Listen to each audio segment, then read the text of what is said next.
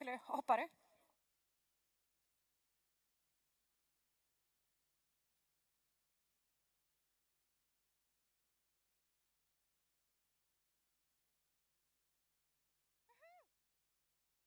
Sören, betald cheerleader. Då så, ska vi se om vi har något ljud på gång också. Kolla här! Hallå!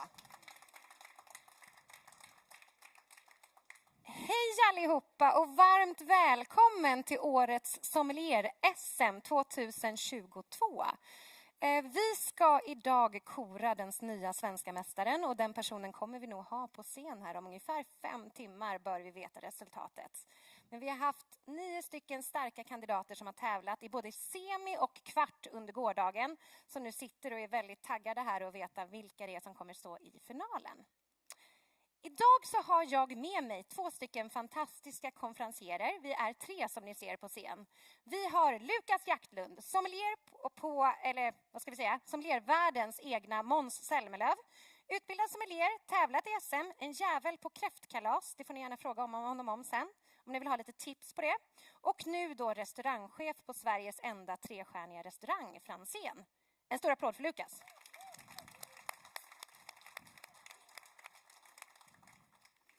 Och sen har vi även Leora Levi, hela Norges stjärnvinprofil, som både är tidigare nordisk vinnare, hon skriver för tidningar, hon syns på tv, hon har en fetisch av att slicka på olika jordmånar och speciellt just nu så spelar hon in en tv-serie, Wine First, som går i USA. Stor applåd för Leora.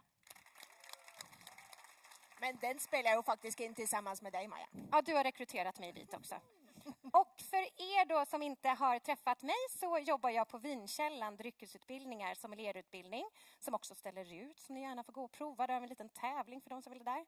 Också grundare Sören Polonius har ju Sve som landslaget. Där är jag med och coachar lite där vi också har ett gäng kandidater som är med idag.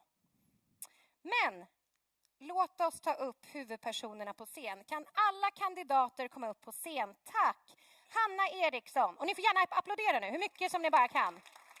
Emma Sieman, Ellen Franzén, Martin Mårtensen, Jenny Hedberg, Elliot Björkman, Mustafa Sen, Katti Almqvist, Lovisa Obring.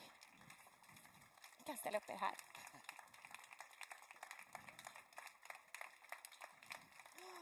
Hur många tjejer, vad kul.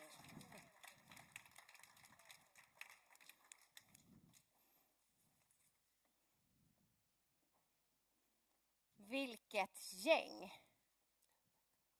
Att tävla hörni, det här tycker jag ni ska ha i åtanke nu under dagen. Det är ingen lek. Att göra en blindprovning hemma själv med vänner, det är en helt annan grej än att stå på scen inför några av Sveriges bästa sommelierer som sitter i juryn och bli bedömd. Det är bra mycket svårare med det nervositetspåslaget som man har. Så att bara ställa upp och tävla är en fantastisk insats. Igår så hade vi då kvarten och semin. Jag kommer berätta lite mer om det sen. Men vi har ju faktiskt redan 5 stycken semifinalister och 6 kan vi säga. För det är en liten extra kandidat som jag ska också berätta lite mer om sen. Men jag vill ha en jättestor applåd till de som inte tog sig vidare till semin den här gången. Ni får jättegärna gå och hämta en liten påse från Grahams här hos Leora och Lukas. Så applåd för dem.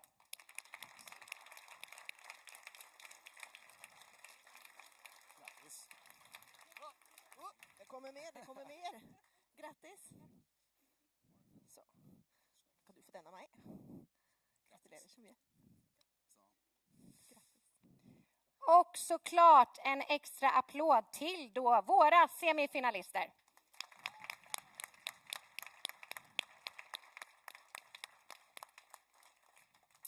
Och nu är det ju så här att de här vet ju inte vilka det är som har gått vidare till final.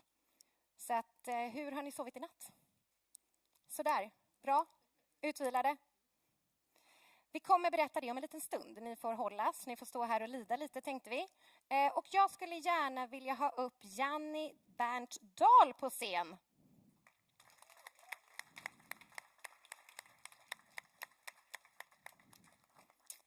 Också om ni flyttar lite åt sidan, för det är nämligen så att vi har 2 stycken små hälsningar till er som kommer visas upp här bakom er just nu. Så om Danny kör igång.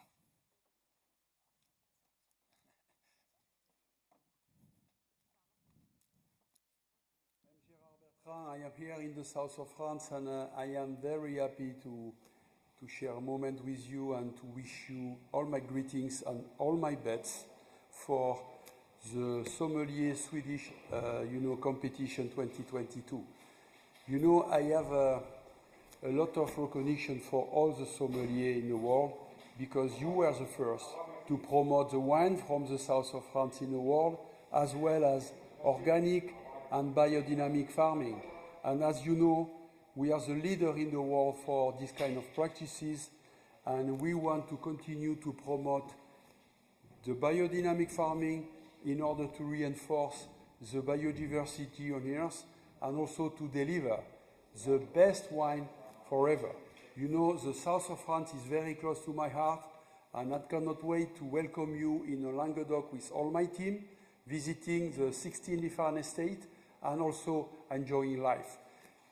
Last thing, remember that my friend Andreas Larsson, who has been elected as the best sommelier in the world, has done your competition 20 years ago.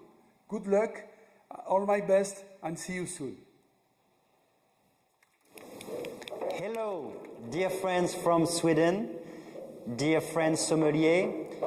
Very happy to welcome you here at Paul Roger, a house created in 1849 in Haï and settled in Épernay.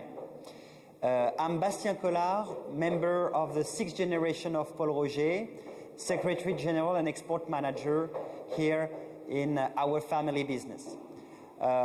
You probably know that we are still owned by the family and exclusively dedicated to champagne, which is quite rare now regarding the big houses in Champagne. Here I am with Francis, one of our riddlers at Paul Roger. I think that you are familiar with this process of riddling, but just a quick reminder, the process here is to put the yeast, which is in the bottle, down to the neck of this bottle. And the job of Francis is to riddle the bottles by hands in order to make sure that this yeast arrive in the top, in the neck of the bottle before the bottle to be disgorged. It's something we are very proud of at Paul Roger, is to riddle 95% of our bottles, from the half bottles up to the Jéroboam. It's a tradition at Paul Roger to do this job in this tradition. We wish you the best of success for the competition and wish you the best of luck. Cheers, my friend.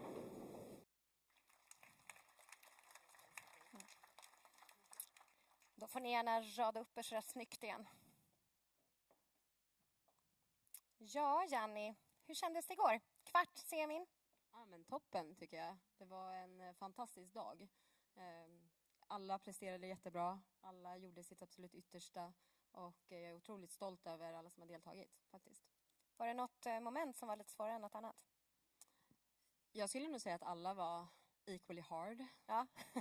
Och också att vi kanske slängde in lite extra fällor i år jämfört med tidigare år. Vilket gör det lite mer spännande. Men annars så skulle jag nog säga att alla var på toppen. Bra. Är det någon som är nyfiken på resultatet? Ska vi berätta? Ska jag hålla i papperna? Den här? Ska vi vara tydliga också med, kommer vi ropa upp de som har gått vidare nu? Ja, så att man vet det. Hör man sitt namn så får man gärna kliva ett steg fram, inte för långt fram så ni inte ramlar av scen. Och då har man gått vidare till finalen. Vi gör ju inte den elaka vägen. Nej, det är Andreas Larssons grej. Ja. Så jag tänker att om det är så att jag kallar upp ett namn så kan ni bara ta ett steg framåt. Och så ger vi en varm applåd. Och den första som har tagit sig till final är Elliot Björkman.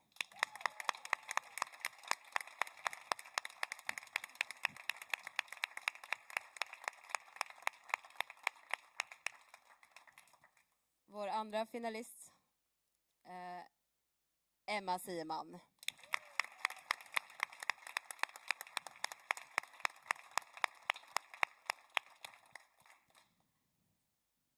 Och sist, men inte minst, Martin Mårtensson.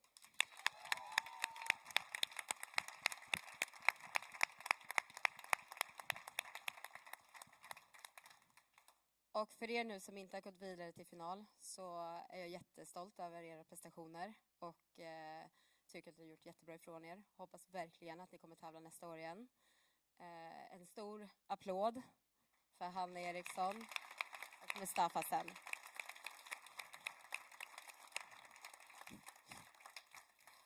Sen ska jag inte vara lika elak som igår. Men Ellen, ja, du kommer tävla i finalen.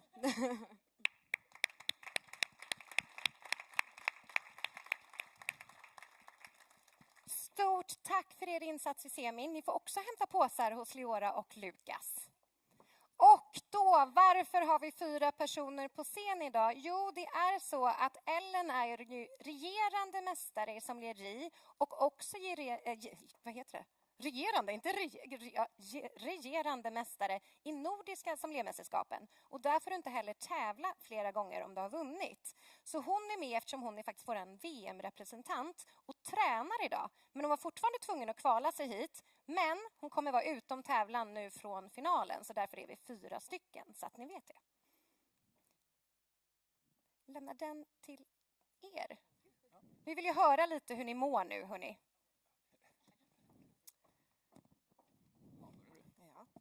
Ja, Emma. Du har reist hela vägen från Göteborg och hit idag. Igår. Ja, igår. Och hur känns det för dig idag? Detta är inte första gången du är med i finalen. Nej, det är inte första gången.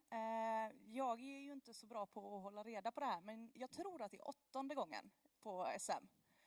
Och konstigt nog blir det inte mindre nervöst bara för att man har gjort det ett par gånger. Man vet precis hur jobbigt det kommer att vara, så man är nästan nervös för att vara nervös. Och det är ju inte bara det att du har detta att tänka på, för du har lite annat att tänka på. Du har en liten son och du byter jobb nu. Ja, men precis. Så skolat in min lilla pojk på dagis. Har gjort en slutspurt på Wolfgang Vincafé som har varit någonting jag varit med och byggt upp från start för 2 år sedan. En av Göteborgs nu mest populära vinbarer. Fantastiskt ställe ifall ni kan titta förbi. Bra jobbat. Men jag lämnade där nu i veckan och drar mig faktiskt lite längre söderut. Kommer börja på Äng på Ästa vingård och vara källarmästare där. Det blir spännande. Och det blir spännande att se om du börjar din nya jobb som kanske du blir ny svensk mästare igen. Alltså jag tycker ju att det låter ju väldigt trevligt, så att man har ju kanske en liten bakgrundsplan om ett drömscenario om man får välja. Men har du ett litet delmål med denna finalen? Jo, men jag var ju sådär snubblande nära. Om inte Ellen var så fruktansvärt bra så hade jag ju ändå i mitt huvud knipit en guldmedalj på Nordiska mästerskapen. Men där får man ju bara vinna en gång, så nu är Ellen ute. Ja, och då tänker jag ju ändå att det hade ju varit väldigt kul att försöka igen. Så du skulle bli lika så glad om du kom tvåa? Ja, alltså jag hade nog slickat såren och surat rejält. Men jag menar, ett guld i Nordiska hade ju varit ett väldigt bra tröstpris i ett värsta scenario. Tack ska du ha, Emma. Lycka till i konkurrensen. Tack.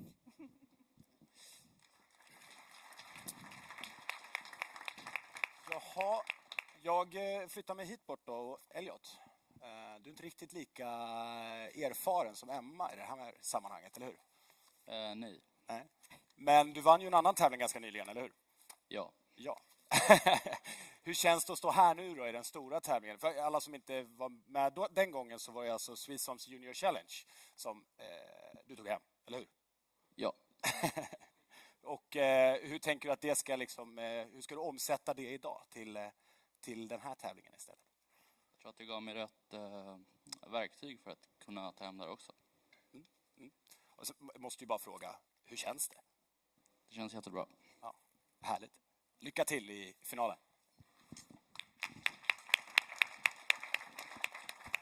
Jeg sniker meg inn lite her. Ja, det var en mann av få ord. Noen er mer pratglade.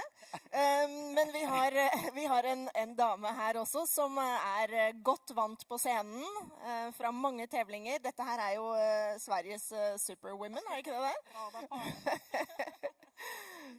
men dette her er jo også ikke viktig for deg i den forstand at du kan jo ikke vinne.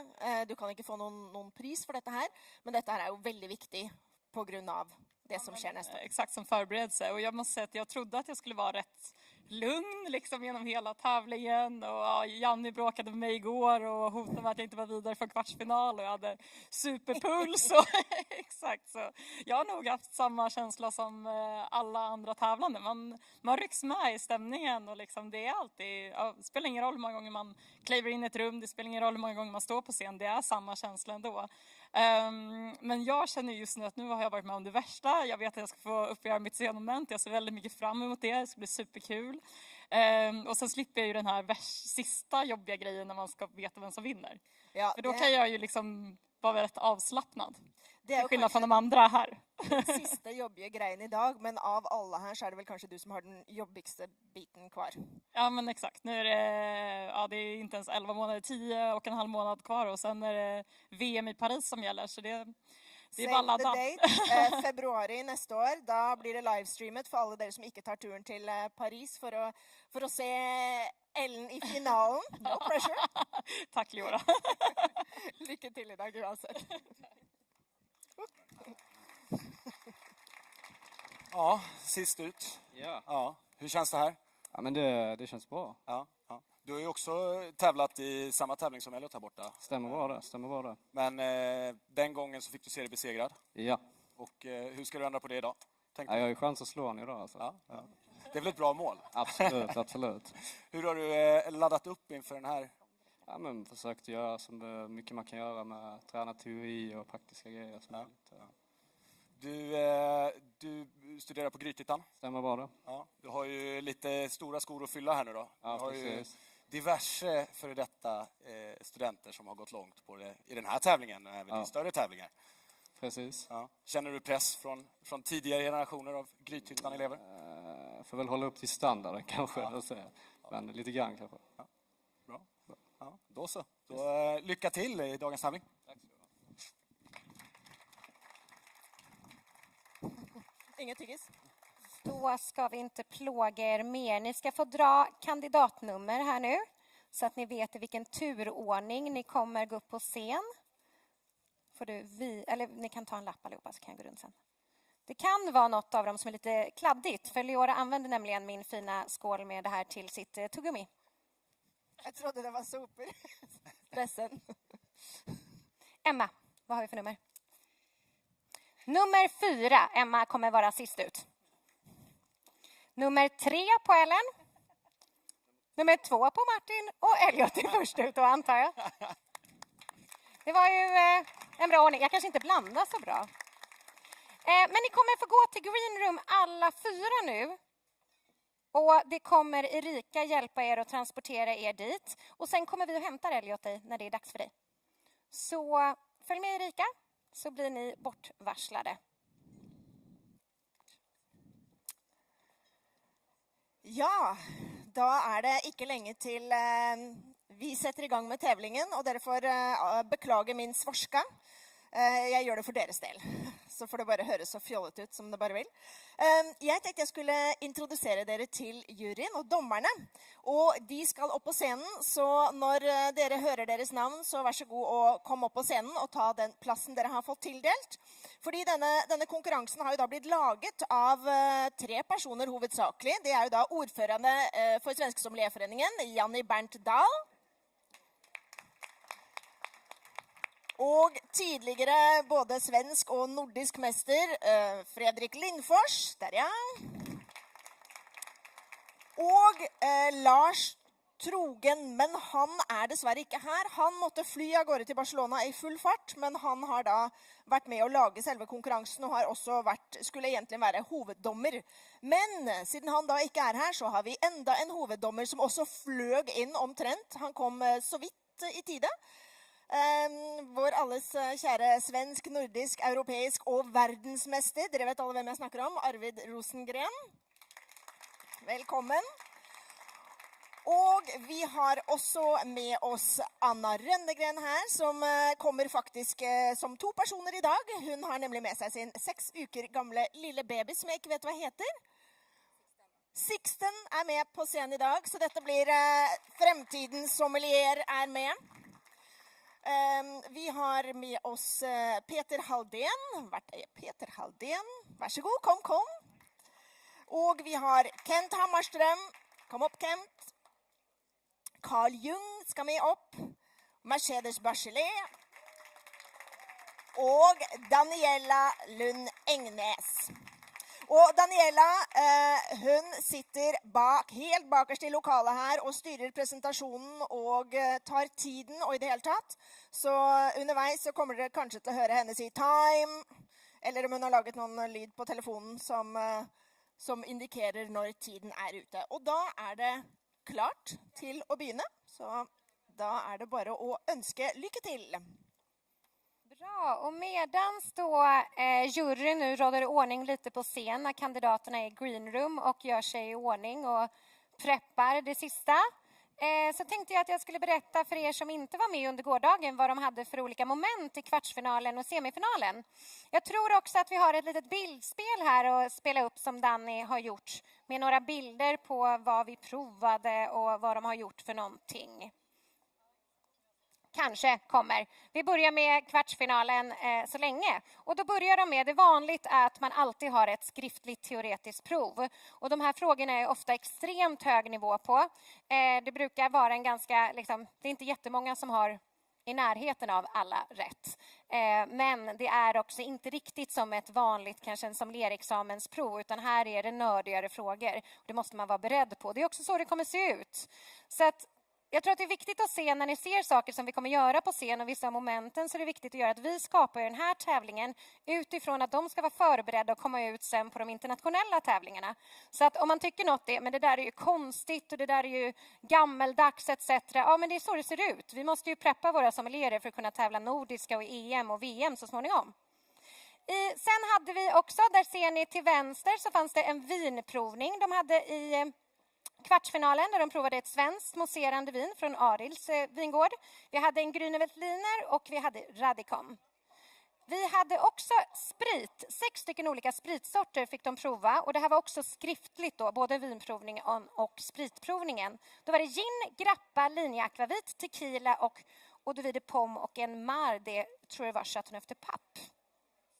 Och sen var det då ett praktiskt moment i kvarten som var dekantering till 2 personer på 5 minuter. I semifinalen då, där det var 6 stycken personer som gick vidare, då hade vi också ett skriftligt prov. Så vi plussade på med ännu mer teori, men här var det ett prov enbart om starkviner. Tillsammans med en provning som var på samma tid på 2 starkviner som ingick i de teoretiska frågorna. Och då hade de en Fino Sherry och de hade en Cercial Madeira. Sen var det ett typ av case där man skulle beskriva en resoneringsfråga där man skulle berätta vad sense of a place betydde, vad det är för någonting i gamla världen och i nya världen kontra. Det var som ni såg på en av bilderna där, så har vi ostarna. De här 4 ostarna skulle de berätta vad det var för ost, beskriva dem, rekommendera olika typer av drycker. Och det här var inte riktigt lätt. Alla hängde inte riktigt med på det här att det bara fick vara vin en gång. Utan en del hade viner till alla 4. Och ungefär hälften lyckades inse att det skulle vara olika drycker. Och då kan man ju tappa mycket poäng när det är sådana fällor. Sen var det en ölservering med lite teorifrågor till det. Och en blindprovning av då 2 stycken Loireviner som var muntlig, som man skulle göra framför domarna. Och allt det här lades ihop, så semifinalisterna fick med sig alla sina poäng från kvarten. Så att de blev ju väldigt bedömda på mycket olika saker. Så de vi har i final har verkligen fått visa vad de går för. Dock nollställs allting nu inför finalen, så nu börjar alla 3 på 0 igen. Är vi redo? Då hämtar vi kandidat nummer 1.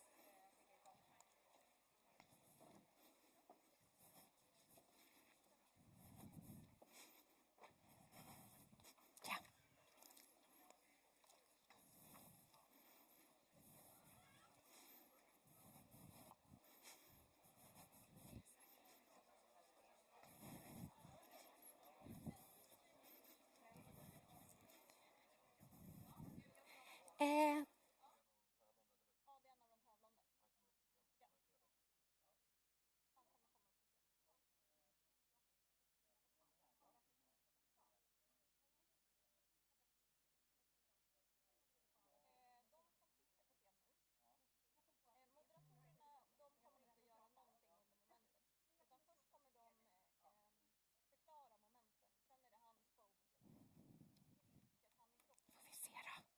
se hur det här går då.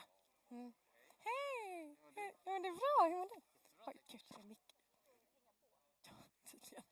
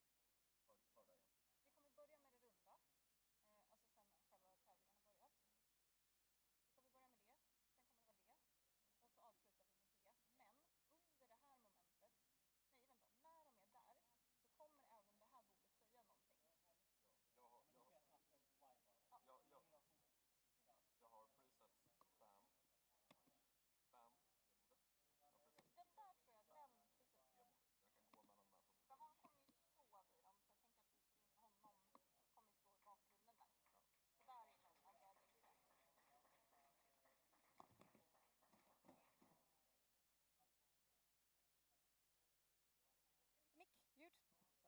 Hallå, hallå? Hallå, hallå? Ljud. Tack snälla. Okay, welcome. How do you feel? Good. Okay. We need some sound on Elliot as well. Say hey again. Hello? Oh, perfect. Okay, so are you ready to hear your first task? Yes. Yes. As a sommelier, it is important to be able to think on your feet and make quick decisions. Consider this task a taste of that skill. You have been called into a service situation that is already in progress, and the guests have all arrived. You will be presented with 4 different service elements as the service moves forward, and you will be required to complete these elements as quickly, smoothly, and correctly as possible. You will have a total time of 20 minutes to complete this task. Do you understand the task? Would you be so kind to Repeat? repeat? Yes. As a sommelier, it is important to be able to think on your feet and make quick decisions. Consider this task a test of that skill. You have been called into a service situation that is already in progress, and the guests have all arrived. You will be presented with 4 different service elements. As the service moves forward, and you will be required to complete these elements as quickly, smoothly, and correctly as possible. You will have a total time of 20 minutes to complete this task. The time will start when you go up on stage. Okay. Okay, good luck.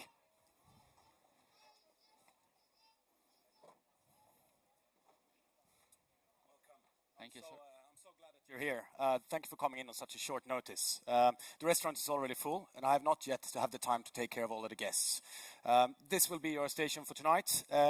Would you be so kind to start with table number 1 over there? Good day, my name is Elliot. I will be a sommelier. What can I do for? Good afternoon. Hello, hello. Do we have sound? Good afternoon. I would like to order 2 Vesper martinis for my guests and a glass of champagne for me, please. Sure. Thank you.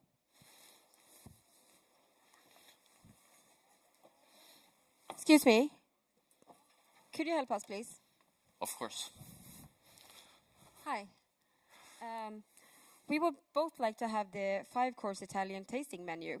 With the menu, we would like you to suggest suitable wine pairing with only Italian wines. We want the wines to be from 5 different regions in Italy and consist of different grape varieties or blends. We understand that you're not a regular sommelier in this restaurant, so here is the menu if you would like to have a closer look at it. I'll be right with you guys. I'm going to serve my guests here first. Thank you.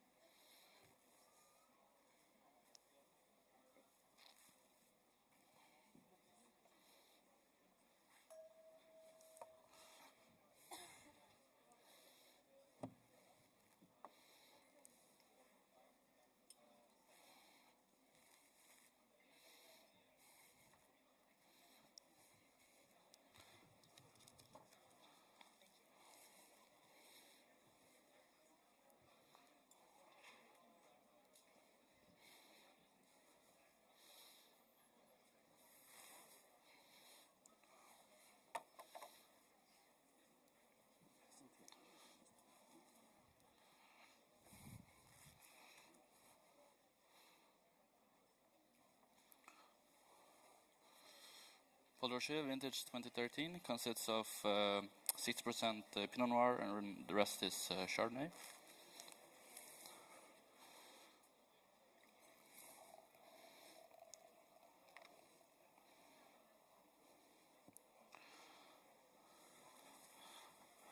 And of course the Vesper, it's equal parts vodka, equal parts Lillet Blanc, and 1 part of gin.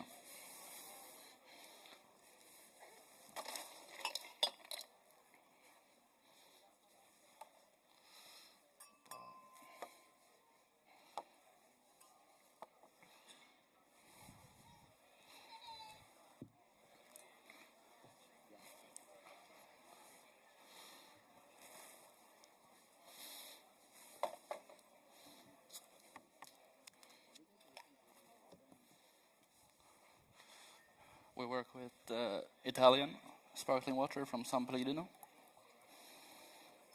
Small refreshing bubbles. Thank you.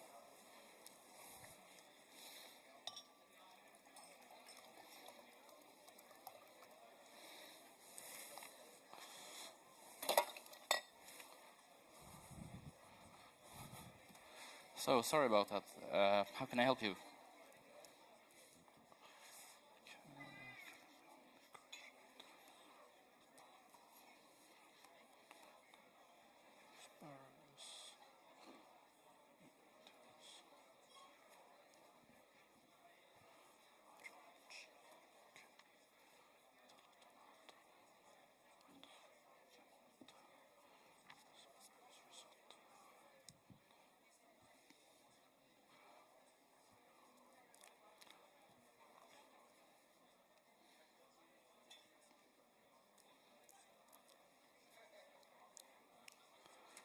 Orange.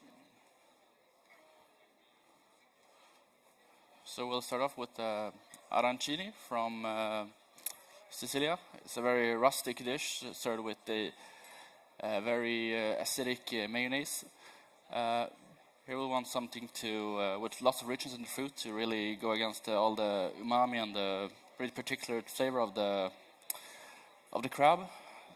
Something with a high acidity to balance the ones in the mayonnaise and really let the food speak for itself. So we'll begin in Abruzzo with Valentini's Trebbiano di Abruzzo. Vintage 2013, I will serve it in a cooped white wine glass at 10 degrees Celsius with a 2-hour decant prior of service.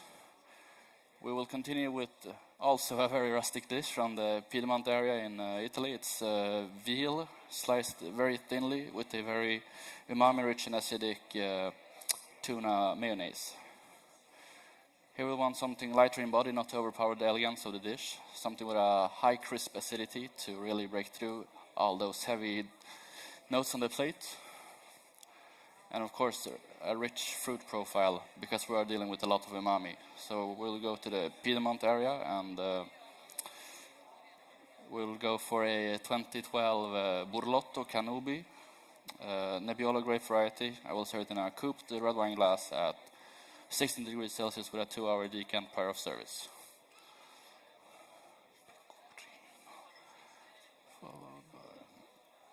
I'll be back to you with the third course. So our last savory serving is a grilled pulpo with a bean and tomato ragu. You can say the common denominator in all this menu is the rusticity. And of course serve with Nduja butter for some heat. The pulpo is grilled so it gets a nice charring on the palate. A bean and tomato ragu which brings a lot of sweetness and acidity to the plate. And of course the heat from the Nduja. We want something full-bodied with a high acidity to pair with the acidity from the tomatoes.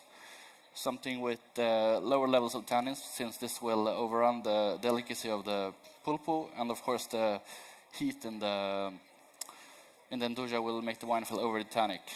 So we'll go for a wine from Campania. It's Mastro Berardino Taurasi Aglianico variety, vintage 1998. I will serve it in a tulip-shaped red wine glass at 16 degrees Celsius with a 1-hour decant prior of service. last but not least, is a Calabrian licorice risotto, tiramisu. Sorry, very big, bold, powerful. Lots of cream and mascarpone. It's very creamy. It's a wine based on aromatics, not by acid. It's just very fat and heavy. So we'll want something with a lot of texture and probably a lot of alcohol to cleanse the palate from all of these heavier creamy notes. A wine from Marsala in western Sicily. It's not Calabria, but you have to do what you can. I will go with a Superiore, and I will be back with you on the producer on that one.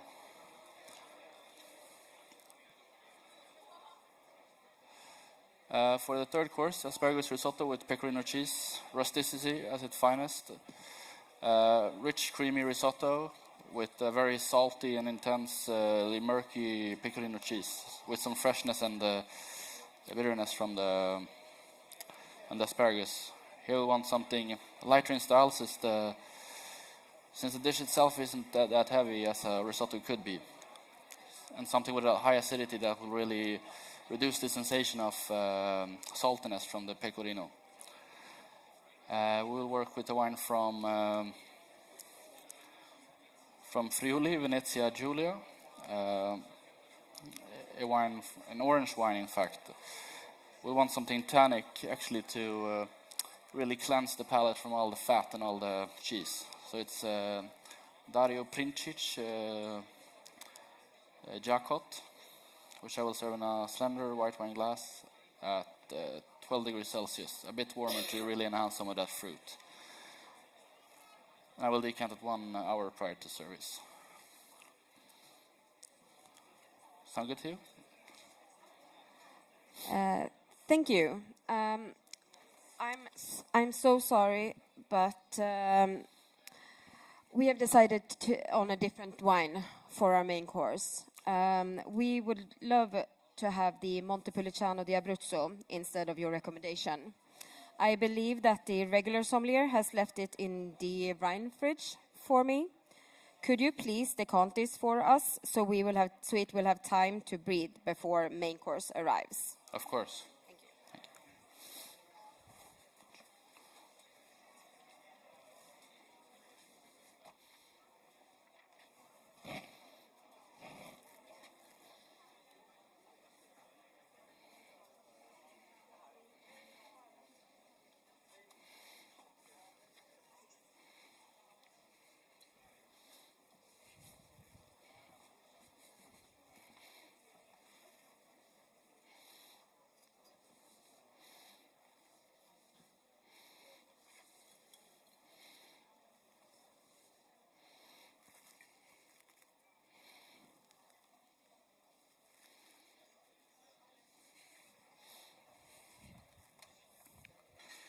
Okay, here we have the Pinotto Vintage 2000 Montepulciano d'Abruzzo by Antonio and Elio Monti.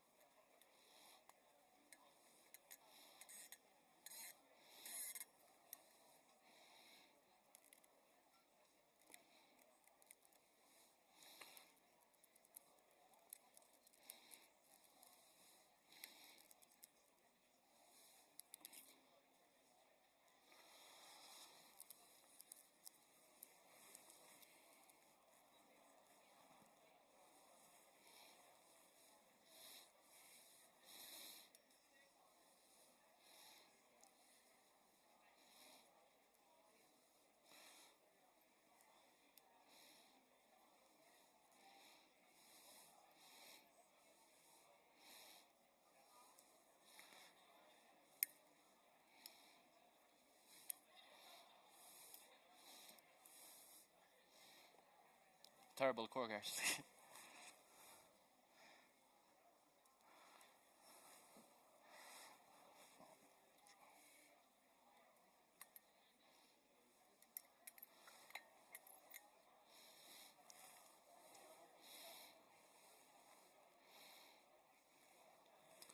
The cork is in a bottle, so I'll use the strainer to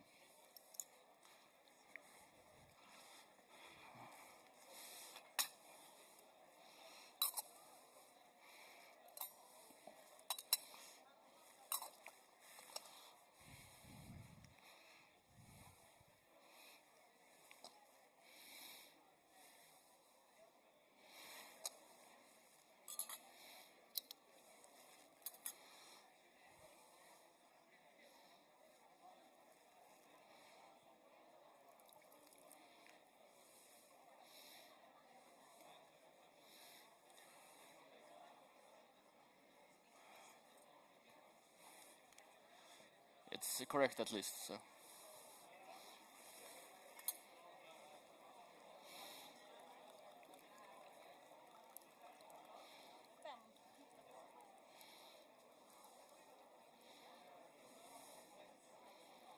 Time.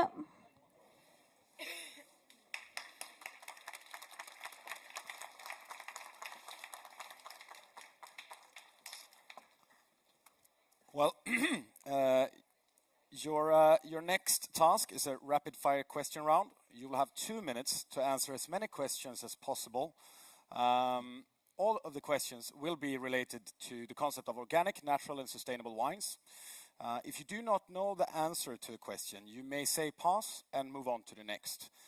You are not allowed to go back to a question. When time is called, you may still answer the final question that is asked. Do you understand the Yes. task? All right. How are you? So, first question. What is the total amount of sulfites allowed in the production of organic wine in California? 50 milligrams. What is the name of the natural winemaker that is famous for the wines of Coulée de Serrande, or the Coulée de Serrande vineyard? Nicolas Joly. In biodynamic wine growing, what are the two main elements used for preparation 500? Pass. What are the 4 different types of days represented in the biodynamic lunar calendar? Monday, Thursday, Sunday, Friday. What is a vegan wine? It's a wine where no animal or animal ingredients is used. Insects okay. What is the name of the only European sparkling wine category that requires all wines to be organic? Pass. What are indigenous yeasts? Wild yeast that are indigenous to the vineyard. What is the name of the French certification for natural wines that was introduced in 2020? Pass. Madame Lalou Bis-Leroy famously introduced what to her vineyards in 1993? Biodynamics. In relation to sustainable wine growing, what does the abbreviation IPM stand for? Pass. Can natural wines be good? Maybe. Is organic oak a requirement for oak-aged organic wines? No. What type of certification is biodivan? Sorry? By biodivan. What type of certification is biodivan? Pass. What type of certification is Lodi Rules? Pass. In what country was the AAA label created? Time.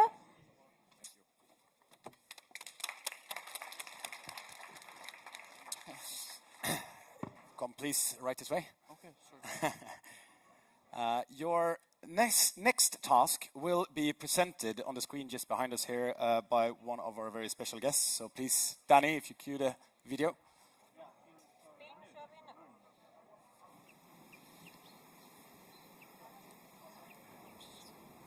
In front of you are 3 different styles of port.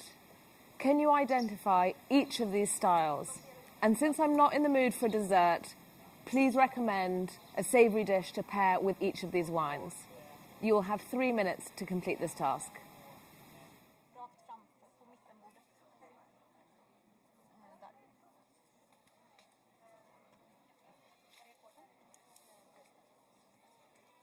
do believe that the port is on its way. Okay.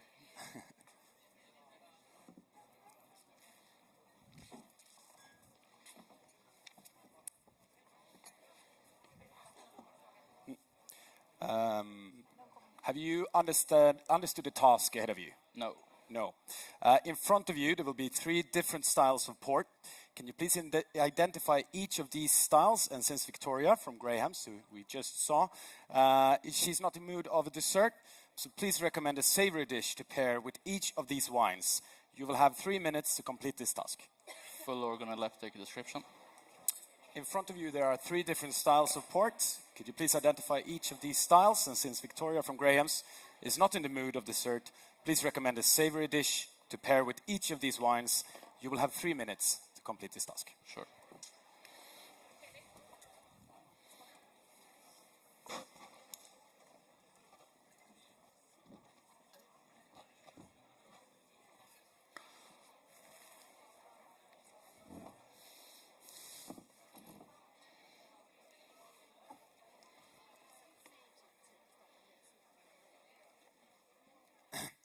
Time will start now.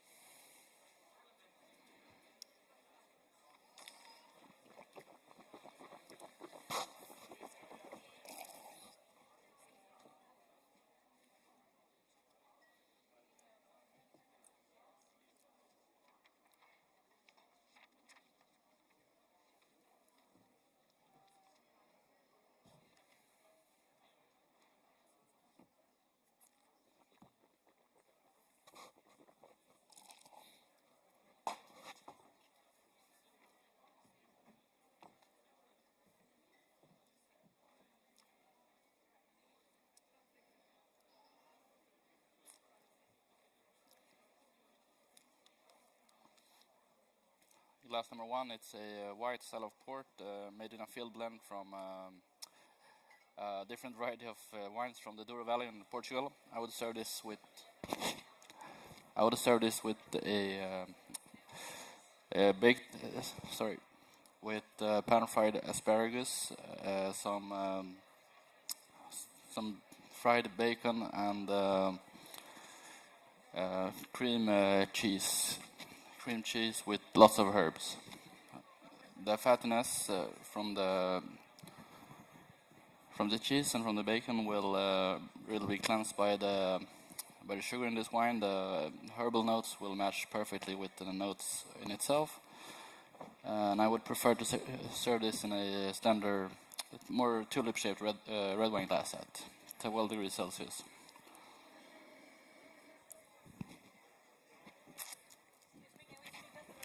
Of course. Wine number 2, it's a vintage port from Douro, Portugal. I would like to serve this together with a Fiorentina bistecca. It's a leaner style of meat together with the baked beets and Jerusalem artichoke puree. The beets and the artichoke both have lots of sugar in them, lots of nuttiness, which will pair very well with the sweetness and the intensity of the dish, since it will reduce the overall sweetness on the plate. The acidity will act as a backbone and support the whole dish. This last one is a ruby port, lighter style of port wine. I will serve this together with a cheddar cheese. First of all, for the connection between the Brits and the Portuguese, since the intensity in the cheese will really help mellow down those almost tangy, sweet fruits. The acidity is a bit lower, which is the case in the cheese as well, so they will take out each other and be a good match. Time.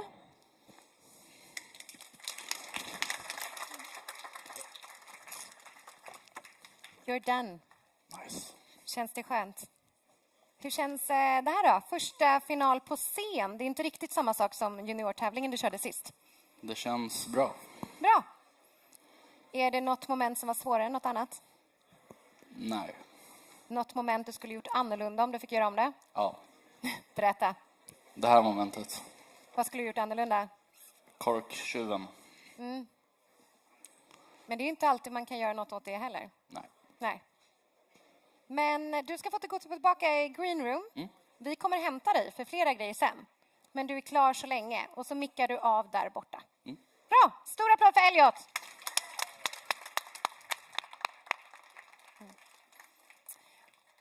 Och nu då, medans vi håller på att råda om scenen lite här, så kommer, och i väntan då på också kandidat nummer 2, så har Leora hittat en kille som jag tror också är ganska duktig på vin, har jag hört, och kommer köra en liten intervju för er som är sugna på att lyssna på det. Så kommer det visas på skärmen här bakom.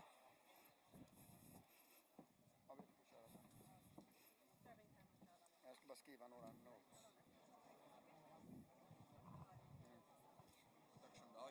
Du ska få hålla den selv. Ska vi se. Vi ska se mot det kamera där. Se. Ger dere besked när vi är på?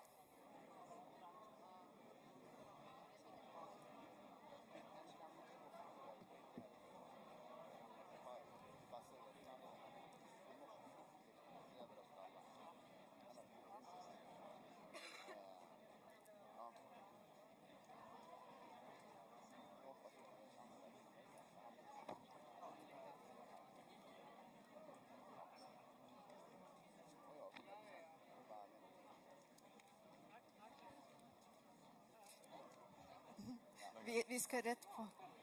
Där då. Ungefär. Vi ska göra en bitteliten intervju. Vi ska göra en bitteliten intervju med Arvid. Ja. Där, så. Ja, då har jag klart. Inte än. Inte förrän nästa. Ja.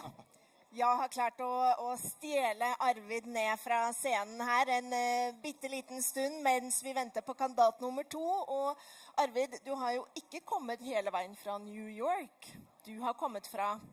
Jag har mellanlandat i Köpenhamn. Nej, men jag flyttade hemåt, vilket är lika mycket Köpenhamn och Danmark som det är Sverige idag. Så att vi har varit hemma ett par månader, men efter många år i New York. Ja. Och du har du kommit igång, har du börjat jobba ännu, eller? Jag ska försöka jobba så lite som möjligt, även om det inte går så bra för mig just nu. Utan jag kör vidare. Jag lever som konsult och fine wine eller lyxvinskonsult.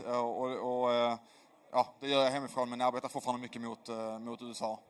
Och det är ju lite intressant det du säger nu, att du jobbar som konsult, du jobbar framdeles lite mot USA och allt det här, för att det du gör idag, grunden till att du är där du är idag, det är ju för att du begynte, jag husker faktiskt för många år sedan, en gång på Grythyttan. Jag tror det var tillbaka i 2011 eller 12. Så var du och jag och flera andra på Grythyttan för att vara med i ett uttagning mot EM och VM. Just det. Och då hade ju du allerede vunnit Svenska Mästerskapen och Nordiska Mästerskapen, och du begynte på din väg mot en internationell karriär. Vad har det betytt för dig i efterkant? Alltså det har betytt jättemycket. Och se de här killarna och tjejerna tävla nu. Jag blir så himla nervös och jag tror inte jag hade kunnat göra det igen. Jag har liksom tappat...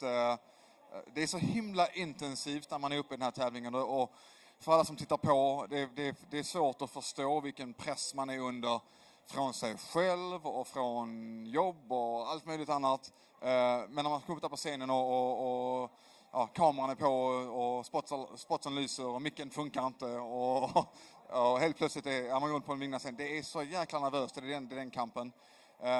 Men alltså, så när jag tävlade så bestämde jag mig för att göra det liksom all out. Jag kan inte göra det här i många år, utan jag vill göra det snabbt, så snabbt som möjligt. Och satt liksom ett mål att jag vill vinna, men det var också först när jag bestämde mig för att inte betydde hela världen när man vann eller inte som det började gå bra för mig. Ja, för jag kommer också ihåg i Tokyo i 2013, och då gick det inte vägen som du önskat. Och då virkade det i alla fall som det betydde världen för dig. Du var inte glad. Ja, men det är precis. Så att, ja, precis. Det var nog där jag bestämde mig ungefär, för att för jag tyckte jag hade gjort det så himla bra och hade jobbat så jäkla hårt. Och så gick det inte riktigt hela vägen. Och då tänkte jag, fan nu skiter jag den här jävla... Varför ska jag utsätta sig för det här liksom stressen i livet?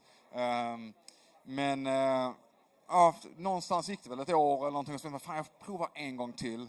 Och så kom jag liksom på då under tiden att mitt liv är ju ganska bra ändå. Alltså jag lever ett ganska komfortabelt bra liv. Jag behöver inte kalla mig världens bästa sommelier. Alltså, vad ska det ge för någonting?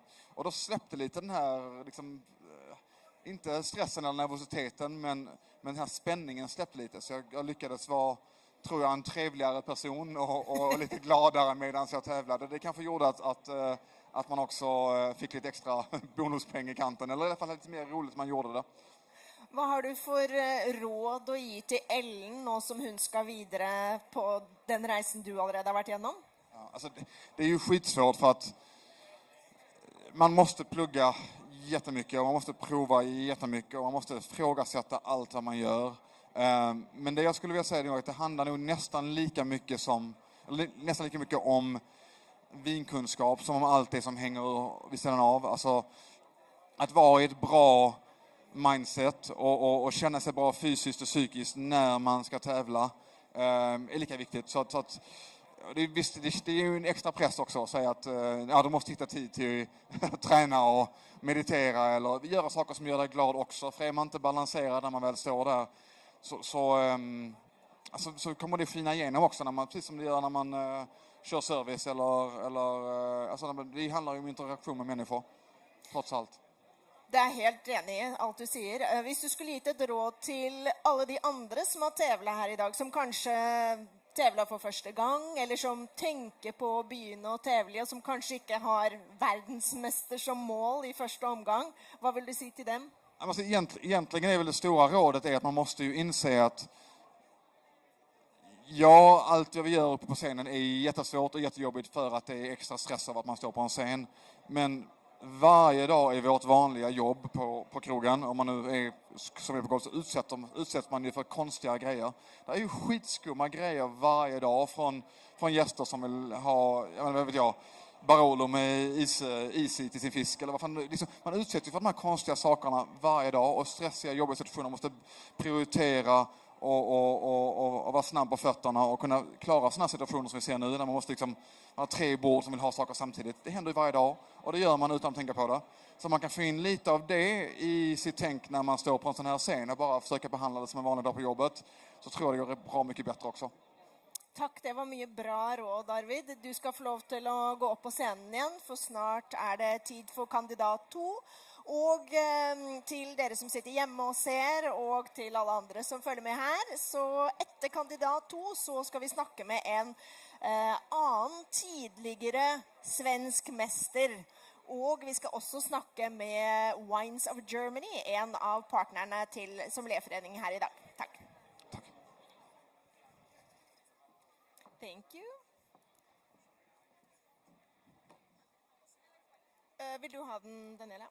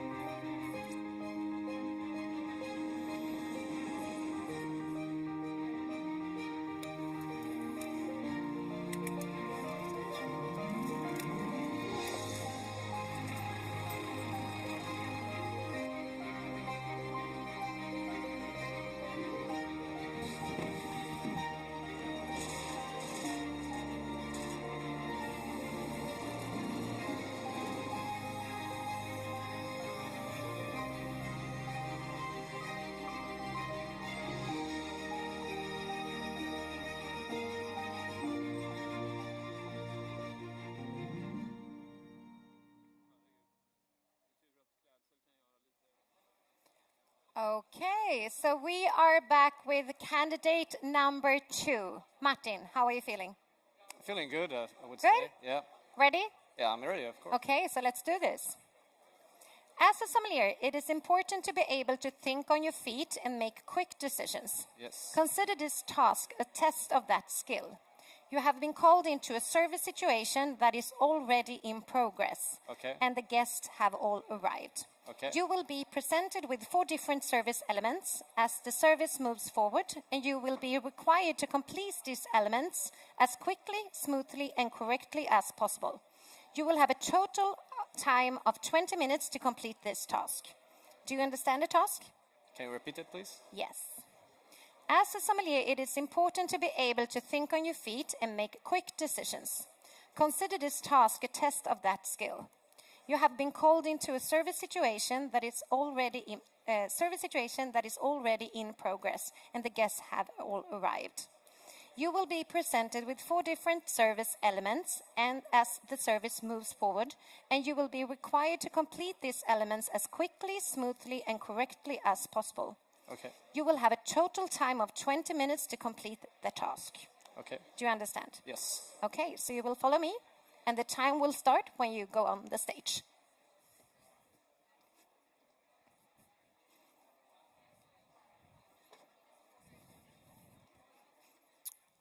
Welcome.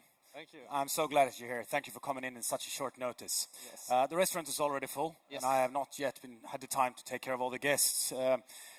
You'll have this station tonight. Could you be so kind to start with table number 1 over here? They've been waiting for a while. Yes.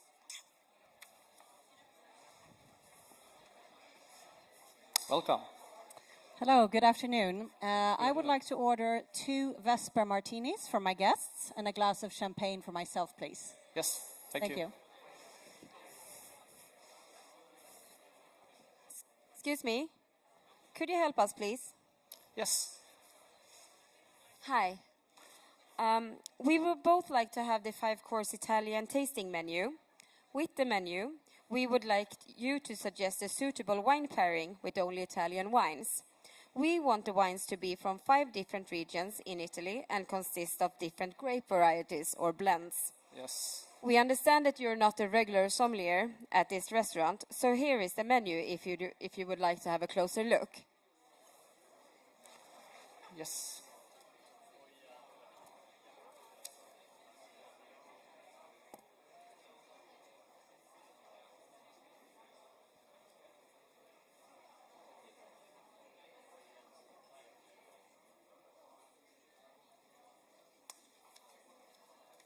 Yes, for the first course, I wanted to go with a Caricante from Efna. Will be very good. We have a nice acidity, gonna break out the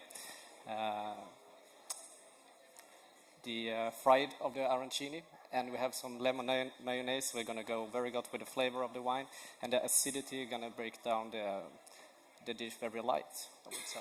And Vitello Tunato, I want to go to actually to a region of Marche, and we want to have a white wine as well. We want to have a pecorino. For this dish, we want to have a lot of a pecorino which is very with a lot of body, a lot of acidity as well. So it's going to break down this with the tuna and the veal as well, and give very good aromatics notes to the capers and the of the dish.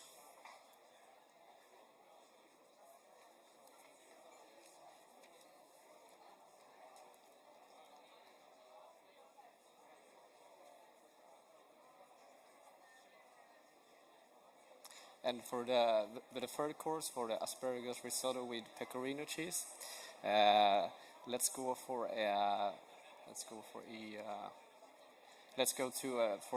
Fruli for Frilano. Here we got a wine, very minerality driven, very aromatic, with a lot of body as well.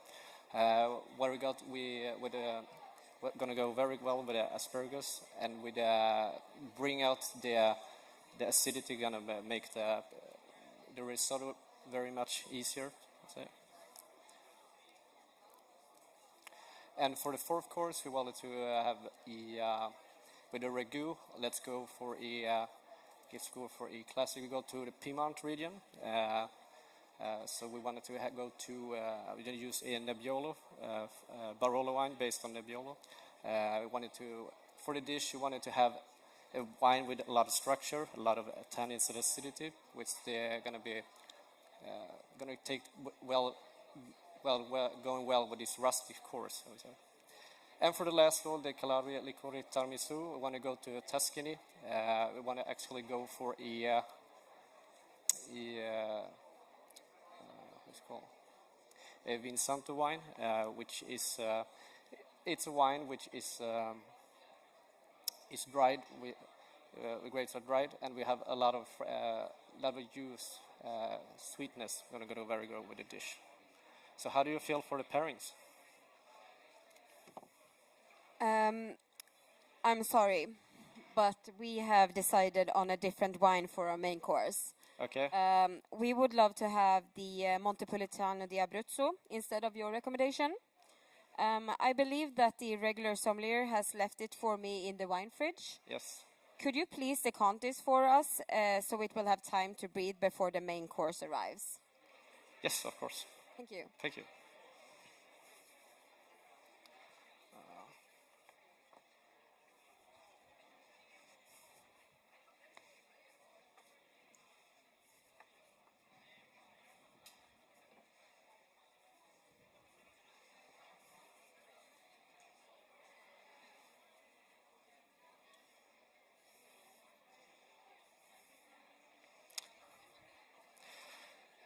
So we have the Montepulciano from 2000. I will decant it for you. Yes.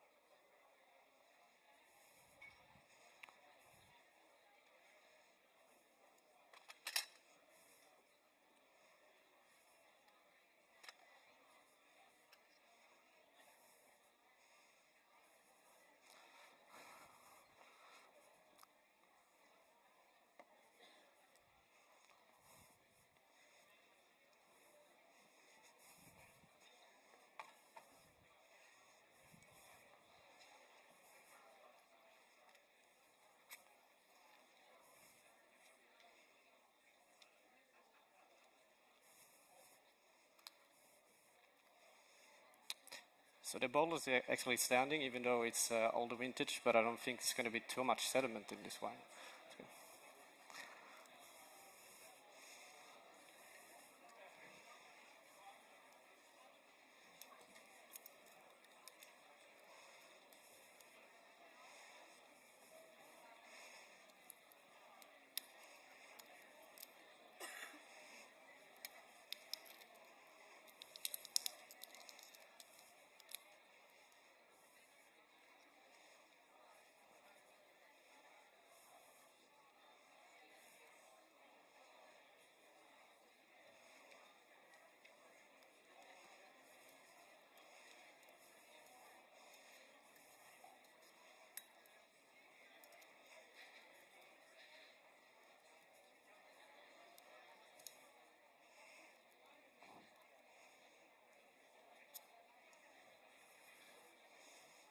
Coke shells, lovely condition. Do you mind if I sample the wine?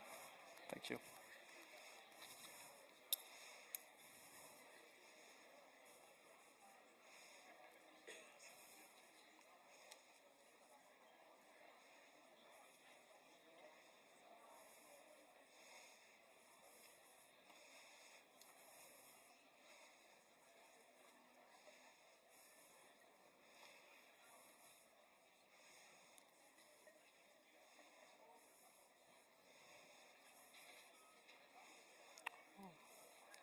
something strange with the bottle, I guess.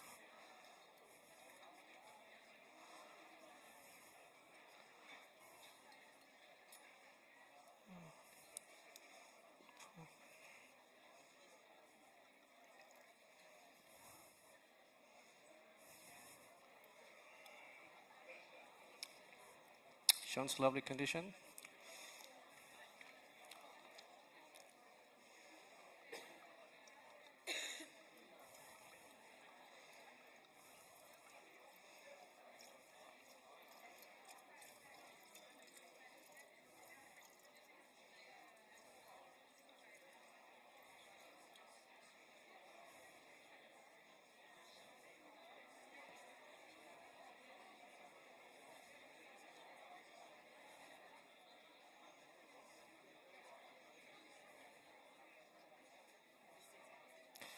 So there's a little bit of sediment, so I'll stop the counting.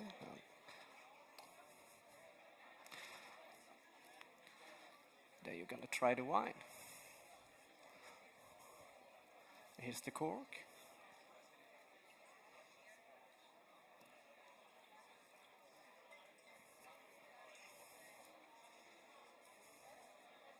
Champagne.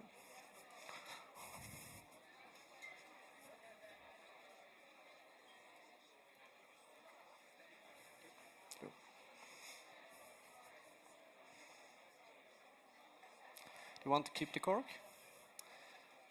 Do anyone have the bottle on the table? Yes.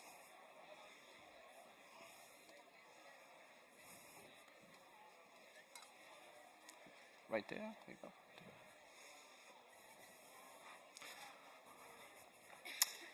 Yes, I'm sorry for taking a little bit of time. I read about your cocktail for you. So 2 Vesper and 1 glass of champagne. Yes. Thank you.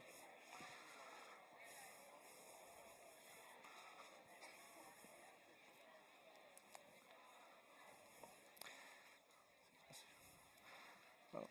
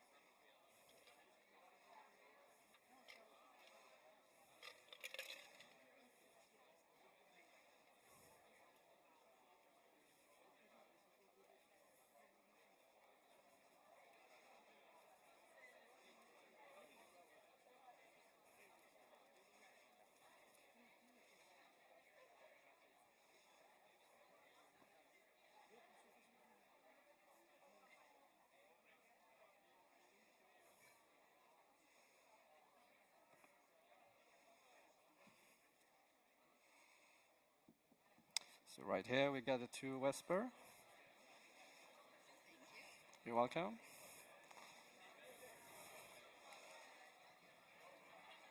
I'll be right back with the champagne.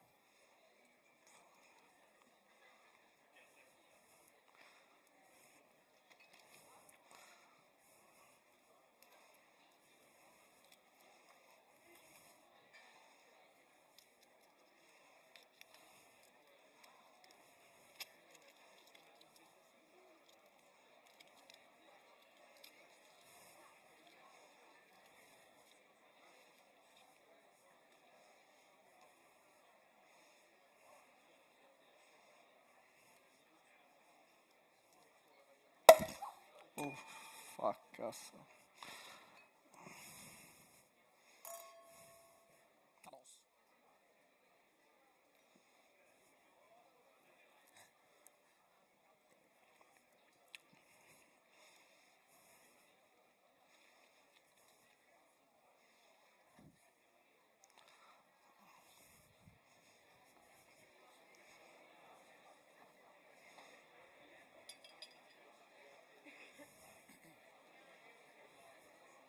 And there you go, a Blanc de Blanc from Paul Rocher.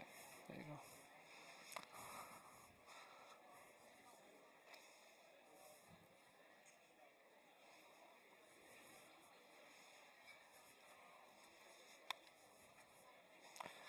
We feel done with the drinks? You feel done with the drinks? Yeah. Yes. Excuse me. Yes. Oh, I'm sorry. Ah. This is a little bit embarrassing. Your colleague recommended this wine, but did not have the time to present it to us before he had to leave. Could you please tell us what the wine is and then serve it to us? These guests are very important, so please do a full oral blind tasting of the wine before serving it. Thank you. Yes.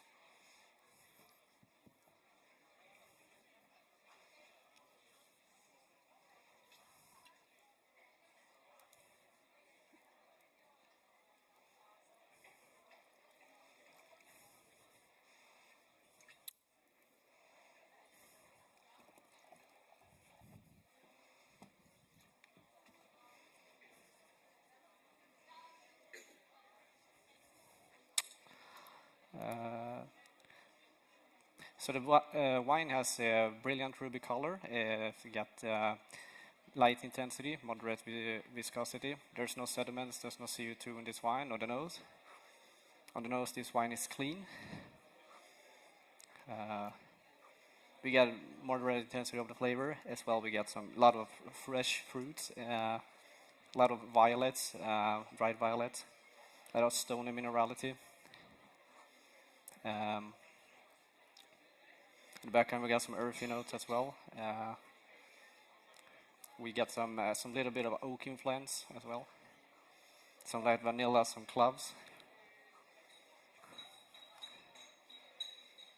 So a young wine. Jag svinkas med oak, men come from the oak on the palate. On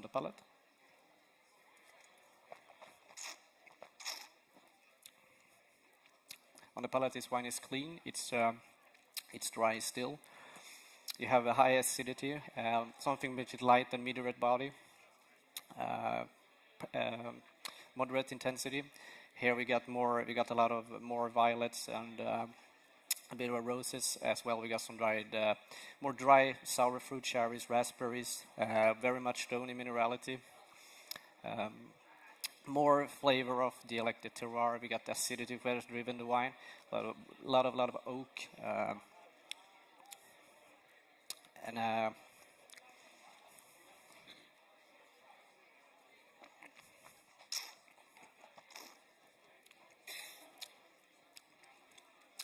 acidity very elegant. It's like drying out the mouth, and we got. So I think it is a wine from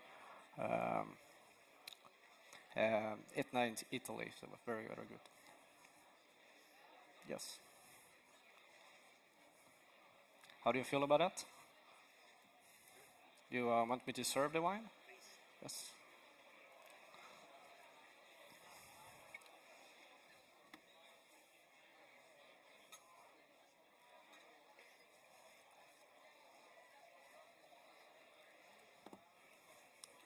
Okay.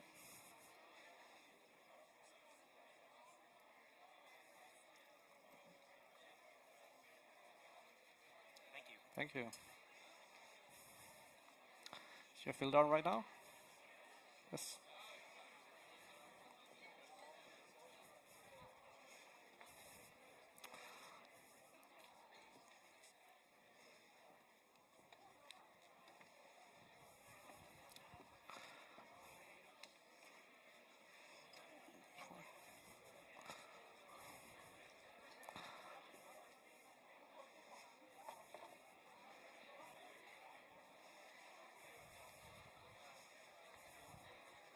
No. Time.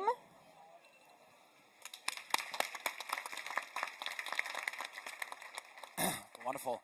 Well, we're going to move on. And the next task for you is the rapid fire question round. Okay. You will have 2 minutes to answer as many questions as you can. All questions will be related to organic, natural, and sustainable wines. If you do not know the answer to any question, you may say pass and move on to the next one. You are not allowed to go back to a question. When time is called, you may still answer the final question that is asked. Do you understand the task? Yes. Wonderful.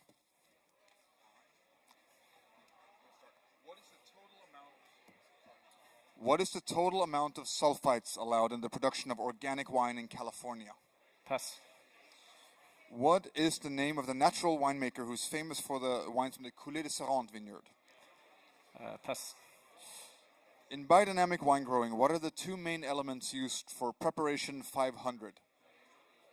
Pass.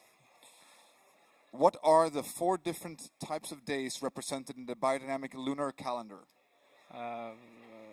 Pass. What is a vegan wine? Vegan warning is... I'm sorry, pass.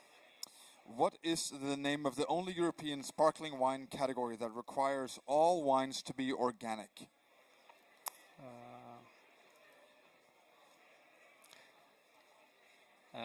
Limon de Braquet. What are indigenous yeasts? Pass. What is the name of the French certification for natural wines that was introduced in 2020? Pass. Madame Laloubis Leroy famously introduced what to her vineyards in 1993? Pass. In relation to sustainable wine growing, what does the abbreviation IPM stand for? Integrated pest management. Can natural wines be good? Of course. Is organic oak a requirement for oak-aged organic wines? No. What type of certification is Bio du Vin? Pass. What type of certification is Lodi Rules? Should be made by Zinfandel old wines. In what country was the AAA label created? In Belgium. Which European country has the largest area devoted to organic vineyards? Time. You can answer. Pass. Well, we have one more task for you, and your next task will be presented by the screen behind us by a very special guest. So, Danny, please.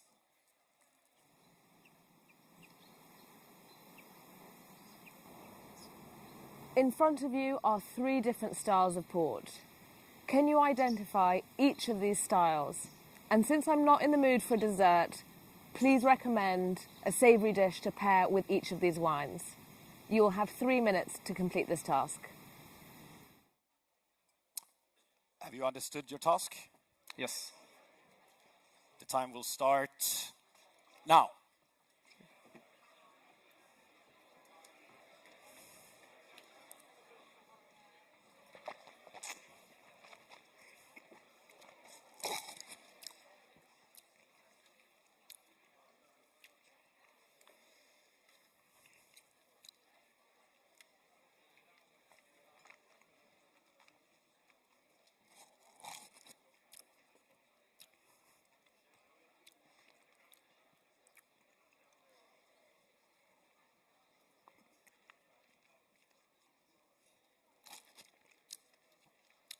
So wine number 2, it's ruby port.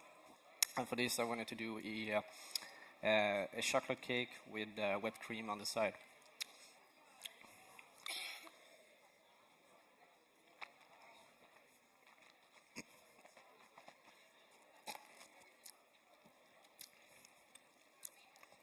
Wine number 3 is Tony port. For this I wanted to do a semifreddo made with a lot of chocolate and some raisins.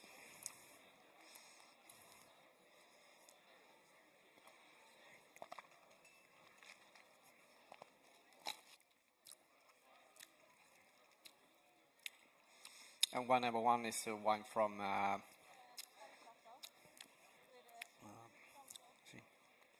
Sen kör vi den där gröna filmen igen. När vi sponsorfilm. Pausfilm. Eller pausfilm mellan 3 och paus.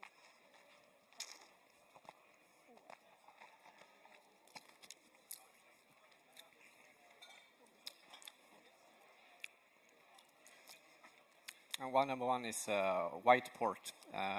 For this, I will actually go with some cheese. I will say like some blue cheese will be very good.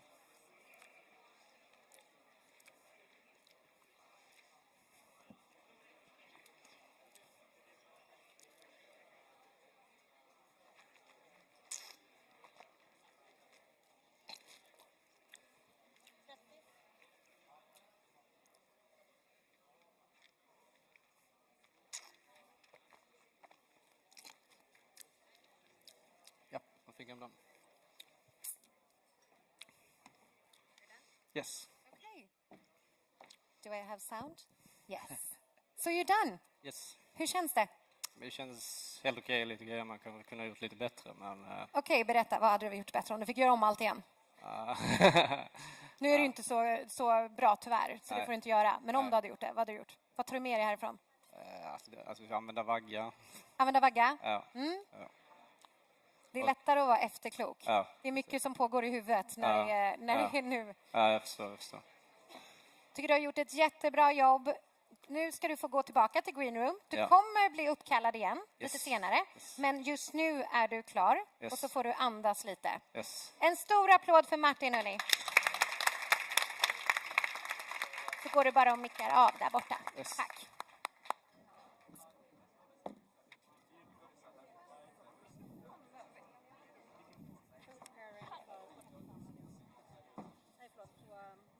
Så, varsågod. Ja.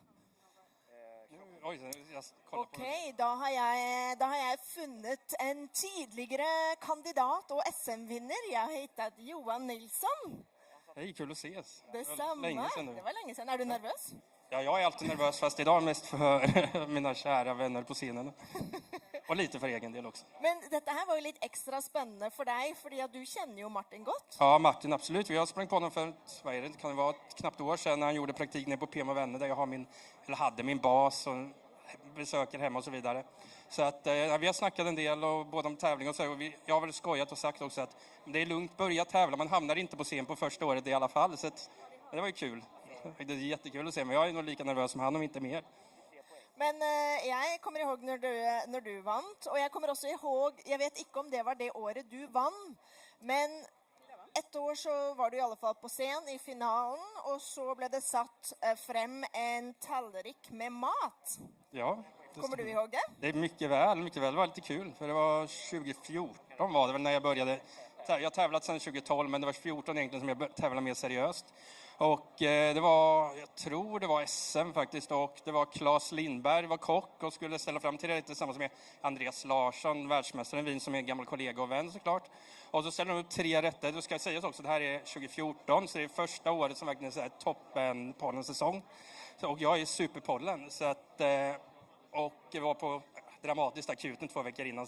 Och sådär. Men i alla fall så kommer jag upp där och ska få de här 3 rätterna framför mig. Och de säger, ja, nu ska du smaka, prova av och berätta vad det här är. Och sen ska du sätta vin till. Jag tänker okej, ja, jag har ju skickat min allergilista till middagen efter och det är typ bara sånt jag inte tål. Plus att det är nötter, vilket var lite mer dramatiskt då. Så jag drar ju typ kommentaren bara att Johan neka. ja, jag sa jag kan inte äta det här. Jag dör, citat, om jag äter det. Kanske lite överdramatiskt, men det blev ett nytt. De gjorde om momentet i alla fall, så att jag fick rätterna beskrivna för mig. Jag fick 10 minuter att sätta 3 viner. Och då kunde jag bre ut orden lite grann också. Så som dere skjønner så är det många utfordringer ved det å tävla. Husk alltid å oppgi om du har allergier för tävling. Det har vi nog lärt är jätteviktigt. Savner du å konkurrera? Ja, lite både och ska jag säga. Jag saknar umgänget kring tävlingen och själva momenten, men sen finns det vissa delar man inte saknar lika mycket, stressen och pressen. Men jag har sagt det till mig själv också, nu är det här är inget jag lovar nu, men 2025 ska jag väl försöka ställa upp igen. Så det här är inget löfte, utan det är mer bara att det är kul att det är 10 år sedan och då känner jag att du behöver inte ha någon press eller stress på mig. Det där ska jag huska på, så i 2025 då kommer jag ska vara publik och se på när Johan ska till pers. Ja, tyvärr får du inte se mig på scen det året, är rädd. Jag tror att jag kommer fallera i med den höga nivån som alla har nått nu, så att vi får Kanske se. lagar de väl en Old Boys-tävling, vem vet? Ja, vem Kanske vet? vi får med du och Andreas Larsson. Ja, men vi har pratat om en seniortävling kanske för oss som i alla fall inte har tävlat på 3 år då, säger vi. Det varit jätteroligt. Det var kanske lite trevligare seniortävling ja, men jag är ju för Old Boys. Exakt. Vi fyller på samma dag också. Eller hur? Tack ska du ha, Johan. Tack snälla. Så får vi bara hålla tummarna för att den bästa kandidaten vinner idag. Verkligen, verkligen. Och kul att ses igen. Tack. Och vi har ännu ett litet besök här. Vi har Jan från Wines of Germany och där står det Riesling Rocks. Och så är det, eller hur? Wines of Germany är ju en av de stora sponsorerna här till Sommelierforeningen idag. Och därför tänkte vi att det är viktigt att visa fram lite tysk vin. Men är det så att Riesling är din favorit, sedan du har på dig skjortan idag, eller har du någon annan tysk favorit? Ja, Riesling är ju fantastiskt, men jag tycker det som förtjänar kanske ännu mer uppmärksamhet det är Spätburgunder eller Pinot Noir som jag tycker är fantastiskt för att det är väldigt, väldigt bra viner från spännande vinmakare och väldigt prisvärt för att man slipper betala den premium som man får betala för en del andra Pinot Noir-viner. Jag är helt enig. Jag vet att det finns ett Riesling-maraton. Den heter Riesling Man eller något sånt i Tyskland. Kanske det är nog Wines of Germany i Sverige. Borde starta med ett Spätburgunder-maraton. För att få lite mer... Konkurrera med Bordeaux-maraton kanske. Eller hur? Kanske, det var en god idé. Kanske det skulle vara så att de som tävlar i SM, kanske de må göra en sån liten sån mini-maraton för Spätburgunder. Kan det vara en idé för nästa år? Kanske någonting för som en del av midnattsloppet på Söder kanske. Det finns många möjligheter. Jag vet inte hur mycket tysk vin som har varit med i tävlingen för scenen idag. Jag går ut för att det har varit lite frågor om tyska viner på teoriprovet. Men vi har ju snackat lite om organisk, ekologisk och biodynamiska viner på scenen här. Hvordan ligger Tyskland an där? Är det mycket ekologiska produkter från Tyskland som är i Sverige? Jag tycker det kommer mer och mer. Det har man kanske legat lite efter de som har legat längst fram. Men jag tycker det är en helt ny generation av vinmakare i Tyskland som kanske är 30-35 år idag och väldigt många av dem går ju den vägen. Så att det finns kanske inte så mycket på Systembolaget, men i restaurangsortimenten och i beställningssortimentet så finns det en del. Och vi har 2 importörer som är här och visar tyska viner idag, Ludwig Häst och Handpicked Wine, och där finns det en del organiska naturviner. Ja, nej, det är spännande tider med alla dessa ekologiska och biodynamiska vinerna. Så vart ögonblick så är det tid för nästa kandidat som ska till pers. Och det blir, nu tar tjejerna över scenen här vart ögonblick. Tusen tack ska du ha, Jan, från Wines of Germany i Sverige. Då är det strax klart på scenen, men om ni inte har provat så är det massor med goda viner runt omkring och du kan vara med i tävlingar, blindprovtävlingar och mycket annat. Så god förnöjelse.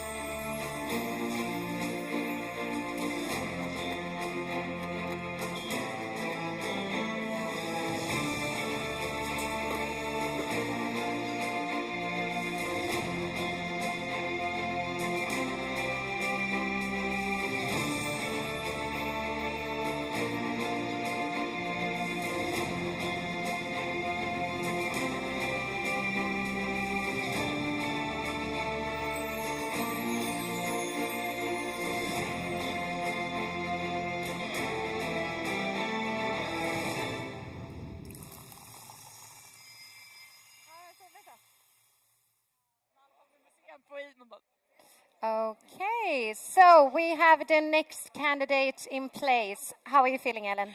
I'm feeling good. I'm really looking forward to this. Okay, Yeah. so nervosity is better? Yeah, I think so. Now, as I said before, now, the worst part is done. Yeah. Now you can just go up and do your thing. Okay, good. So, let's do this. As a sommelier, it is important to be able to think on your feet and make quick decisions. Consider this task a test of that skill. You have been called into a service situation that is already in progress and the guests have all arrived. You will be presented with 4 different service elements as the service moves forward, and you will be required to complete these elements as quickly, smoothly, and correctly as possible. You will have a total of time of 20 minutes to complete the task. Do you understand the task? Yes. Okay, so let's follow me. On stage, the time will start when you come on stage. Yeah.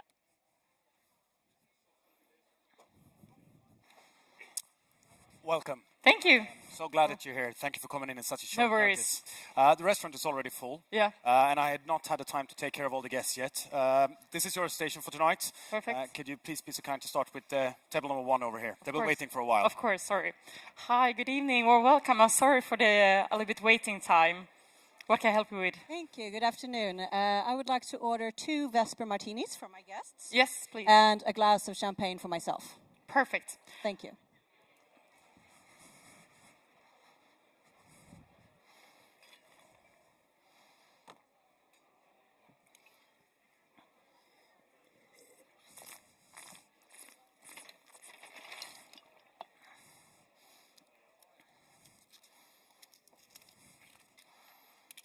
Excuse me.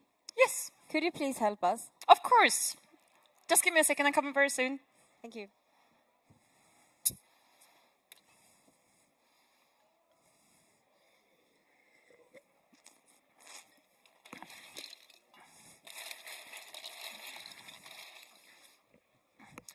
Sorry, what can I help with you? Hi. Hi. We would both like to have the 5-course Italian tasting menu. Perfect. With the menu, we would like you to suggest suitable wine pairing with only Italian wines. Yes. We want the wines to be from 5 different wine regions in Italy and consist of different grape varieties or blends. We understand that you're not a regular sommelier in this restaurant, so here's the tasting, the menu, if you would like to have a closer look at it. Perfect. May I just, I know you see you're having a little bit sparkling on the table. May I just take care of fixing some champagne and some drinks for another table? I will come back and fix the, of course, beautiful wines for your menu.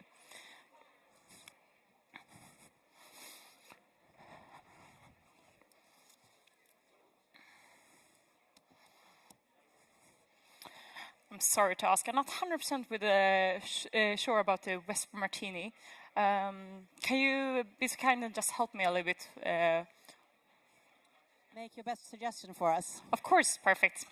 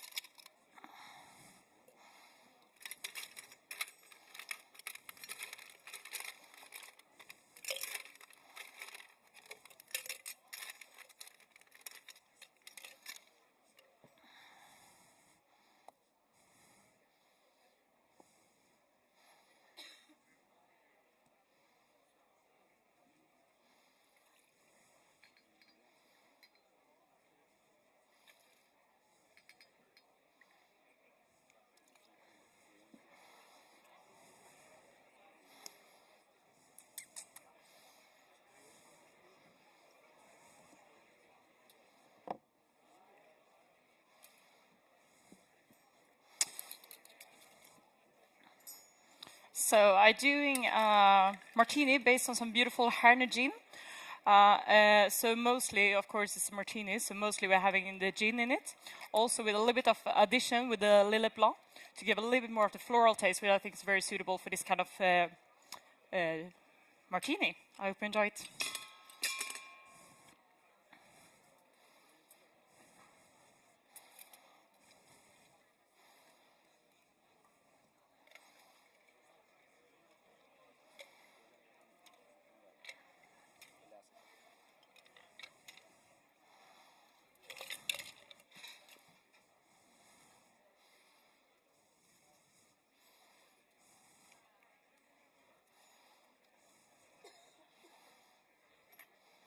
don't really like to have any garnish in it, so just going to have a little bit of the lemon zest drops on top of it.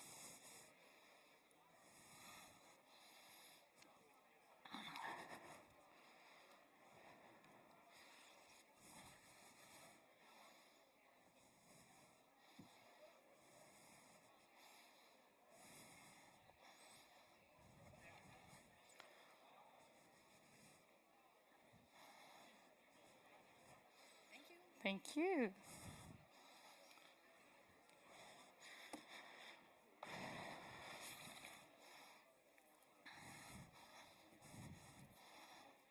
For you, madam, we have a beautiful today Paul Roger 2013 by the glass. Let me see if it's suitable for you. Perfect. So the beautiful blend of 6% Pinot Noir and 40% Chardonnay. Thank you so much.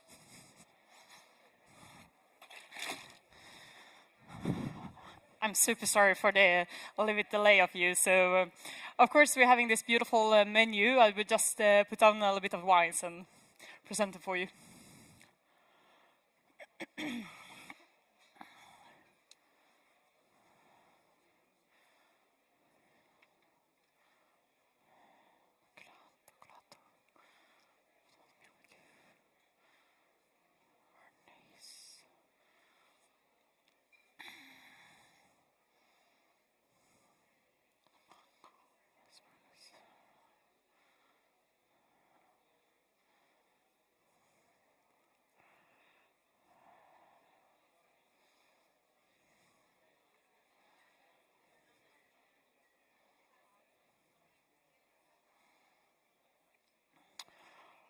Okay, so we're starting, of course, with the crab arancini with some Sicilian lemon mayonnaise.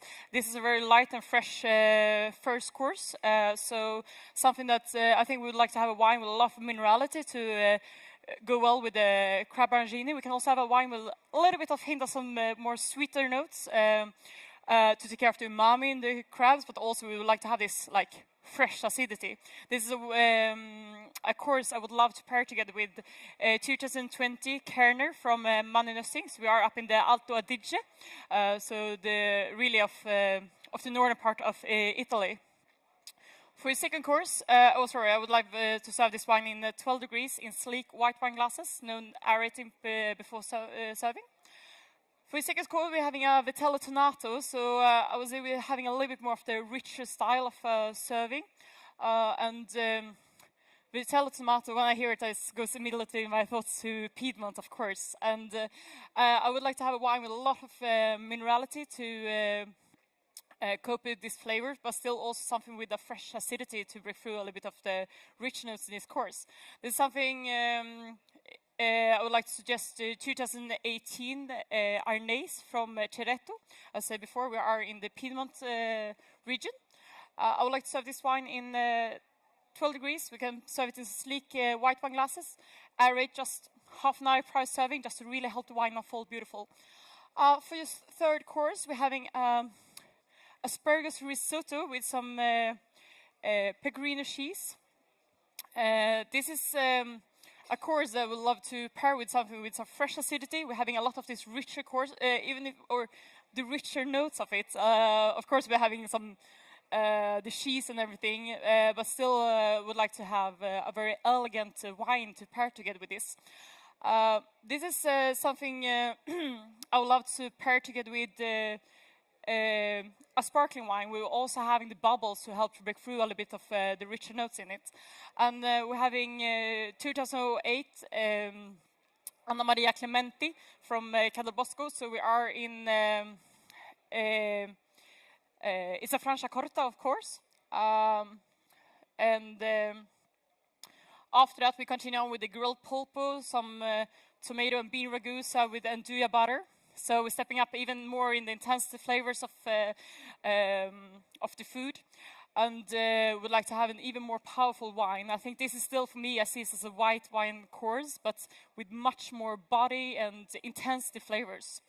Yet again, I prefer to have something with a lot of minerality. I think it goes so beautiful together with a pulpo like this. And I would like to serve you 2016 Eta Bianco from Tenuta della Terrenere, so from Sicily, of course.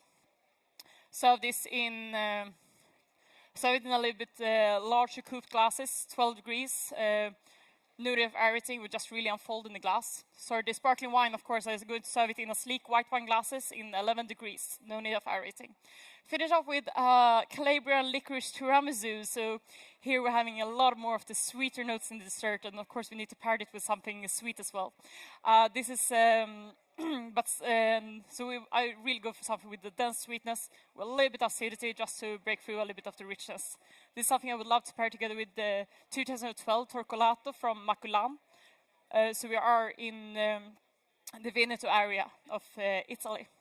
I really hope this is something suitable for you. I'm sorry if you needed to wait a little bit. No problem. I'm sorry. We have decided on a different wine for our main course. Okay. We would love to have the Montepulciano di Abruzzo instead of your recommendation. I believe that the regular sommelier has left it for me in the wine fridge. Oh, perfect. Could you please decant it for us so it will have time to aerate before the main course arrives? Such a beautiful suggestion. I'll go for it straight away.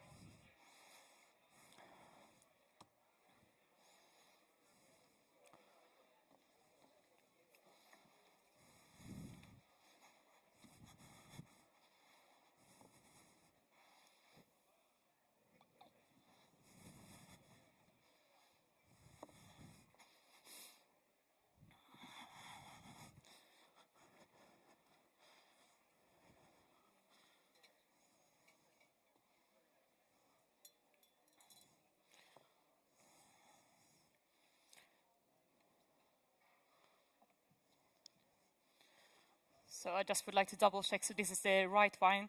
So we're having Pignotto 2000 from Monti, and as we said before, the Montepulciano d'Abruzzo. Is the correct one? Perfect, thank you.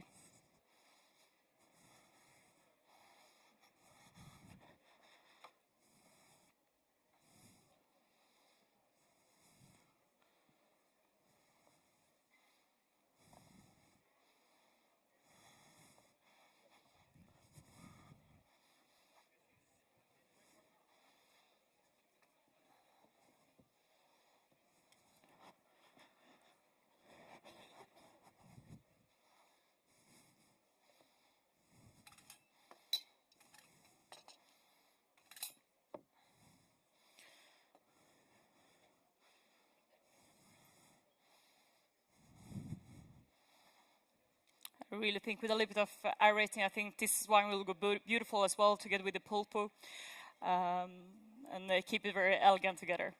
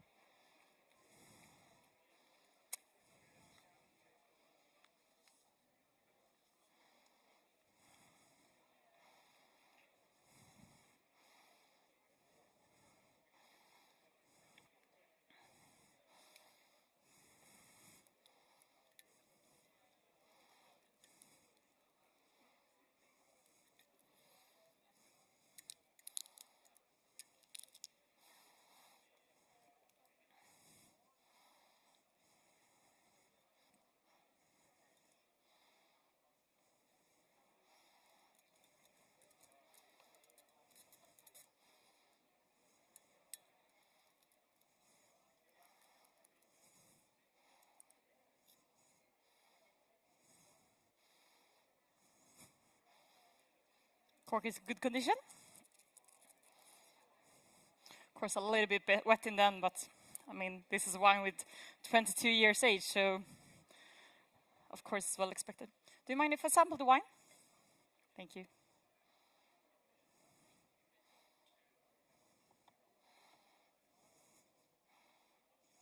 Oh. Maybe we're really the gutsy full cork.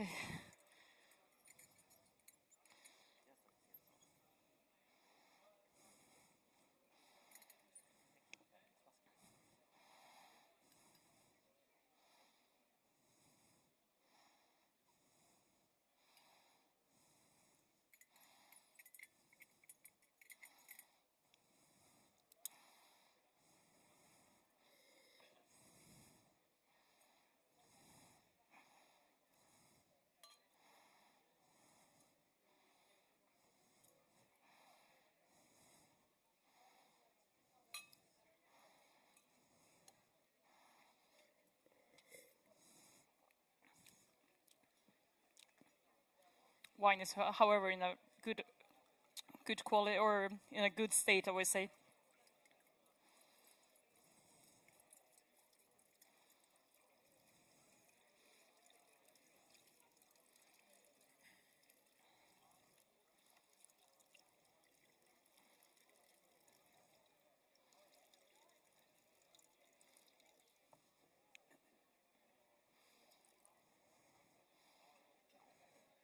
Having a bit of sediments, let's leave them there.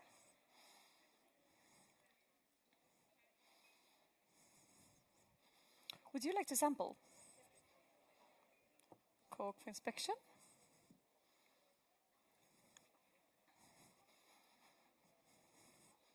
Perfect.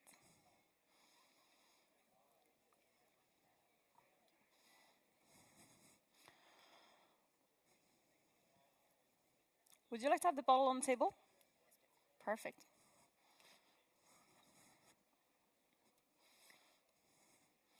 I poured 2 quite rich glasses so the wine can even like open up and unfold a little bit more as well as in glasses. If you don't mind, I will put the counter in our cave de chaud so we'll have a good temperature. I'm sorry, miss. Yes, of course.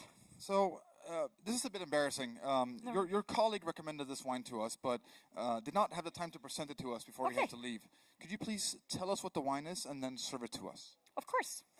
These guests are very important, so please do a full oral tasting and before serving it, please. Of course, of course.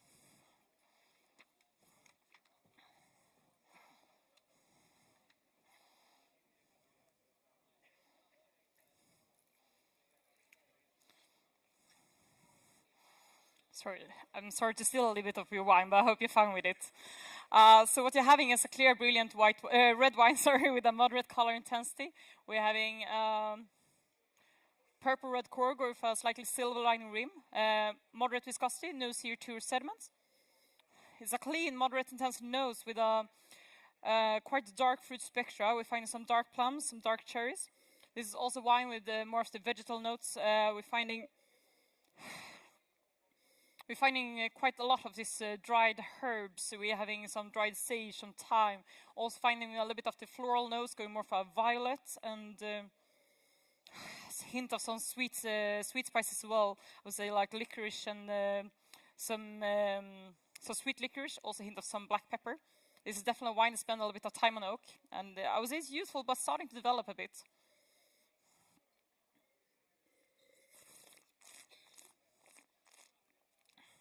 It's a clean, dry style with a medium body, fresh acidity, and moderate flavor intensity.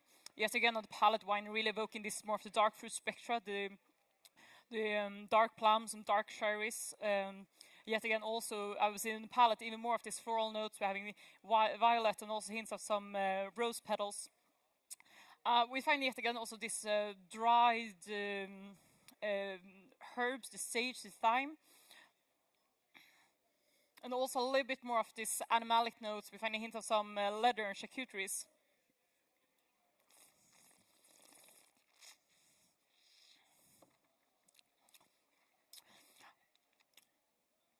This is definitely a wine that spends some time on oak, and it is developing. We're having the tannin structure is quite coarse. There are intense tannins, even if they've been mellowed a little bit, of course, from the time in the decanter. And I would say we're having a slightly warming alcohol, but I would say wine is a very beautiful balance. We have a moderate finish. It is a powerful fruit-driven wine with also with a lot of elegance, I would say. This is a wine from a moderate climate. It's made in a more of a modern vinification style, I would say. This is Cabernet Sauvignon from Napa, California, but say more made in a little bit more of the modern style, not as big and heavy as they used to be. It's from vintage 2016, and I would say it drinks well now. I think it's beautiful he puts it on a carafe to really help the wine open up a little bit. And if you don't mind, I would recommend something to go with it with. I think this is something that goes beautiful together with a piece of beef. We're having just a grilled côte de bœuf with a sauce pour all this richness to really mellow the tannins, and he even helped the wine unfold even more. Did you sample the fine wine before, or may I just pour it for you? I hope after that description you at least feeling safe that it's not defect wine, so to speak. I'm going to leave this decanter on the table, and we'll make sure you're having your glass filled from the evening. Thanks so much.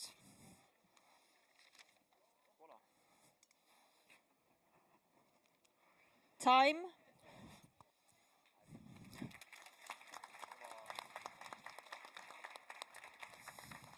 Okay. Yes.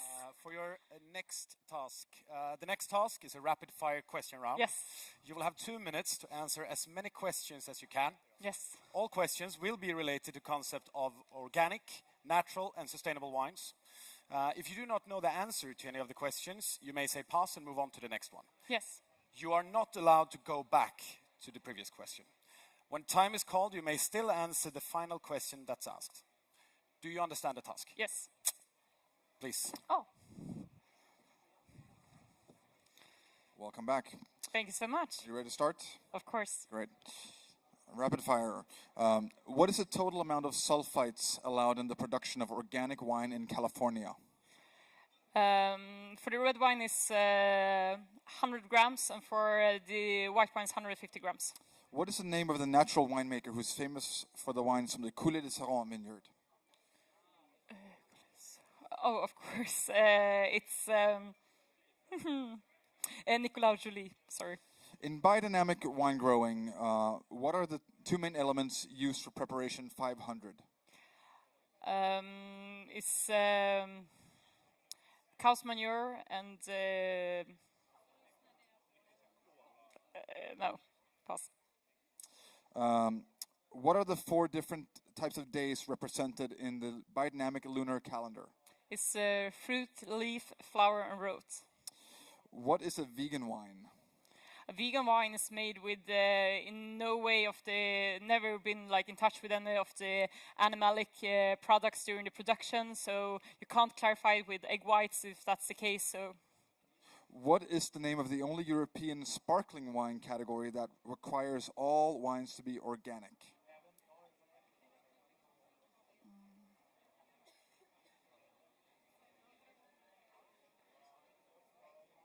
Pass. What are indigenous yeasts? This yeast is not added, it's something that is in the surroundings of the winery. What is the name of the French certification for natural wines that was introduced in 2020? Vin du Natural. Madame Lalou Bis-Leroy famously introduced what to her vineyards in 1993? She introduced the organic way of growing. In relation to sustainable wine growing, what is the Time? abbreviation? That went quick. We have one more task for you. Perfect. And the next task will be presented on the screen just behind me here by a special guest. So, Danny, please.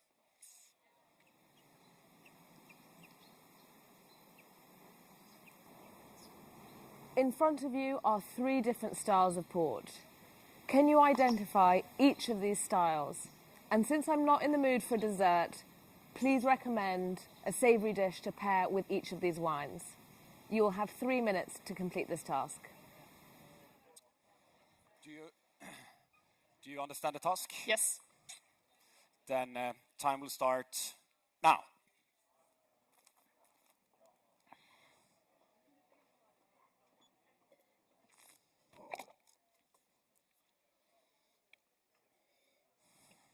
So in glass number 1, my glass to the left, having a white port. This is a white port based on the Muscat grape variety from Graham's. It's very floral and elegant style.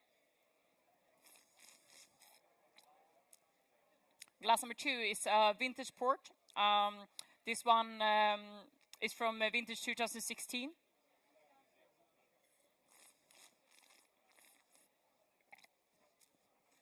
And then glass number 3 is the Graham's beautiful 20 years old Tawny pot.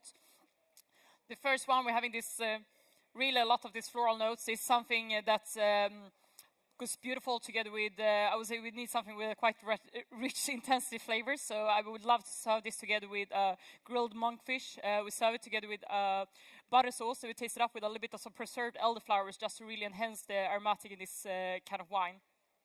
I think that will go beautiful together. And the vintage port is, I would say, maybe it's a little bit drier style of these port wines, and this is something that goes so beautiful together with some braised ox cheek. We just braised it with a little bit of this port wine to do a little bit of this flavor mirroring together.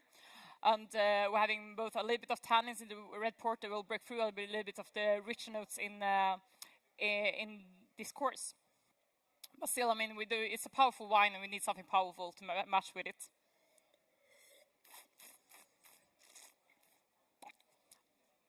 The last one, we're having a little bit more of the nutty notes, but also a little bit more of the sweetness, actually.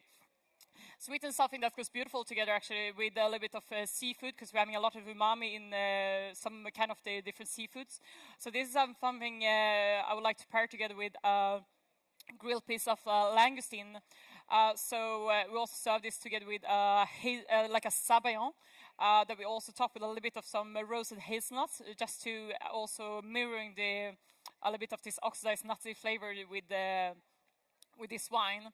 We're going to do the sauce, even if we're having put something that's a little bit more of the sweeter style. We can also serve with we do it together with a little bit of some roasted artichokes, as will bring out some natural sweetness and will even pair even better together with these wines. To also make this combination a little bit more elegant, we serve the wines a little bit more chilled. I would like to serve the white port. We serve it in 10 degrees. The vintage port, glass number 2, we serve in 16 degrees and finish off with the tawny port that to make it real, we're probably going to serve as a second wine, but now we have it in a third glass. And this one we also chill down to 14 degrees, to 12 degrees, sorry, to keep it even more elegant with the combination together. Time.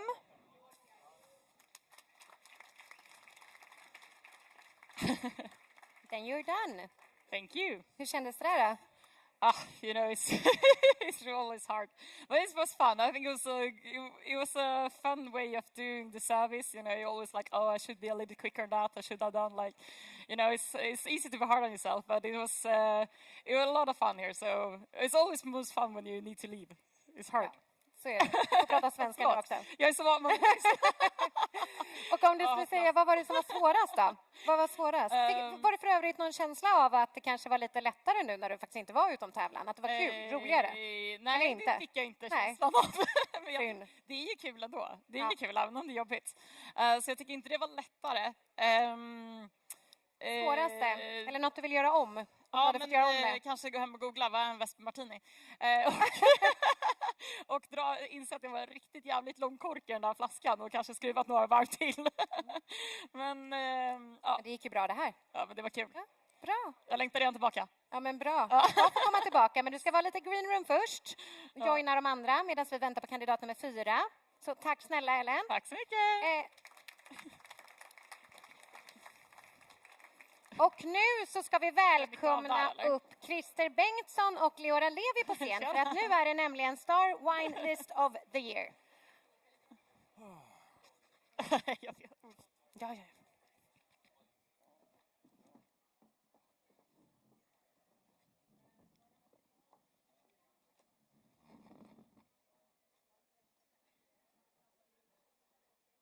Ja, det finns det.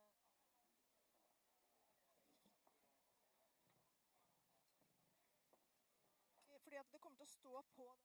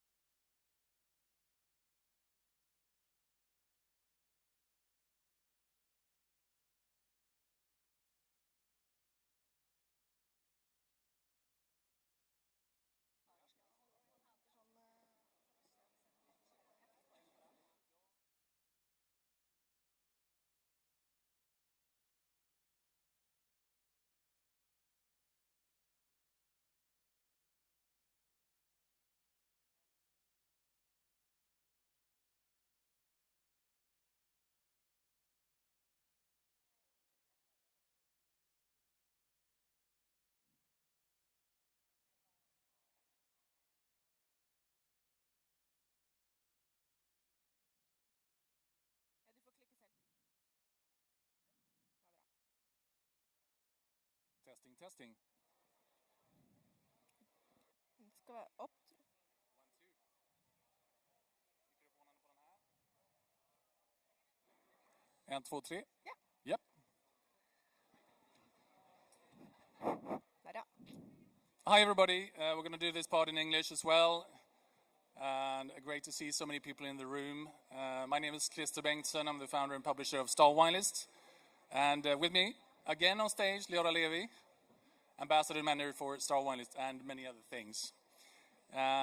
It's this event for us, it's actually something we started 4 years ago with the Swedish Sommelier Association here in Stockholm. And it was just a great mix of people and fun. So we've kept doing it, a few of those times online, but in more and more countries as well. So now we're doing this in 10 different cities and countries around the world. But this is the original, so thank you everybody for joining. And thank you to the Swedish Sommelier Association for doing this. Just a quick word about Star Wine List. If someone just popped in from space and didn't know about it.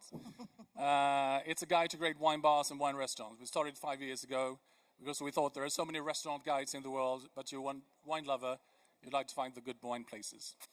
You can find them like the guide to Brussels we just launched there, or interviews with people in wine and restaurants like Rajat Parr. And we've come a bit since the start. Leora, you're managing the network. How's it going? Well, I started working with Star Wine List in January this year, and my job was to follow up with the ambassadors that are already with Star Wine List to make sure that they keep updating and keep recommending great places in their own cities and countries, and to expand the network. So when Christer told me that, yeah, we're nearly in 30 countries and 55 ambassadors, I was like, no, I don't believe it. I had to count for myself, but it's true actually. And since January, we have 15 new ambassadors. We have, I believe, 4 new countries in the pipeline. Are we giving a little sneak peek? No. Okay. Never mind then. But there will be lots of... Of course you can. Okay, so... Is anyone going to Tel Aviv? If you are, there's going to be a guide in a few weeks. If you're going to Dubai, there will be a guide. If you're going to Milan, there will be a guide. And for those of you who's traveling to Belgium, Brussels or Antwerp, we already have the guide online. So we are growing the network. The US is being covered rapidly. Canada, we're starting to look at South America, so loads of places. Thank you, Leora. Star Wines of the Year, as I mentioned, started here. Focus of celebrating great wine lists and the teams behind them. Of course, especially after these years with the pandemic, it's been super hard and it's tough coming back. So it's really encouraging to see so many great lists surviving and meeting you in the room. We are having our international final for this tour on the 13th of June, probably online. So sign up to the newsletters to be the first to know.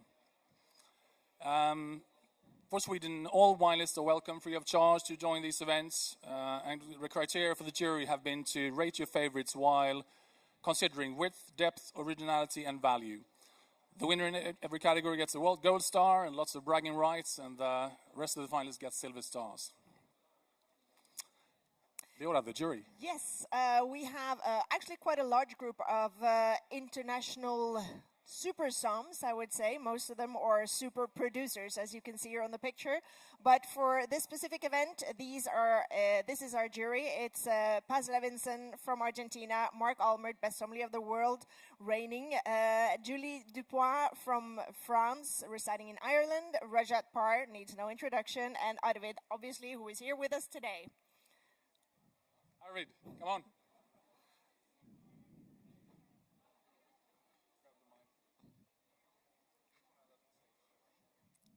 There we go. Right when I left the stage. Sorry. That's fine. So we are about to give out some prizes, but first, Arvid, you've just moved back from New York. Yep, true. You've seen a few wine lists. A couple. Yeah? I guess since we've been speaking earlier today with Arvid, he says he's not working these days, so I guess you spend all your time to reading wine lists for Star Wine List. Pretty much. It is of increasingly time-staking job. I'll say that. I think it's I've been involved in Star Wine List from almost the very beginning. I think it's such an amazing thing to highlight the restaurant and the people behind the restaurant, and not just as it always is in the world of gastronomy. We always look at the chefs and the Michelin stars and so forth, and that's great. But all the work that the people like us in this room are doing needs to be highlighted too. So it's well worth the investment, I think, to take the time and look through the fruits of everyone's labor. So yeah, it's awesome. Do you have any idea about approximately how many wine lists were sent in for Star Wine List of the Year Sweden? I think we had about between 50 and 60, maybe, for Sweden. A bit more. A bit more? Yeah, it's more like 70, 80 this time. So you had a few. Flew by. Yeah. Well, thank you so much, Arvid, for being part of this and through many events. It's great to have your part. It's good to do it live for once and not just on Zoom. Zoom. I hardly recognize you when you're here live. We have a bunch of categories. There's world record number of categories going into this event. The international ones are running in all countries and cities. So we have Austrian wines presenting the best Austrian wine list, best sparkling list presented by Duval Leroy. By the glass, special jury, best short list, and now with less than 200 references.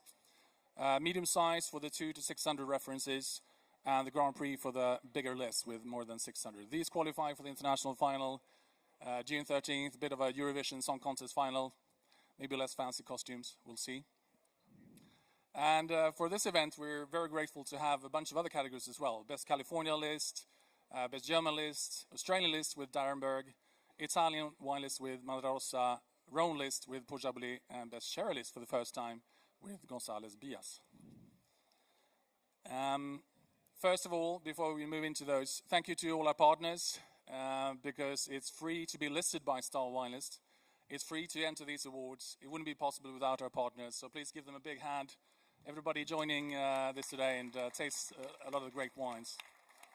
Quite a bunch of them are here, and the rest of them you just order. Get them.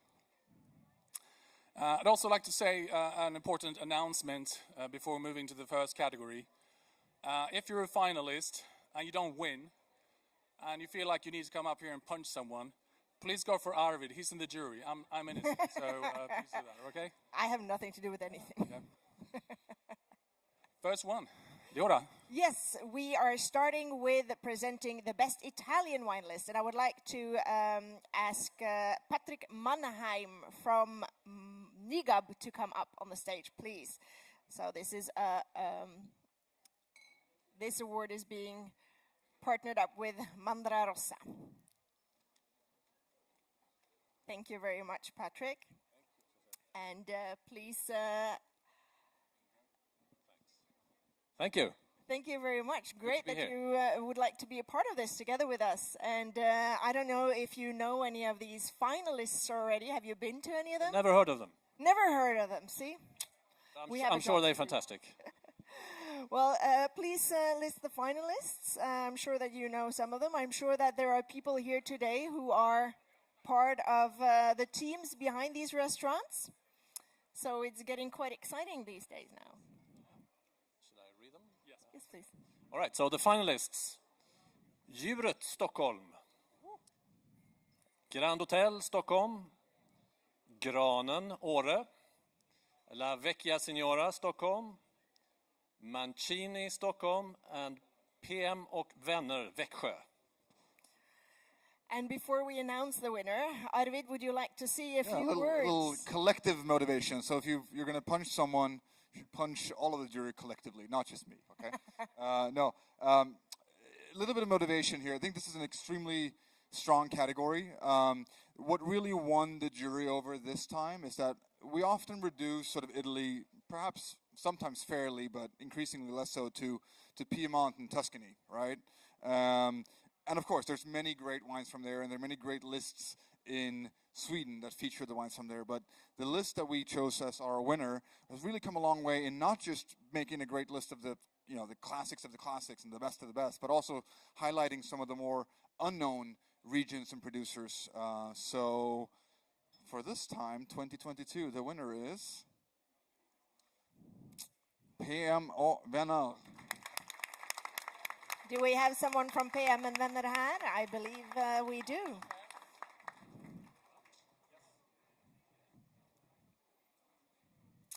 And actually, he's on his way up. More of them, actually. But first person up on stage here is Arvid Lindström, and he's actually also our new ambassador for the southeast part of Sweden. Congratulations.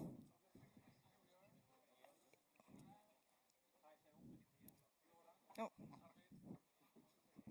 Tajta upp det, ingen mer covid.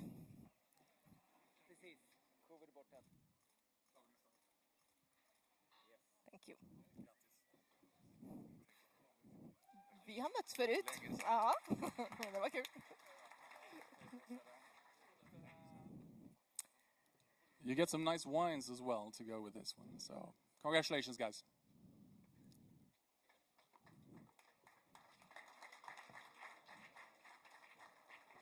And thank you so much, Patrick. And yeah, you have too much wine here. You need to bring it. So, thank you so much. Okay, you can leave those. Next one is the best shortlist. We started this one to be quite shorter than before. It's less than 200 references on the list. And it's, let's go for the finalists.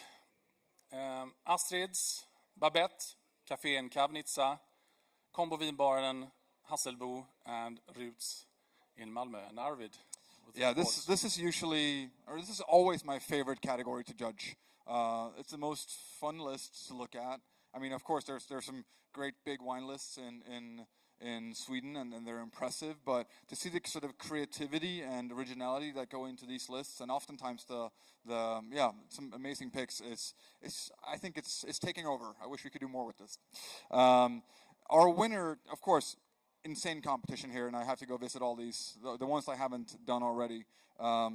We found really excellent competition here, some opinionated selections, sort of across the board. And our winner is a list that managed to be sort of, weirdly enough, kind of sprawling, even though it's small. It's, it goes everywhere, and some amazing values to be found on this list. So if you're, I don't know if they're open tonight, but if not, you should go there and go for it.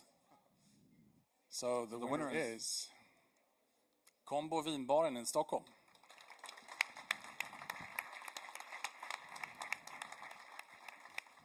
Welcome up, Jens. So easy when you're tall, huh? Hi.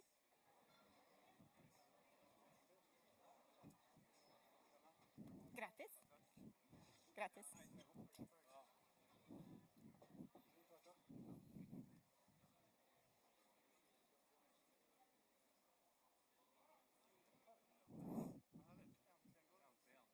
När ska vi hinna med att gå till Kombo då?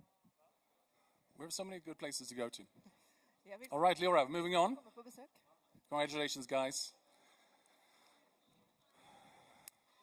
Then we have the best Austrian wine list. And we were supposed to have Michael Zimmerman here from Austrian Wine, but he fell victim of COVID, unfortunately, this week. So he's alive. He's alive. Yeah. It was the easy the Omicron. Piece of cake for many. Finalists of the best Austrian wine lists: Bar Central Stockholm, Djuret Stockholm, Grand Hotel Stockholm, Heaven 23 in Gothenburg, PM och Vänner Växjö, Roots Malmö. You gave me that on purpose. I can't pronounce that in Sweden, you know that. Växjö. Arvid, what do you think about this category? I mean, I think this is a category that we've always done, and it's always been, there's some amazing wines from Austria, just in general, and to be found on some lists in Sweden. But I'm going to keep this quick because there's only one way to sum up this, and it's sort of passion and dedication. An amazing, well-worthy winner here. And the winner is Heaven 23, Gothenburg. Heaven 23.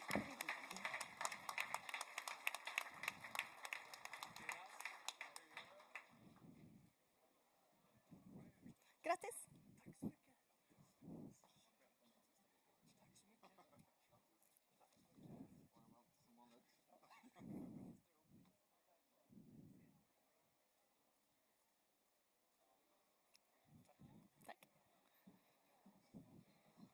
Congratulations, Andreas. It's always good to get up in the Tower of Heaven 23 when you're in Gothenburg and go for some old Grüner. Next one, Best Sparkling Wine List, presented by Duval Leroy, Champagne. Staffan Dahlgren from Wine Market, welcome up on stage. I can take that. Don't drop that one. A Heavy quick bottle. question, Staffan. It's first time Duval Leroy and you're joining us for this, and it's coming back to the Swedish market. What's the story? Well, the story is that we took on Duval Leroy for about a year ago. We were looking for something that was out of the ordinary, not that established in Sweden, but had all the right criteria as to sort of stand out. And this family-owned little gem, really, we've been taking this to our hearts. Lovely. Thank you so much for joining us. And would you please list the finalists? The list is Best Sparkling Wine List. Dorsia, Göteborg. Grand Hotel, Stockholm. Johan P, Malmö. PM och vänner, Växjö. Restaurang AG, Stockholm. And Arvid. Of course, there's more sparkling wines than champagne, but and we saw some good examples of that too. But the winning list is really a temple of champagne, nimbly sort of navigating both the fancy classics at very good prices, I would say, and some of the more newer wave avant-garde producers. Yeah, well done. The winner is PM och vänner. Welcome up again, guys.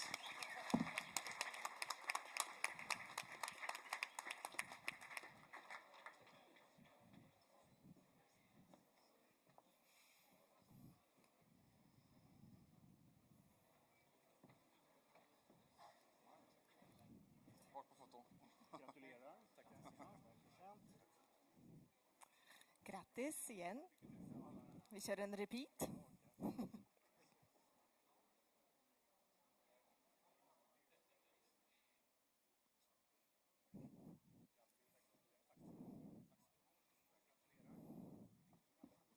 All right, everybody. Amazing first set. We're splitting this into 2 blocks and taking a break. So thank you, everybody. Go and take some good wines with the sponsors.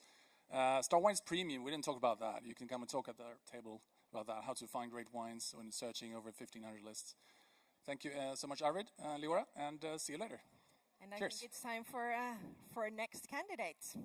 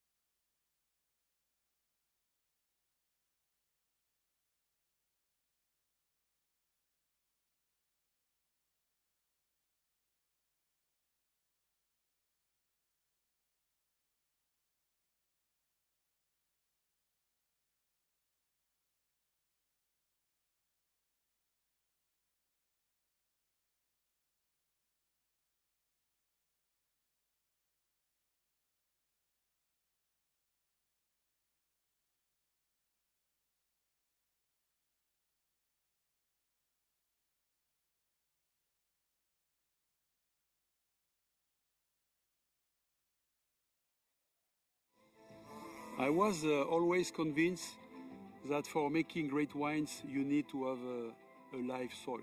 I started to read the book of Rudolf Steiner in 2002, and it was like a revelation.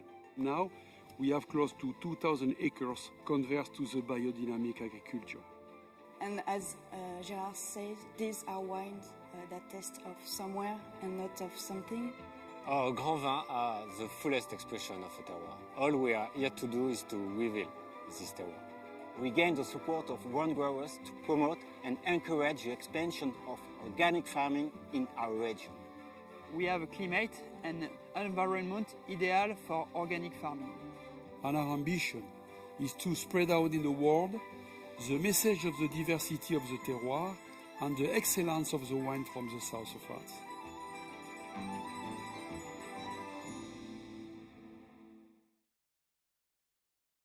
Då så hörni, då har vi kandidat nummer 4 på plats. How are you feeling?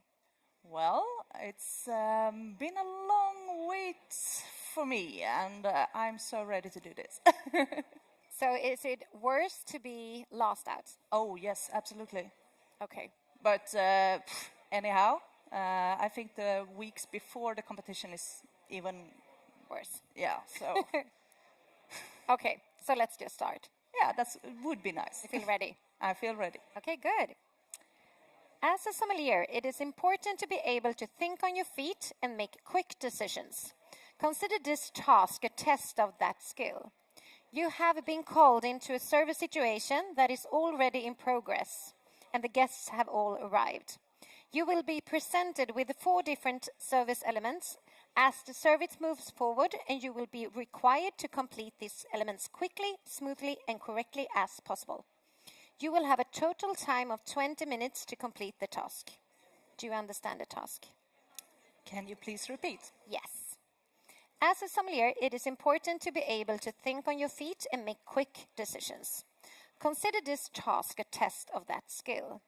You have been called into a service situation that is already in progress, and the guests have all arrived. You will be presented with 4 different service elements as the service moves forward, and you will be required to complete these elements as quickly, smoothly, and correctly as possible. You will have a total time of 20 minutes to complete the task. Yes. Okay, so follow me, and the time will start when you enter the stage. Tack. Okay, hi. Hi, welcome. I'm so glad that you're here. Thank you for coming in such a short notice. The restaurant is already full, and I've not had the time to greet all the guests. This will be your station for tonight. Could you be so kind to start with table number 1 over there? They've been waiting for a while. Yeah, sure, absolutely. Thank you. Good day, my name is Emma. How can I help you? Good afternoon. We have sound? Sound? Good afternoon. We would like to order some drinks, and we would like to start with 2 Vesper Martinis for my guests and a glass of champagne for me, please. Absolutely.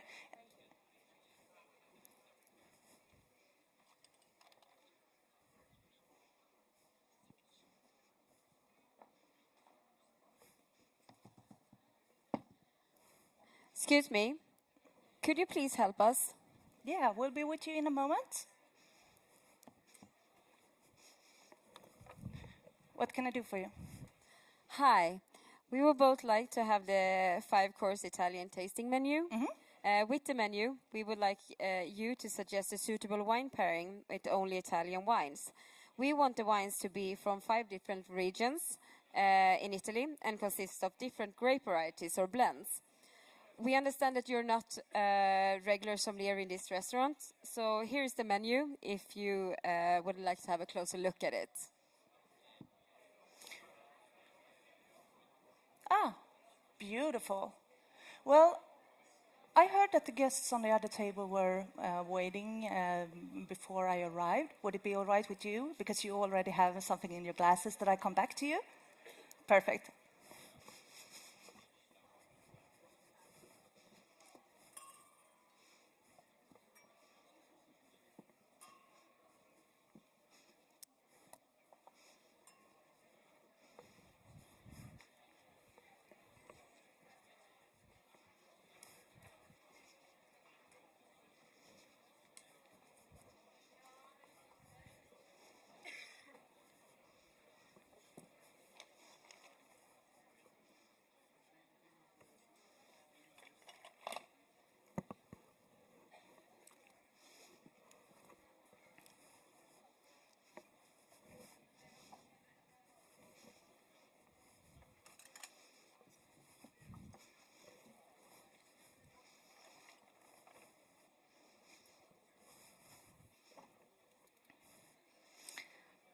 So for you, madam, I will start with the sparkling wine. This is a champagne from Paul Rocher in France. It's a vintage-based Blanc de Blanc, so 100% Chardonnay from 2013. Would that be something you were looking for? I gave you the champagne flute now. It's a little bit leaner in its profile. Would you prefer to have a larger glass if you like a more full-bodied style of wine? That's fine, perfect.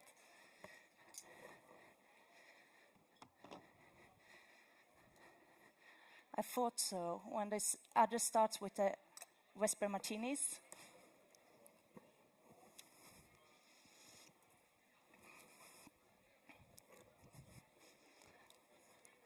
Please have a sip and see if you like it. Oh, good.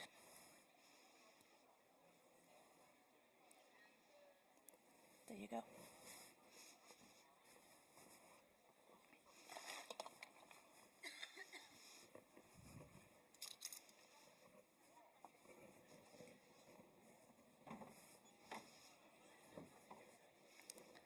So for the Vesper Martinis, would you prefer some lemon zest or a olive? Ah, good.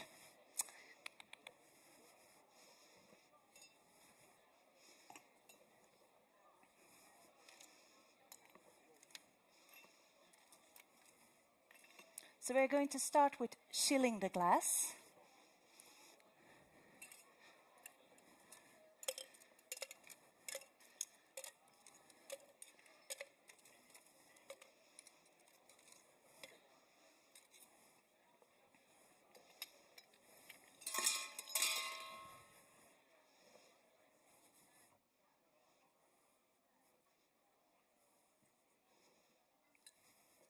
So the difference, we haven't talked about any sizes. 4 centiliter, all right with you?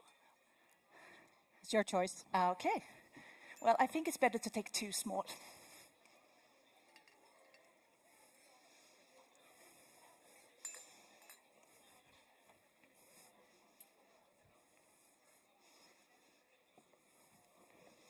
So the difference between a Vesper Martini versus a classic dry martini would be that we are working with Lillet Noliprat, and we're also working with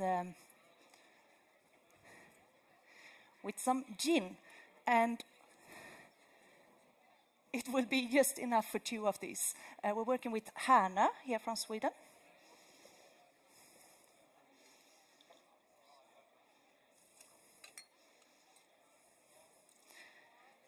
So right now we're working with 1 part of Lillet, and we are also working with 3 parts of the Härnö.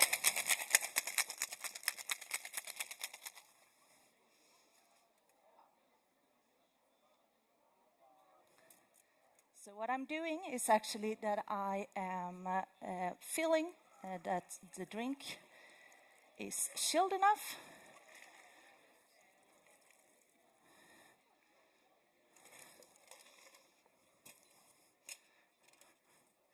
When the shaker gets a little bit cooler,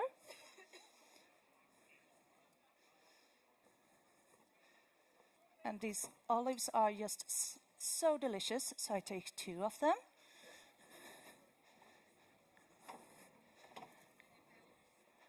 And I will be back with some water for you soon. So we have your Italian wine pairing.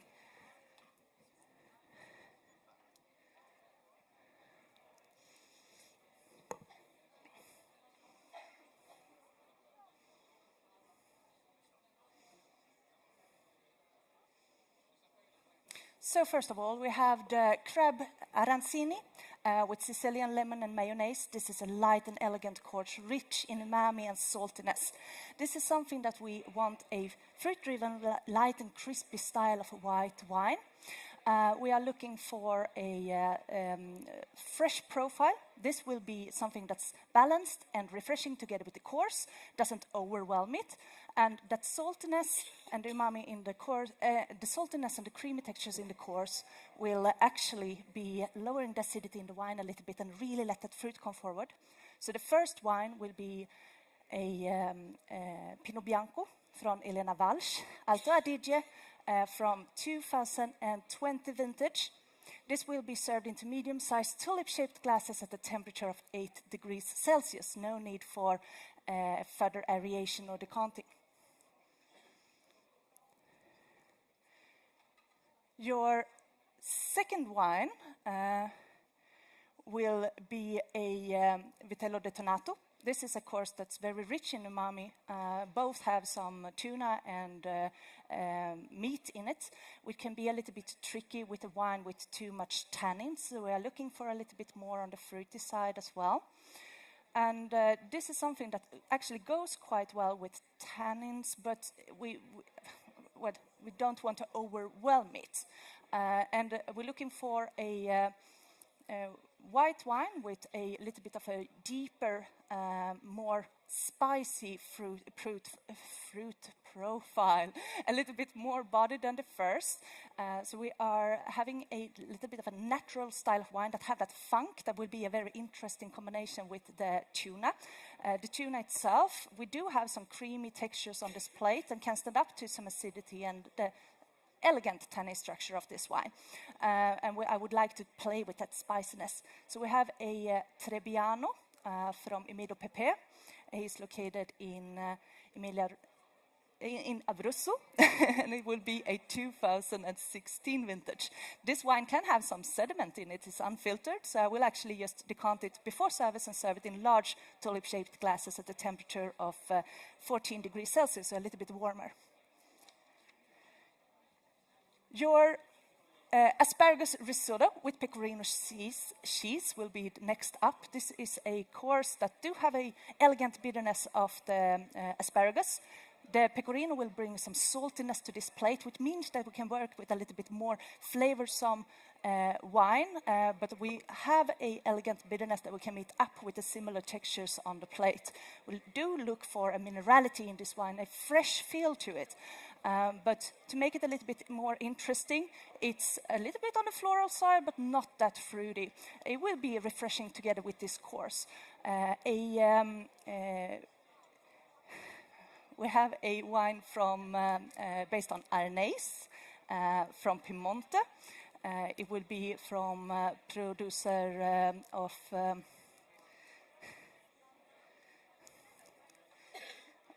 pardon me. I will come back to the producer on that one. It will be a 2017 vintage. Will be served in medium-sized tulip-shaped glasses at the temperature of 12 degrees Celsius.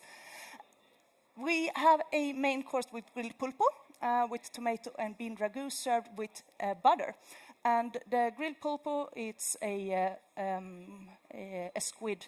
And this means that we can also be a little bit tricky to pair it with a red wine, but do not be afraid. All the complements on this plate means that this can stand up to, a firm structure, but we choose to work with the older vintage, a little bit more polished tannins that doesn't overwhelm this delicate dish. We also have the bean ragu that's very creamy. We'll meet up with the tannins of this wine and make it a little bit more polished and elegant. Here we have a Taurasi from Mastro Bardini. We're down in Campania, and this is a Aglianico-based wine, and we choose an older vintage of 1998. This will be decanted to remove sediment, and we will serve it, and it will be done so just before service and served into large tulip-shaped glasses at a temperature of 18 degrees Celsius. Back to the producer of the Arnese, it will be Bruno Giacosa. And last but not least, we have the licorice tiramisu, and this is a fully sweet course. It's very elegant but rich on the palate. So we need to match it with a sweet wine, something with a rich, fruity character, but also a layer with almost caramelized flavors to match the character of the wine. The wine will be refreshing together with this creamy course. So we are moving to Pantelleria, an island where the Tuarita have a project called Sese. It's a Grillo-based, it's not a Grillo-based wine, it's a Cebibo-based wine, late harvested. And it's from 2016, 2014 vintage, so we don't double up on anything. This wine will be served straight into small tulip-shaped glasses and served at a temperature of 6 degrees Celsius. Are you in the mood for something else? I'm so sorry. But we have decided on a different wine for our main course. Yeah, sure. We would love to have the Montepulciano di Abruzzo instead of your recommendation. Okay. I believe that the regular sommelier has left it in the wine fridge for me. Could you please decant it for us so it will have time to breathe before our main course arrives? Absolutely. Thank you. Coming right back.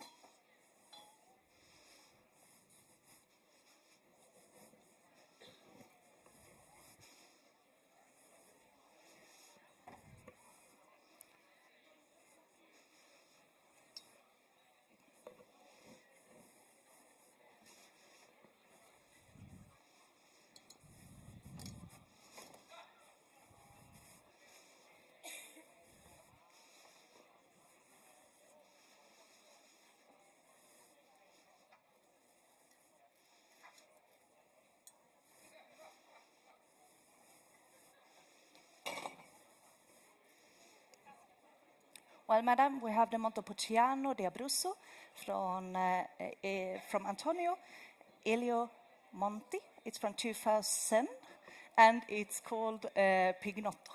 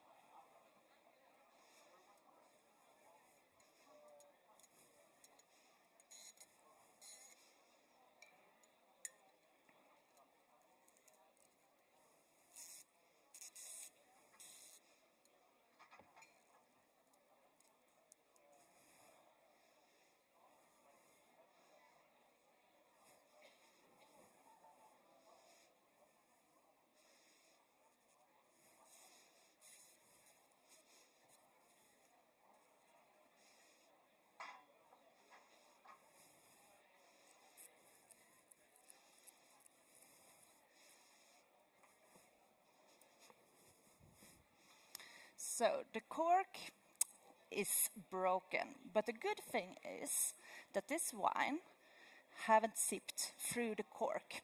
So we have a second chance to rescue it.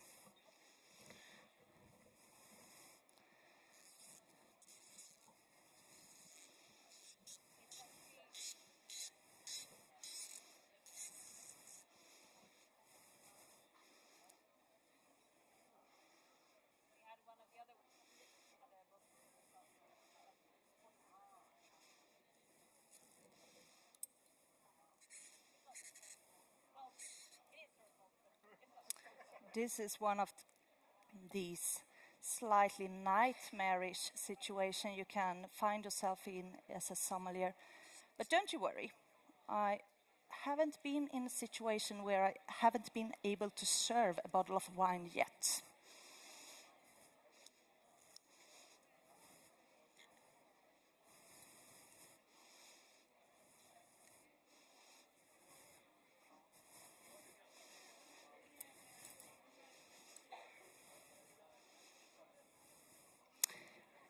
Well, the remains.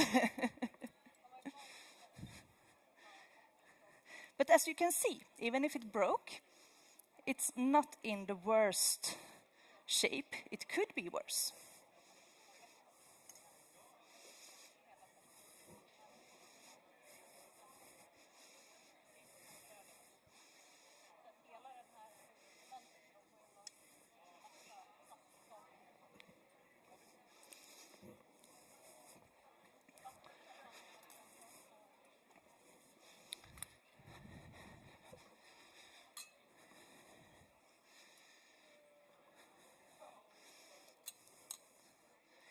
The good thing is that this wine is just simply delicious. We have ripe fruit aromas, polished tannins, and there is also still very bright, nice acidity. Would you still like to keep to the main course, or can I offer you something extra? We do have a special serving today with some baked cauliflower, roasted hazelnuts, and a brown butter sauce. So if you have room to spare, I could strongly recommend that you try that.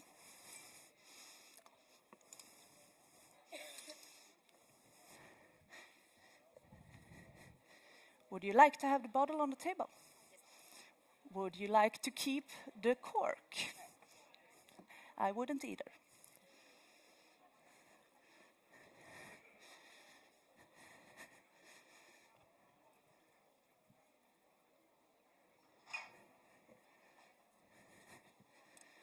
But what I will do is keep your wine at my station and come back and pour it up for you. I'm sorry. Hi there. Yes.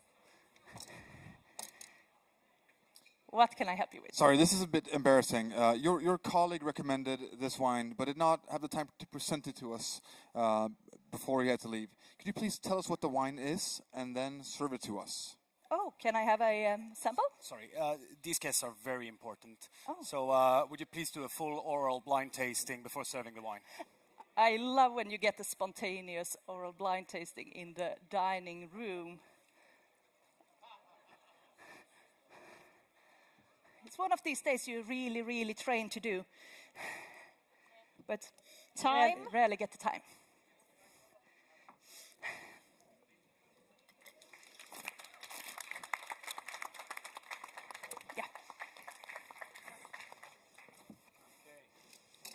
Yeah. We're gonna move on. Yes. So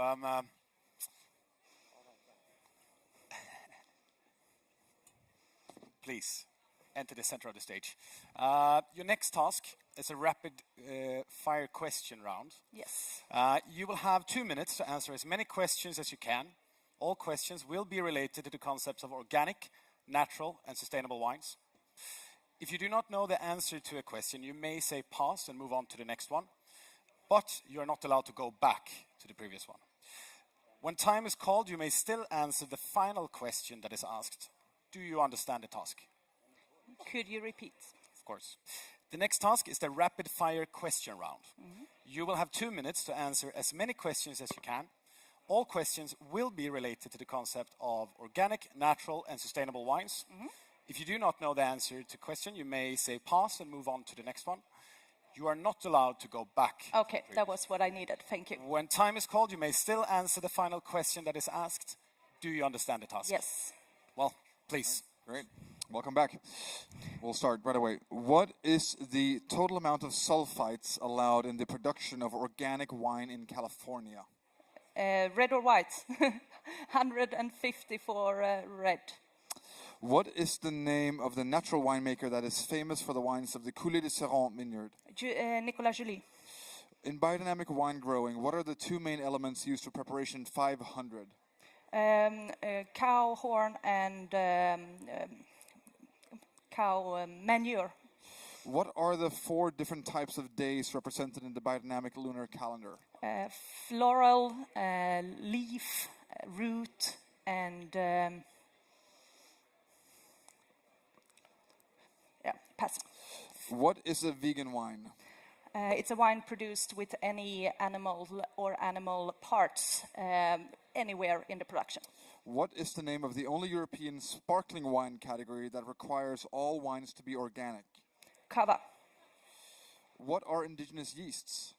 Wild yeasts, not designed in a laboratory. What is the name of the French certification for natural wines that was introduced in 2020? Vin Nature. Madame Lalou Bis-Leroy famously introduced what to her vineyards in 1993? Biodynamic compost. In relation to sustainable wine growing, what does the abbreviation IPM stand for? Pass. Can natural wines be good? Yes. Is organic oak a requirement for oak-aged organic wines? No. What type of certification is biodivan? It's a biodynamic. What type of certification is Lodi rules? It's a low sulfite. In what country was the AAA label created? Pass. Which European country has the largest area Time. devoted to organic vineyards? That would be to the complete area in hectares. That would be France. If we look to percentage, that would be Austria.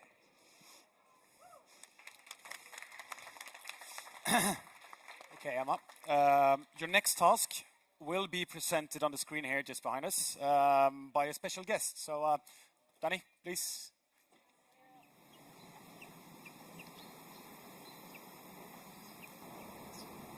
In front of you are 3 different styles of port. Can you identify each of these styles? And since I'm not in the mood for dessert, please recommend a savoury dish to pair with each of these wines. You will have 3 minutes to complete this task. Have you understood the task? Yes. Wonderful. Then time will start now. Glass number 1 is a white port made by Grahams. It's Muscat based, it's a non-vintage. This is a floral profile of wine. It goes very well together with savory dishes with some chili and also herbal elements. I would recommend a ceviche with lime and mint.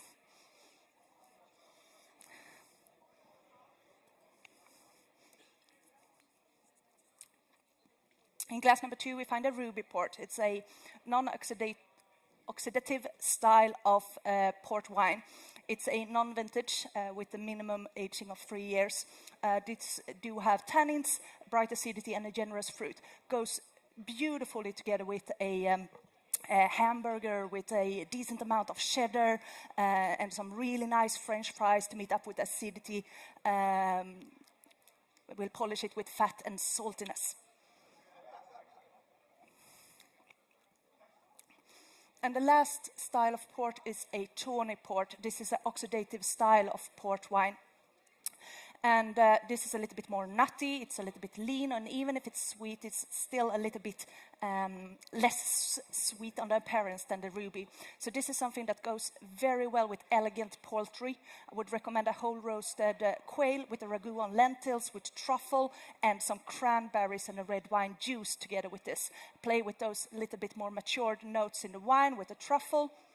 So if we make some arguments around this, I would say that all these 3 wines have an abundance of sweetness and acidity. So the first one, together with the ceviche, there will be actually something that meet up with the heat of this course. The sweetness will be a beneficial companion to this course. You can make it really spicy and nice, and still will be something refreshing. The second course, we have this generous style of red wine, so you can make something really, really flavorful. And when we have some saltiness, crispiness, and almost this like gooey, lovely cheese together with this, it will polish the tannins, and that fruit will come forward. And this wine has depth. There is layer upon layer about flavors. So when you pair them with different components of the plate, whereas a hamburger is basically different flavors on one plate, there is a abundance of surprises you will find on the flavor profile. In the last glass, we find the tawny port, and as I said, it's a little bit more matured, a little bit more oxidized. Even if it's not necessarily older than the ruby, it's still a more complex style of wine. And this also means that we can make a very interesting pairing where we have these creamy, salty textures of the ragu. We also have the protein of the quail, where we meet up with the tannin structure of this wine. And we'll polish it even more and let that fruit come forward. And the fruit will be refreshing. Yes. Så, hur kändes det där? Ja, men... Förlåt, skrämde jag dig? Kommer du upp krypande här? Det var en väldigt vacker Copenhagen i vägen. Jag såg det inte komma. Hur känns det? Du är klar med det? Nej, är det så? Herregud, killarna sitter ju här fortfarande och undrar vad de har i glaset. Ja, så kan det gå. De får vara undrande. Ja, jag tyckte det var gott i alla fall. Ni borde ta den. Hur kändes det? Vad var svårast? Ja, nej, men tid är ju alltid svårt. Jo, men så är det ju. Och har man en bråkig kork dessutom så, ja. Men jag tror ändå att vi fick en rätt så, vad ska jag säga, korkfri servering i glasen. Så att det är ju ändå en klapp på axeln att man... Men det är bra. Ja, det är härligt. inget att gråta över. Det blir fint. Det finns ju vin i glaset. Ja, Då klarar vi oss. Ja, det var ju kanske också en liten kreativ tolkning på en klassisk vesper, men jag tror att det ska bli rätt bra där borta, va? Ja. Vad bra. Du ska få gå tillbaka i green room Yes. och så kommer du bli uppkallad igen om en liten stund. Tack så mycket. Tack snälla Emma. Applåd. Ja, men varför inte? Låt oss hoppa över till Leora och se vad hon har på gång. Jag tror att hon ska stå, eller hon vet inte om det själv, men hon ska stå och prata med någon, tänkte jag.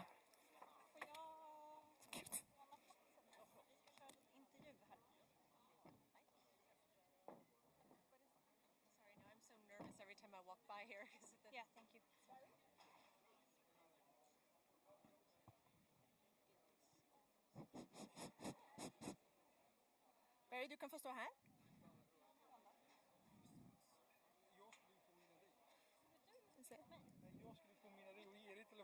Frida?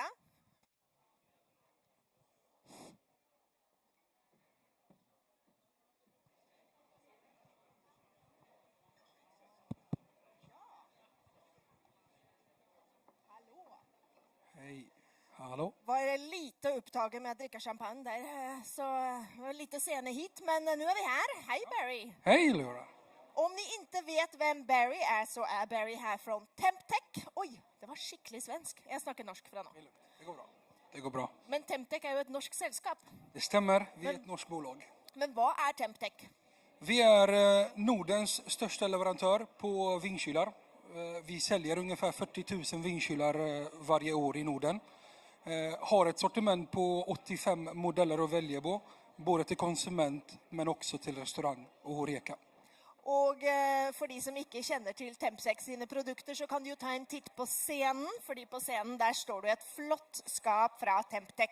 Men som du säger, de kommer i alla størrelser och varianter för stora hus och små hus och för stora restauranger och små restauranger. Och något av det kulaste är ju detta fantastiska erbjudande som dere har till medlemmar av sommelierföreningen. Ja, men det stämmer. Vi erbjuder alla som är medlemmar och alla som är här idag 25% på hela vårt sortiment. Så det är bara att komma fram och välja vilken modell av alla 85 modeller ni vill ha. 25%! Och det, är det gäller bara idag för de som inte är medlemmar. För de som inte är medlemmar gäller bara idag, men för medlemmar gäller det hela året ut. Och för de som då inte är medlemmar men inte vågar köpa än idag så är ju detta ett perfekt tidspunkt att melda sig in i sommelierföreningen, tänker jag. Absolut, absolut. Det är jag säker på att ni kan göra på sommelierföreningen.se, kanske? Sommelierföreningen och temtech.se. Och på temtech.se. Jättebra, tusen tack för att du ville komma och hälsa Tusen på, tack, Barry. lycka till nu. Tack. Och då ska vi ha ännu ett besök här. Kom hit! Nu ska vi gå över på engelsk, för detta är Welcome Daniela. Hi. Daniela is from Wines of Portugal, which is also one of the partners of the Sommelier Association here today. That's right. We are very pleased to be here today. It's an honor to be here. And you took the trip all the way from Portugal to come? Yes, yesterday. No problems traveling? No problems. No? Excellent. Happy to have you here. And, Actually, it's our first time since 19, so we are very glad to be here. Finally. Wines of Portugal, obviously they are working quite hard in Sweden to raise awareness of the Portuguese wine scene. And we've already had a little bit of Portugal 4 times already on stage. And there will be even more to come because Daniela has a surprise. Yes, we can wait to deliver the big surprise. Exactly. We're not going to ruin the surprise by saying anything, but if you are following the show, please stay on because afterwards there's going to be something nice for someone. So thank you very much, Daniela. Thank you for having us. Thank you. And Thank see you. you on later. And you guys, well, I had champagne, but I'm going to switch it for this. This is both mine and Maya's favorite drink. And I think we'll see how it's going to be mixed later on in a little video. I'm not going to reveal what it is, but it's really good. And now it's time for Maja and Fredrik to tell us a little bit about what's actually been going on stage all day. Så, då ska vi se om du får något ljud i din mick också. Ja, men jag tror att ni hör mig. Härligt. Vi tänkte nu när alla 4 kandidaterna har kört sin första del och vi ändå håller på att rodda om scenen nu som ni ser till nya moment, så tänkte vi att det kan vara kul att berätta lite om de momenten som har körts, för att det finns ju lite fällor och sånt som inte alla i publiken kanske har fattat. Nej, men precis. Det är inte så lätt att fatta. Precis. Och hela tanken med den här övningen är ju först och främst att sommelieren ska komma och vara extremt oförberedd på vad som ska hända. Och det här är ju sagt inte personens vanliga arbetsplats, utan allting är lite huller om buller. Det är lite stökiga gäster, lite konstiga beställningar och ja, en viss ovana helt enkelt. Så att man börjar redan vad som händer på det här fördrinksbordet som lägger en beställning. Så det kluriga momentet här bland annat var att det var 2 flaskor champagne som var förberedd på kylning. En som var öppen, som man tänker att det är den logiska att man ska ta. Ja. Den hade då tyvärr trillat ner i vattenbadet och blivit vattenskadad. Så att det var mer vatten än champagne i den. Så då skulle man smakat av och känt det då? Exakt. Och det gjorde alla. Det gjorde alla? Ja, så att det var jättebra. Så det var en liten luring man skulle ta sig förbi för att sen öppna den oöppnade flaskan så att säga och servera. Ja, och om man då hade serverat den avslagna eller vattenfyllda champagnen, då hade ju också man tappat väldigt mycket tid, vilket var väsentligt i det här momentet. Absolut. Och det här var ju satt också att det ska vara svårt att klara på tid och man behöver vara snabb och på tårna så att säga. Ja, exakt. Mat och vin i kombination, menyn där då. Det var egentligen ganska klassisk sommelier-tävlingsövning. Ja, sådana här ser vi ju rätt ofta egentligen med att vi har ett antal rätter, oftast med ett tydligt tema. Och där dessutom då sommelieren och kandidaten ska ge en vinmatchning som ska passa till de här rätterna.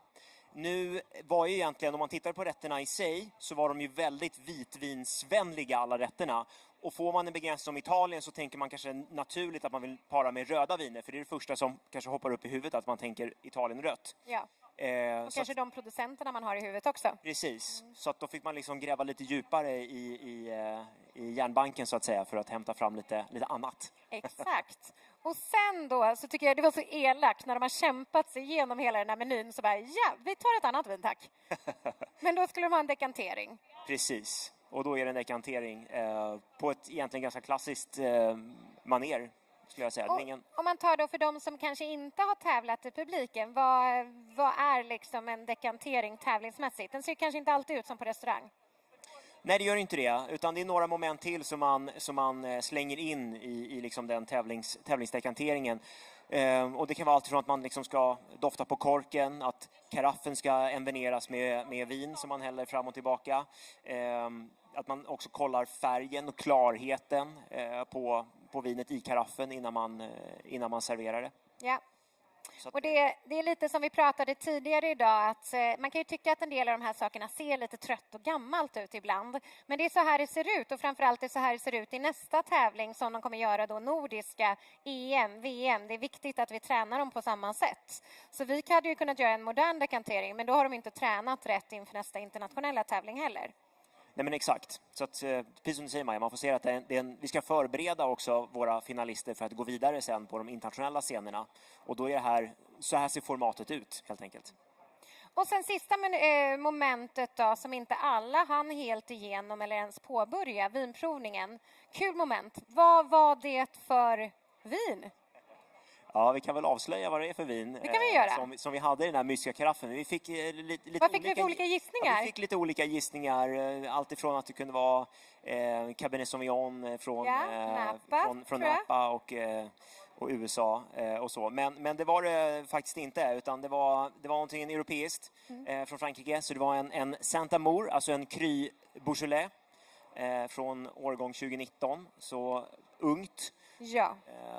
Och en sån där elakt vin, för man tror att man ska hitta det, men så är det mörkare och lite strävare och bitigare, och så är man nervös på det och så går man någon helt annanstans. Verkligen, den har lite lurig tanninstruktur också som man måste tänka till, att den kanske är lite rustik och lite grov, så att om man har kort tid på sig, tiden är ju alltid en faktor så att säga, så att man försöker göra det så fort som möjligt när man blir provar. Och samma sak där, det är många boxar man ska pricka av. Ja, verkligen.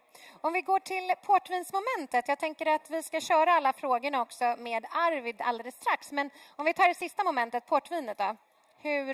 Vad var där? Vad var tanken? Här är ju egentligen en identifiera drycken och sen göra en mat- och dryckekombination även här. Men att göra den liksom snabbt, effektivt och också inte gå i de här klassiska fällorna eller de klassiska spåren snarare som man kanske går i. För port tänker man ju att det är ju liksom perfekt till ost, det är perfekt till chokladdesserter och så hade vi hört liksom alla 4 göra exakt samma kombinationer mer eller mindre.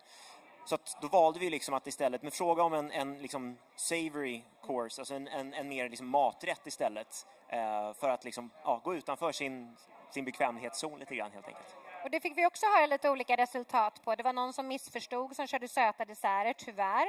Och sen så var det lite ost och lite olika saker som man gick på. Vad var det för olika portvin? Så det gick ju kanske att lista ut att det var 3 stycken från Symington och Grahams i och med att vi hade Vicky Symington som presenterade dem.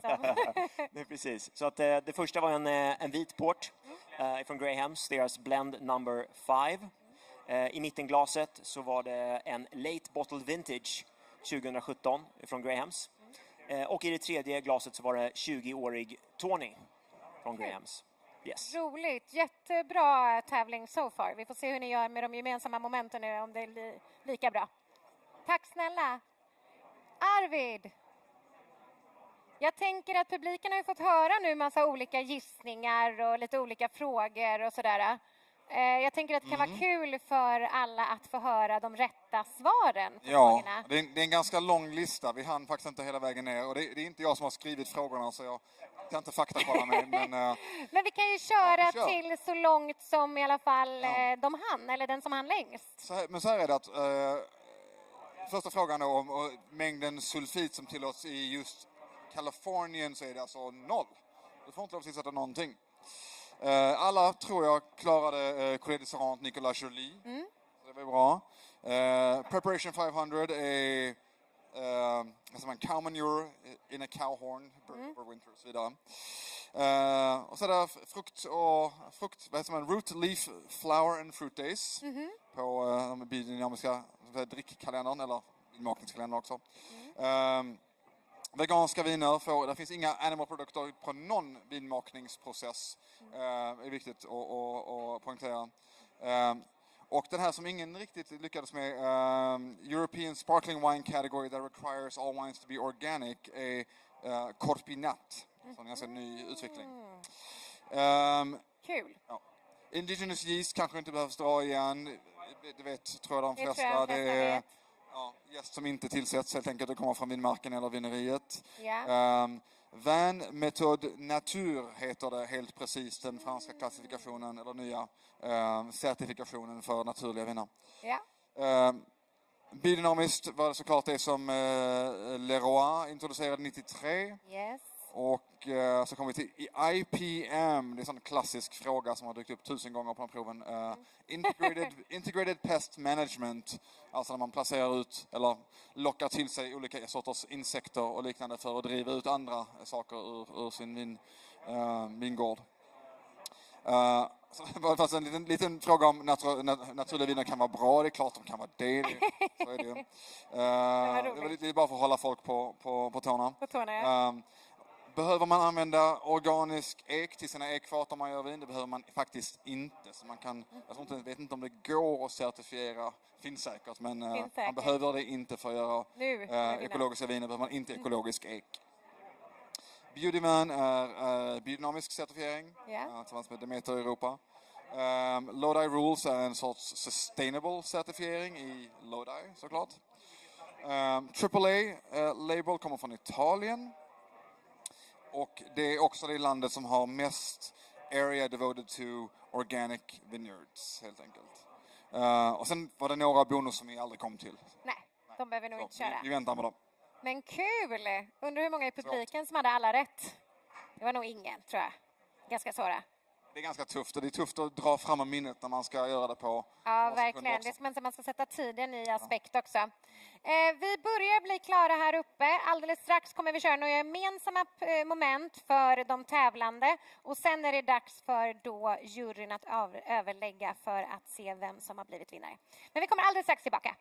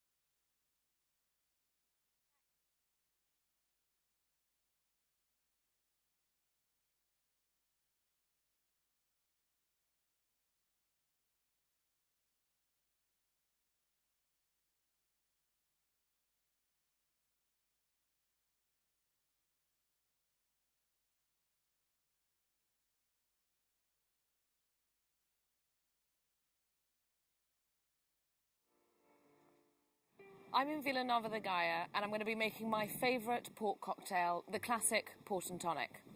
So I've got here the Graham's Blend Number 5, which is an incredibly unique and versatile wine. It's actually the first ever white port that we blended specifically for mixing.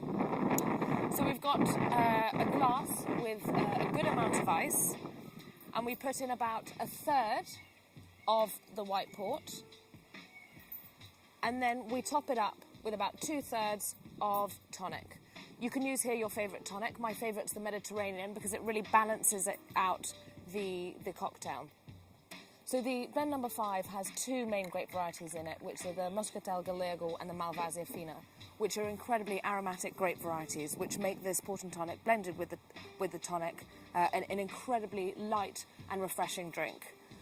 So then we garnish with some lemon and a fresh sprig of mint to really bring out those flavours and give it that extra tang. You can garnish your port and tonic with anything you like. Strawberries, raspberries, try it with different herbs, which really give it a different profile every time. But this is my favourite. Cheers. And good luck to all of you in the Swedish Sommelier Championship.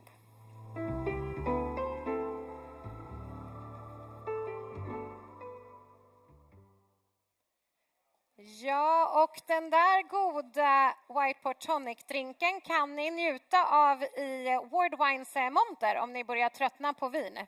Så finns den att dricka där.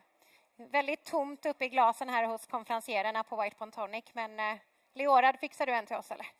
Ja, bra. Låt oss ta upp alla kandidater på scen och en jätteapplåd för dem.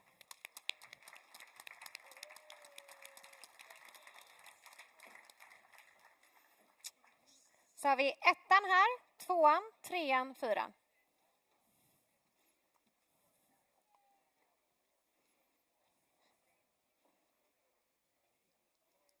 Okay, so are everyone ready?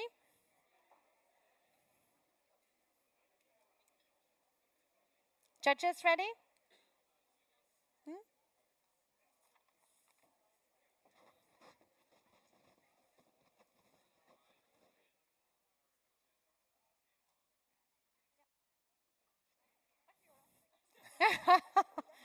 Jag skulle bara våga.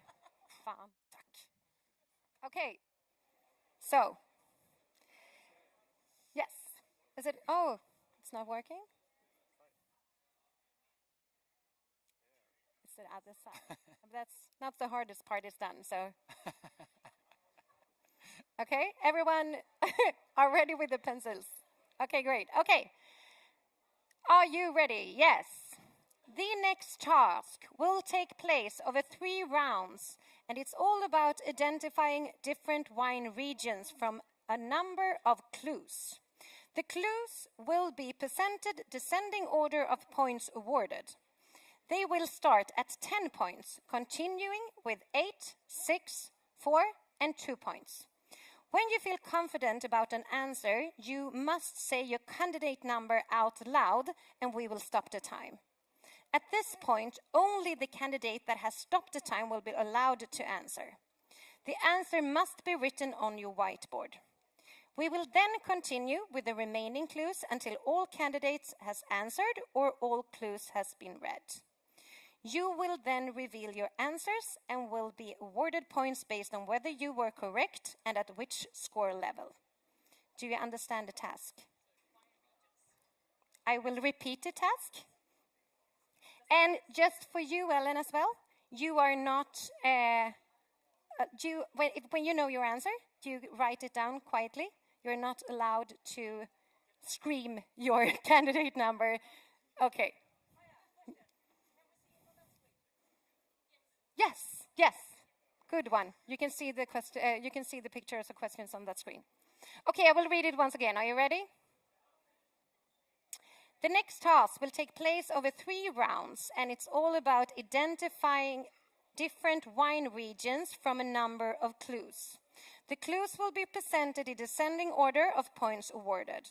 They will start at 10 points, continuing with 8, 6, 4, and 2 points. When you feel confident about an answer, you must say your candidate number out loud, and we will stop the time. At this point, only the candidate that has stopped the time will be allowed to answer. The answer must be written on your whiteboard. We will then continue with the remaining clues until all candidates have answered or all clues have been read. You will then reveal your answers and will be awarded points based on whether you were correct and at which score level. Do you understand the task? Okay, so let's start.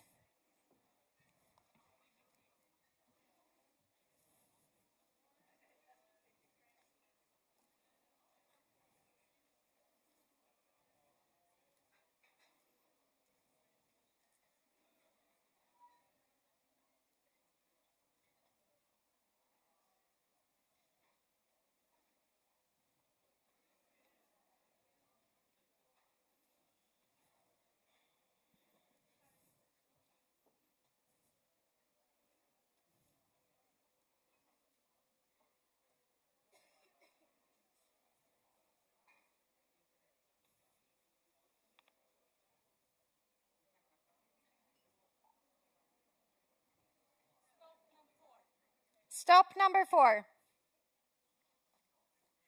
Du kan låta den ligga. Så, bra. Okay, then we continue on the next points.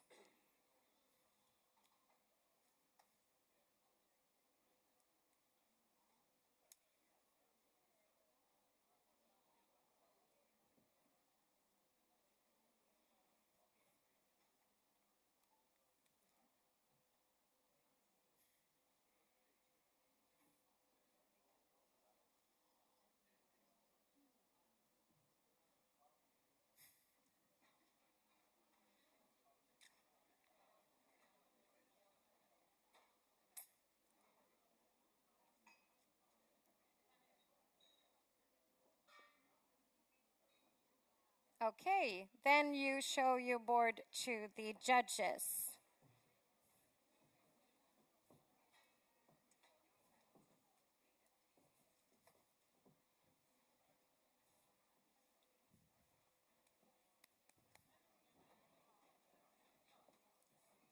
Yes, we are ready for the next wine region. Stop, number 4.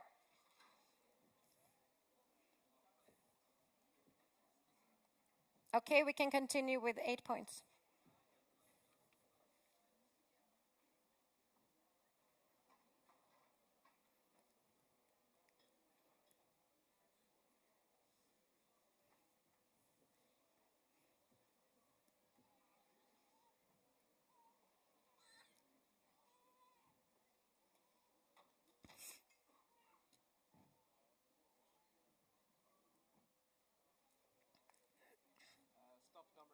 Stop number 2. Okay, we can continue with 4 points.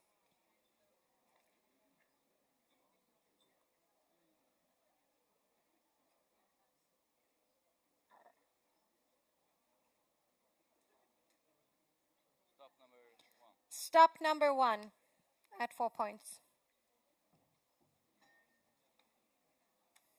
Okay, show your boards to the judges.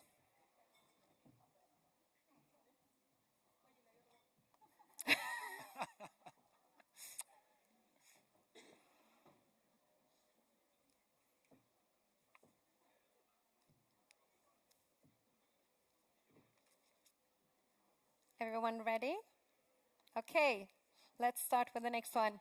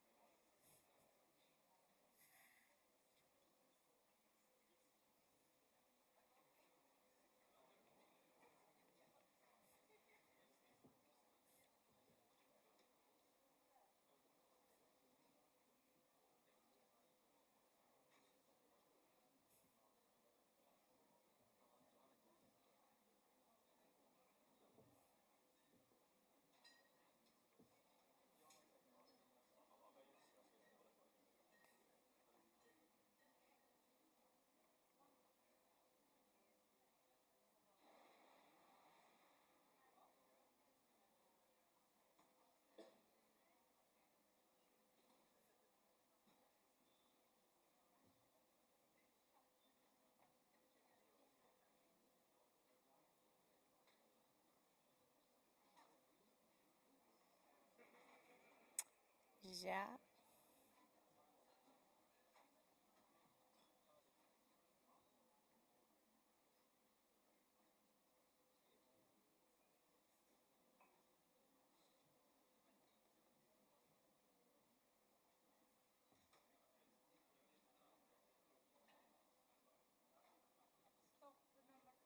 Stop number 4.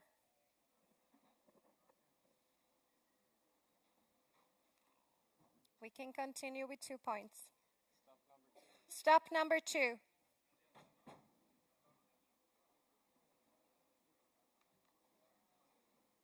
Okay, so we can show the boards to the judges.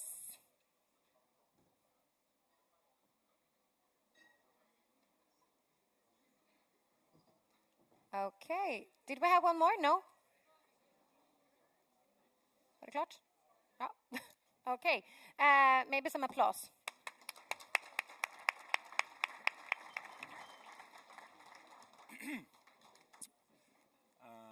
So yeah, we will be moving on with the next task, and you will now be shown 10 slides consisting of 5 pictures each. In each slide, there will be one picture that does not belong there. Your task is to identify the picture that does not belong in the slide, as well as give a reason why it does not belong there. Each slide will be shown for 20 seconds, after which you must present your written answer on the whiteboard. Do you understand the task?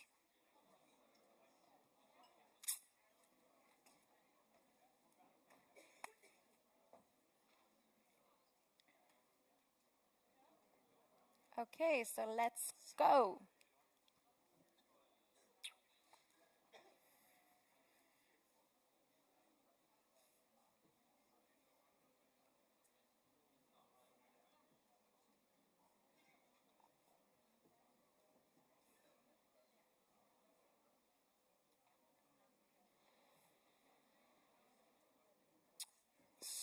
Please show your answer to the judges.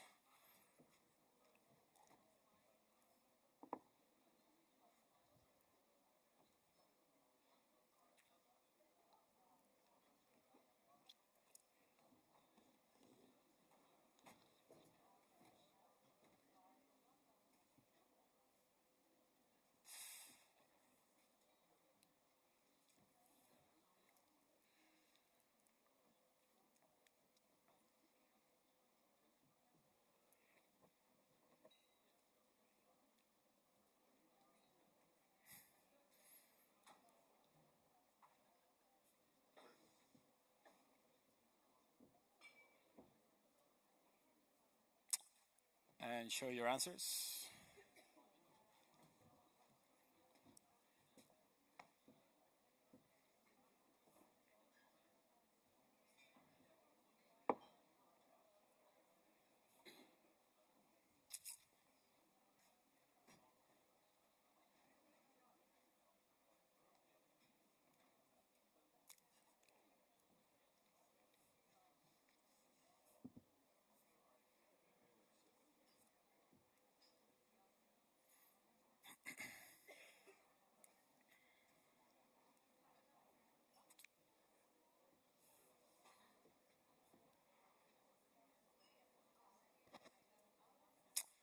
And show your answers.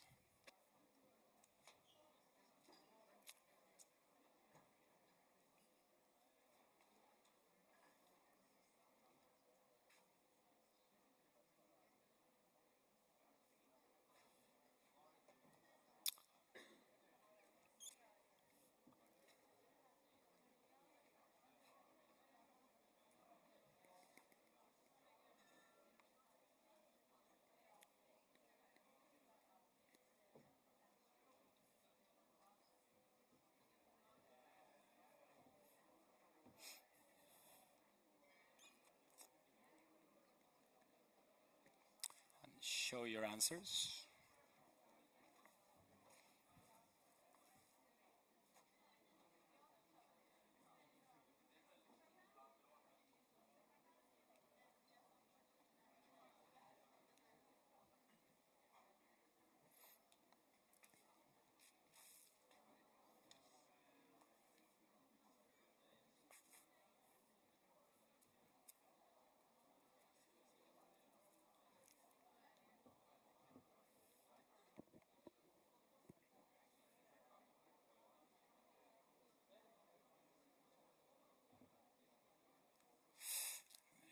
show your answers, please.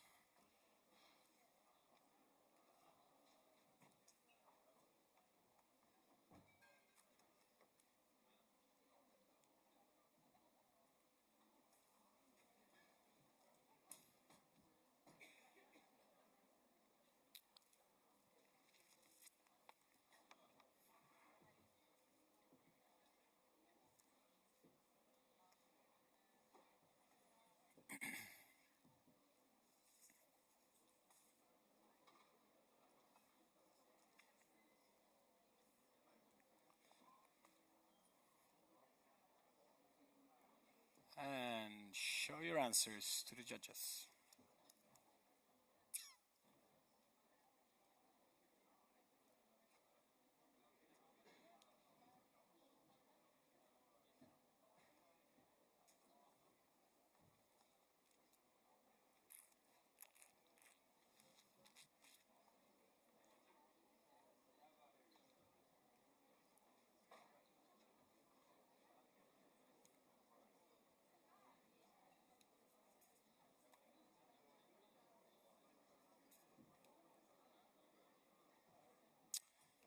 And some answers for the judges.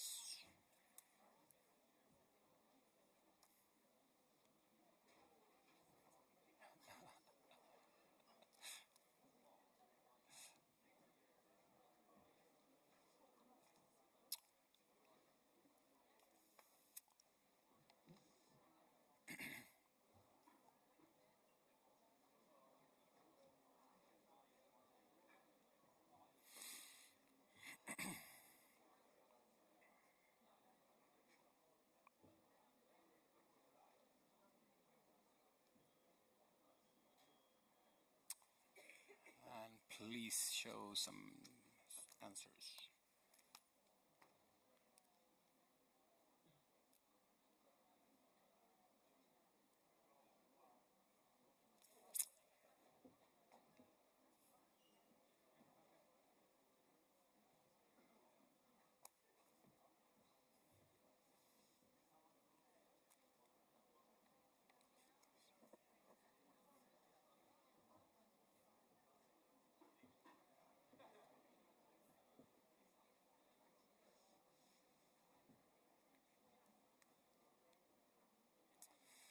And show your answers to the judges.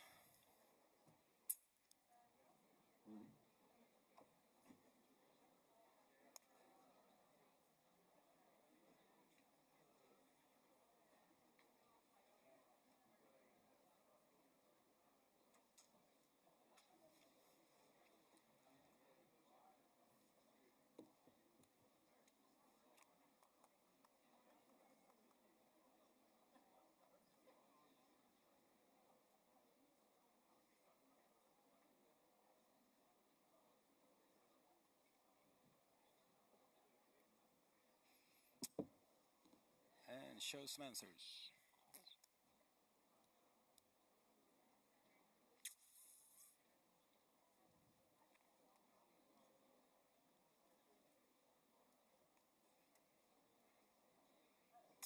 And I do believe that was the last slide that we had.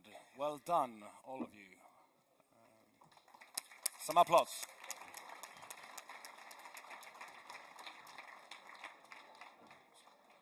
Okay, so the next task, we will just give you some glasses.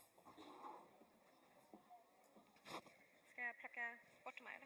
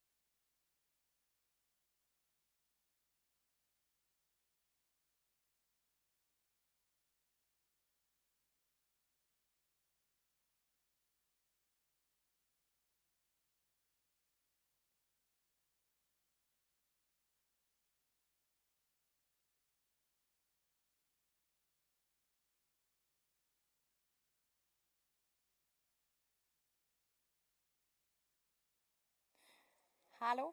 Nu! Så! Då är vi tillbaka. Candidates, you can take your place at your table. And the next task will be presented of a special guest. So please look at the video. At Paul Roger, we love big format bottle. That's why we used to say that the Magnum, for instance, is the best format for two, but only if just one is drinking.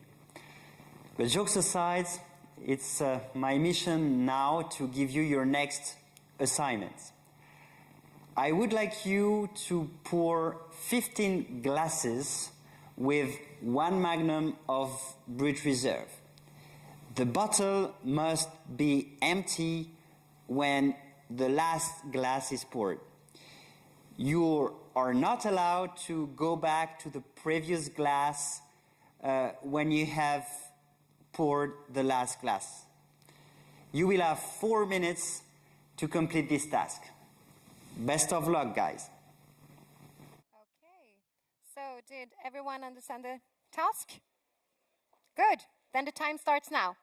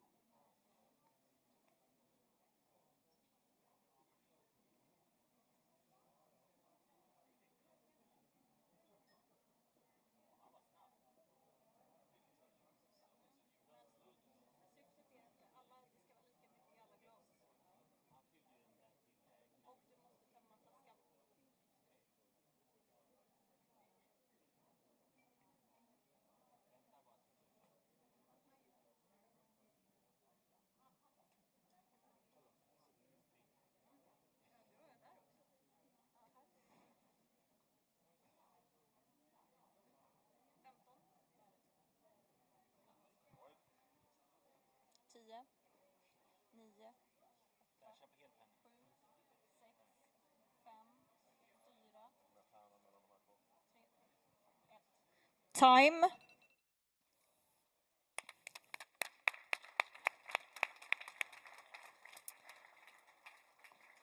Okej hörni, då är ni klara och så fort domarna har bedömt hur mycket ni har hällt och sådär så ingen tar ett glas ännu så ska ni få plocka varsitt glas champagne och äntligen få börja dricka vin, tänker jag. Och sen så kommer det nu ta lite tid. Vi kommer ju ha Star Wine List of the Year här alldeles strax när vi bara roddat om scenen. Och sen ska juryn då gå och överlägga och så kommer vi ha om ungefär kanske en 30 minuter. 20-30 minuter. Jag försöker få ett 20 men det blir nog 30 skulle jag säga. Så kommer vi veta vem det är som är Sveriges nya bästa sommelier.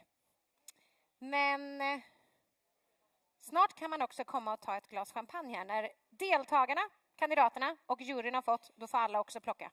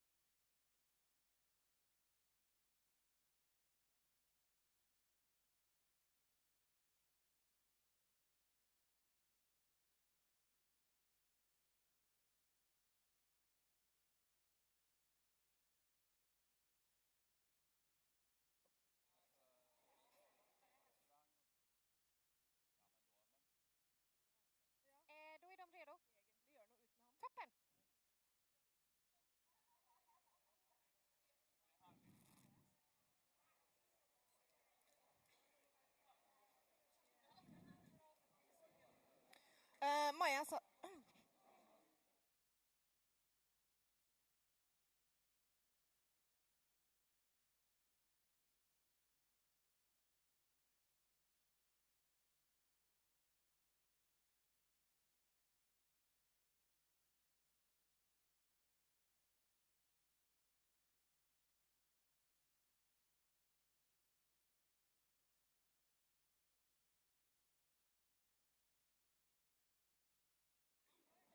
One, two. Arvid's in the house. How are you doing, everybody? Almost on time, just as can be when you're having a party. Welcome back, everybody, to the Star Wines of the Year section of this eventful day. Great to see so many people again in the room, and great wines and partners. So let's going with the second round of Star Wines of the Year and a bunch of categories. I'm the one with the clicker. Just a word that some of the features that are pretty cool for the sommeliers with Star Wines. You can search wines and see where they're listed and benchmark a bit. And if you're not a sommelier, you can sign up and do it with our premium. There's also the possibility to post your own updates, wine dinners, new additions to the cellar. This is Fitzgerald in Rotterdam, great list that did it. You can do that for free. Let's go to the best sherry list. First time we're doing it, and please come up on stage, Patrick Mannheimer from Nigab, and representing Gonzalez Bias and a ton of good stuff.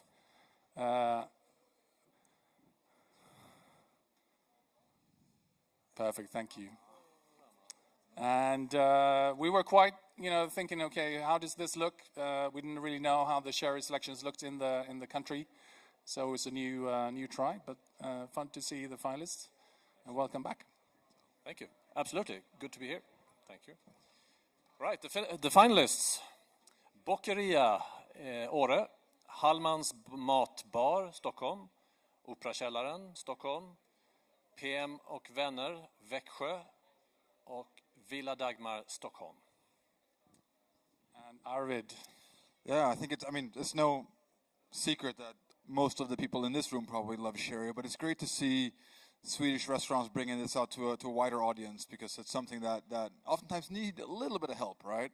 And I think the winner here really shown with their extremely wide selection, especially available by the glass. You can really get a sherry education here.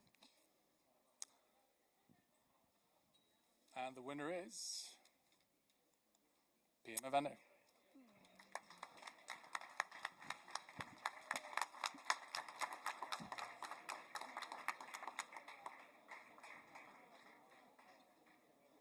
Welcome back, guys.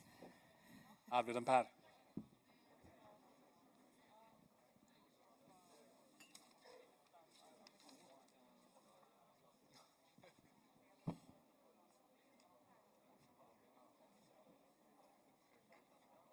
Det måste vara en sån.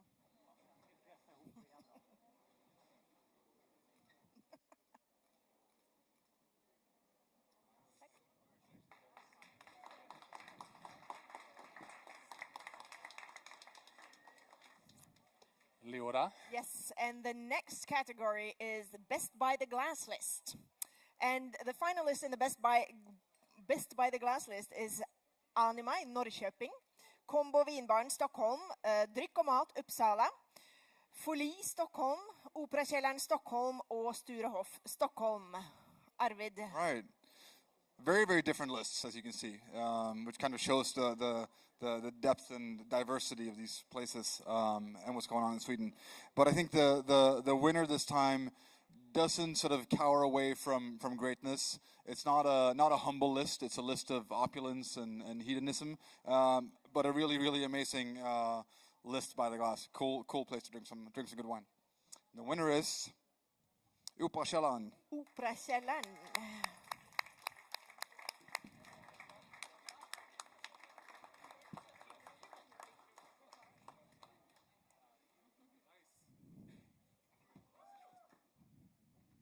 Oh, congratulations.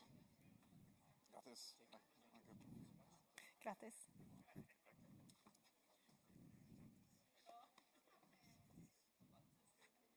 Exactly.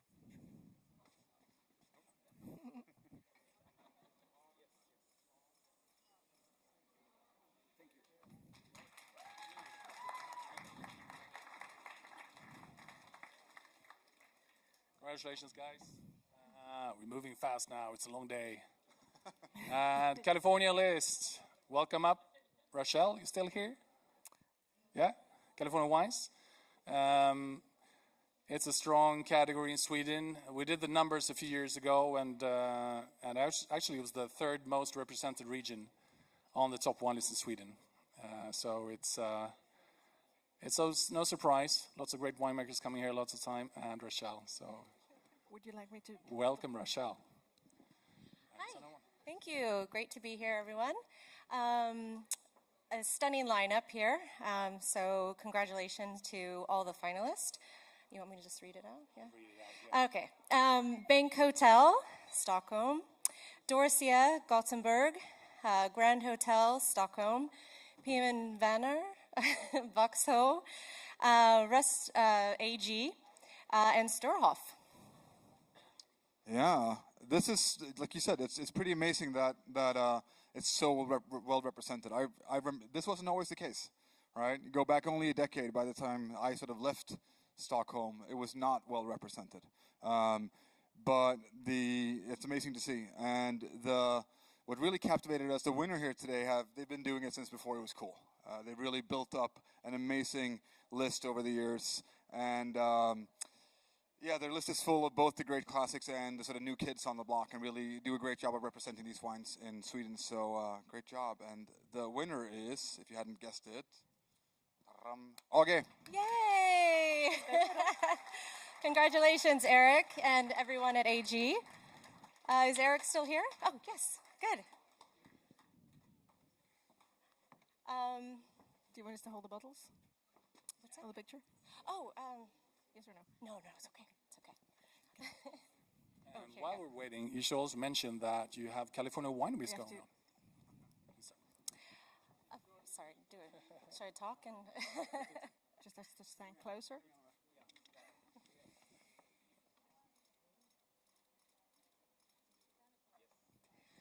Yes, thank you for reminding me. So in June, we are going to host our second annual California Wine Weeks throughout Sweden, actually throughout Europe. And we are offering a really nice promotional support to all the restaurants out there who follow a 5 or so guidelines, feature California wines on your list.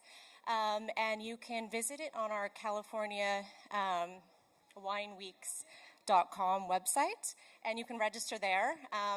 And it's a nice little way to earn 5,000 kroner. We'll have a minimum or maximum of 50 restaurants in Sweden. So first come, first serve. Thank you so much, Rochelle. Congratulations, everybody. It's a ton of wine for you guys to pick up here later on, so thank you. The wines are over there. Right. Next one. And now we have the special jury prize. And the finalist in that category is Bouchon Malmö, Hörta Brygga is Skivarp. Ja, svorsken så där på den. Swedish Wine Center in Malmö, Sydkustens at Pillehill, Skivarp.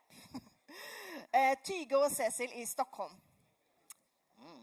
Skivarp, the center of wine Sweden. It seems like that. And just to clarify, what is this? It's a special award, the jury awards to a venue that does something out of the ordinary. Exactly. So yeah, this is usually, again, probably the favorite prize for everyone, because some lists are just different, but they still capture something in the hearts of the jury, and yeah, all of these are well worthy of attention and praise for what they're doing, even if they don't, win a best champagne list award or something like that. But really, really amazing list, and congratulations to you all. But the winner today, I think, would have been a great wine list in its own right? If it was around the corner here, it would still be a great wine list. But knowing the context of the place just makes it so more special and unique. I think it really signals some great things for Swedish gastronomy going forward, that this can be done. All right, so the winner is Hörtebrygga. Hörtebrygga.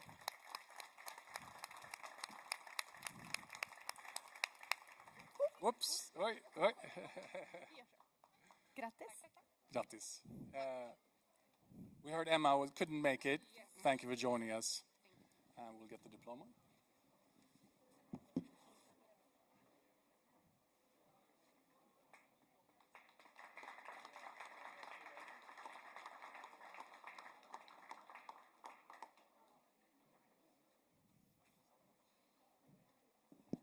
Yeah, that's definitely an amazing place to visit this summer. Worth a trip.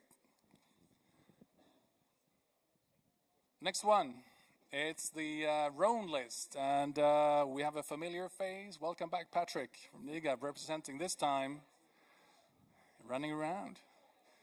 The Rhone list presented by Paul Jaboulet. And there's a Paul Jaboulet bottle coming up.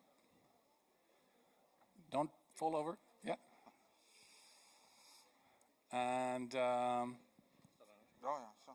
some familiar names on this one. Absolutely. And the finalists: Bank Hotel Stockholm, Djuret Stockholm, Grand Hotel Stockholm, Oaxen Krog och Slip Stockholm, PM och Vänner Växjö, Restaurang AG Stockholm. Yeah, no shortage of great Rhone wine lists, but the depth and the diversity really stood out here, as well as some of the unbeatable values on this list. Amazing. So, winner is PM. PM och Vänner.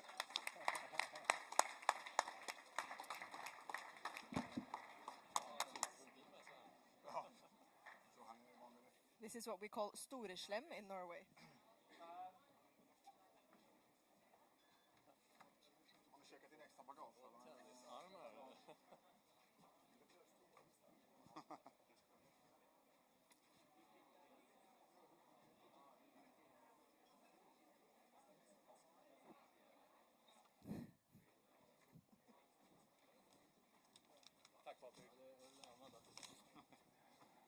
Congratulations, PM. And sorry, Leora. Yes, we have the best medium-sized list, and that is between 200 and 600 listings. And the finalist in this category is Följ Stockholm, Gemla Vinbar Stockholm, Heaven 23 Gothenburg, Julie Malmö, Mattias Dahlgren Matbaren Stockholm, Savant Bar Stockholm och Villa Dagmar Stockholm. Right, another hyper-competitive category, as always. This is the biggest one. A lot of energy behind these lists that we see on the screen here, and many more. But our winners list really stood out for being sort of hyper-focused, but still really balanced and sort of airy and comfortable. Great job. The winner is Julie i Malmö.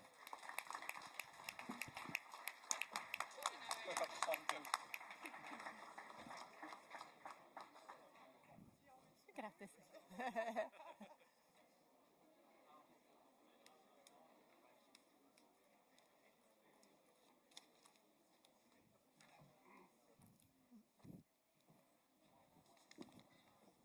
Southern Sweden representing. We're moving on, and this is also a first one for us with the best Australian wine list. And Patrick, we did not get your name on that one, XX. Presented by Darrenberg of Australia. So, Patrick, you don't have time to get some rest here. You know, you're wanted. And you actually don't have a bottle for this one because it's on the sea.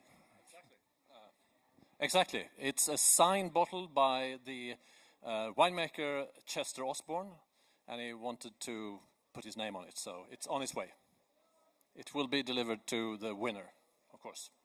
And the finalists: Djuret Stockholm, Gemla Vinbar Stockholm, Grand Hotel Stockholm, Lammet och Grisen Sälen, PM och Vänner Växjö, Ruts Malmö. Right, so I think while most of the list that we looked at focused on sort of the old school greats of Australia. There were a couple of lists that really did a great job of showcasing some of the sort of exciting developments that are happening down under. And Australia, if you don't already know, is probably one of the most, if not the most, dynamic wine country in the world, I would say. Our winner does a great job of presenting these sort of new avant-garde wines in a really comfortable, approachable way. Great job. Winner is Roots.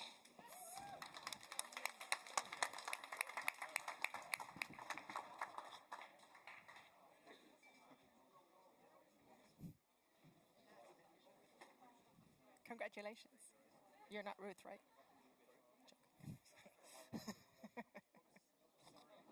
Oh.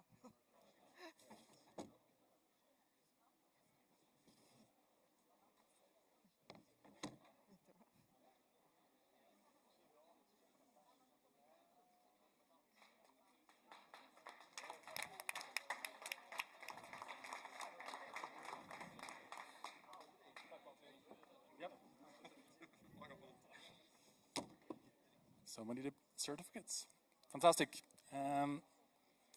Next one. The best German wine list. And we have Jan.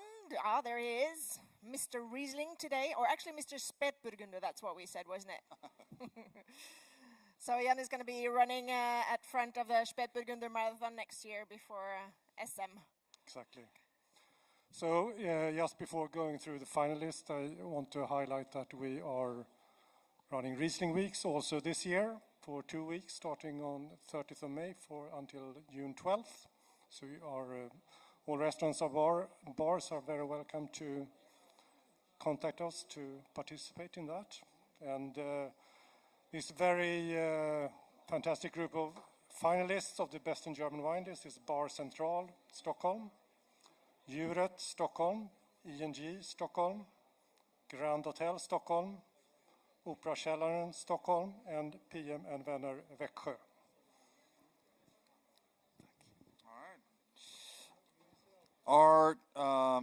It goes without saying, we say it every category, it's tough competition, but our winner did an amazing job, or does an amazing job, of capturing all of the greatness of German wine, not just Riesling and not just the classics that we all know and all love. An amazingly well put together list. The winner is ING. Okay.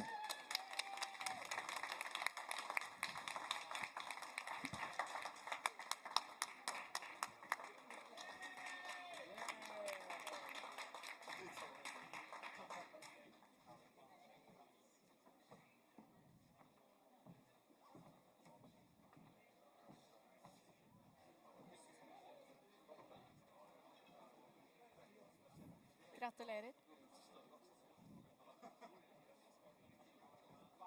Jag tror du måste stå lite sidlängs liksom.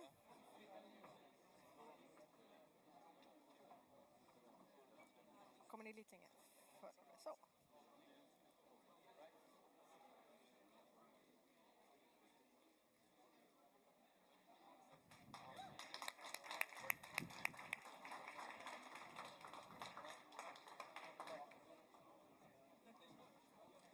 Right, we had a lot of celebrations to do today. Congratulations, guys.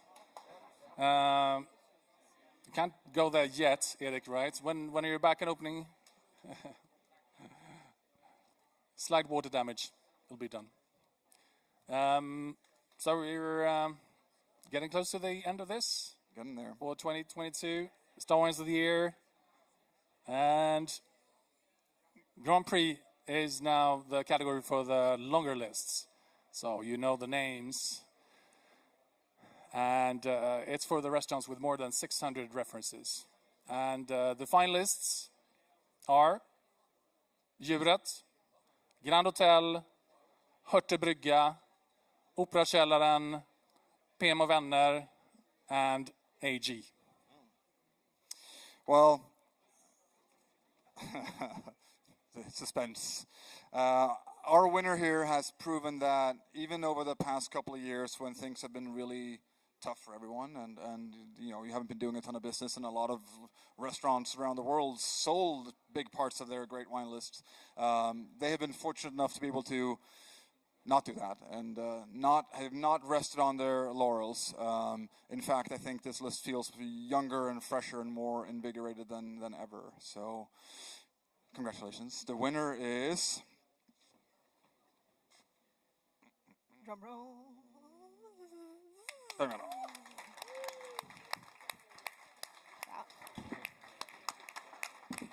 Store slem. Per och Arvid, welcome up. I hope you brought a big bag. I know Ruben thought it was wiser to go to Barcelona instead of partying with us. So first a word from, first photos.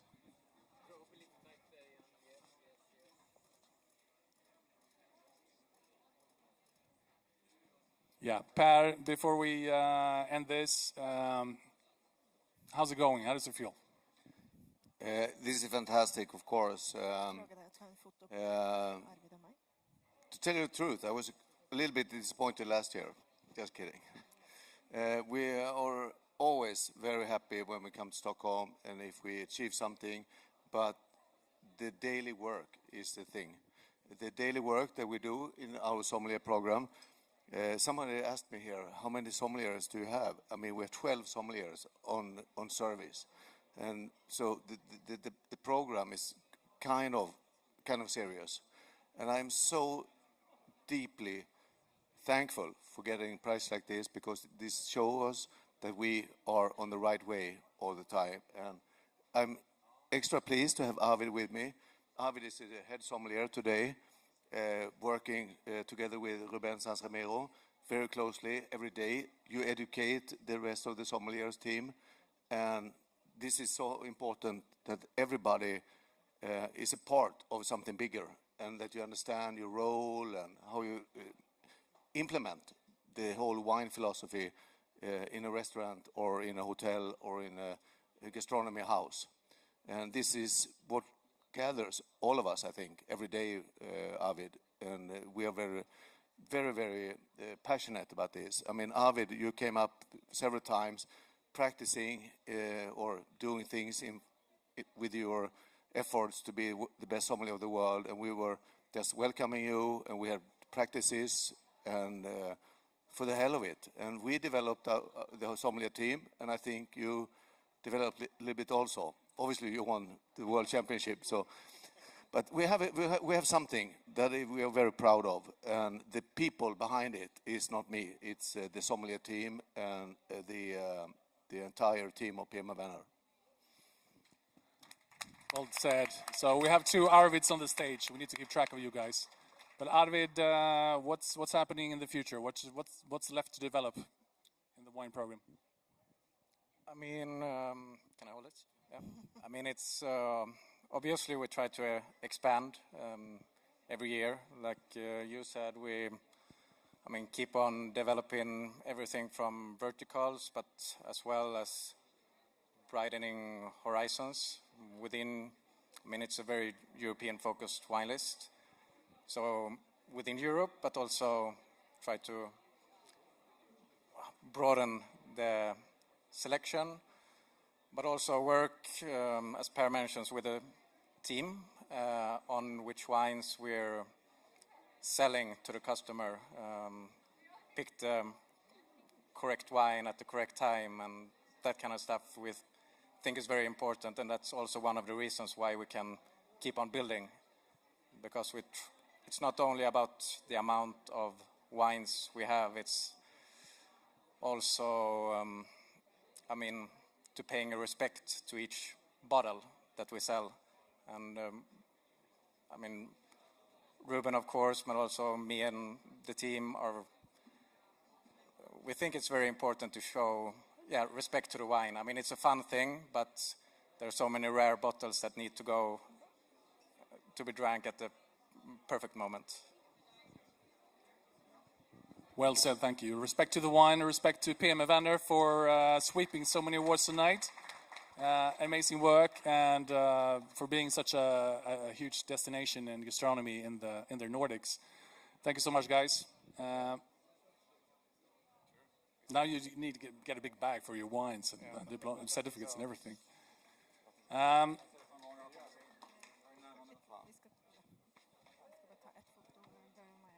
Yep. So thank you everybody for being here. It's amazing to do this together with the Sommelier Association. Thank you everybody. And as I said, being a finalist here is pretty damn hard, as you know, in a lot of these categories. Everyone, all the categories really. So congratulations for an amazing work after the pandemic, through the pandemic. We can't wait to see you again at your places to go and drink wine with you, everybody. So, and thank you to Leora, Narvid, the rest of the jury, and everybody involved. Thank you so much. Cheers.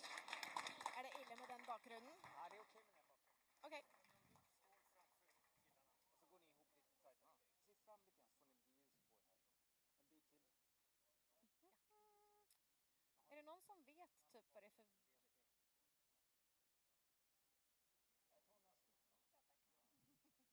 Ja, men vad bra. Det här är prisvagn.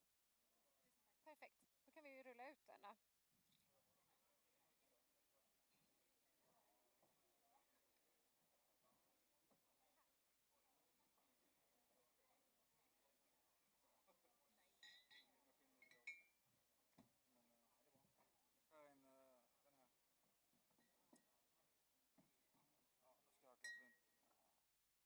Du som ändå pratat med typ Wines of Germany och Wines of Portugal redan, kan du ta reda på vad det är för priser de delar ut exakt? Ja, men får de välja det själva eller hur går det till? För det är ju till alla. Nej, precis. Jag tror, dubbelkolla det. Janni sa att det var till alla. Men dubbelkolla det. Och sen Wines of Germany ska ge någon masterclass. Hade varit kul att veta lite mer om det. Men det är bara till vinnaren. Så det är lite roligt att fatta vad det är. Och sen ger Provino...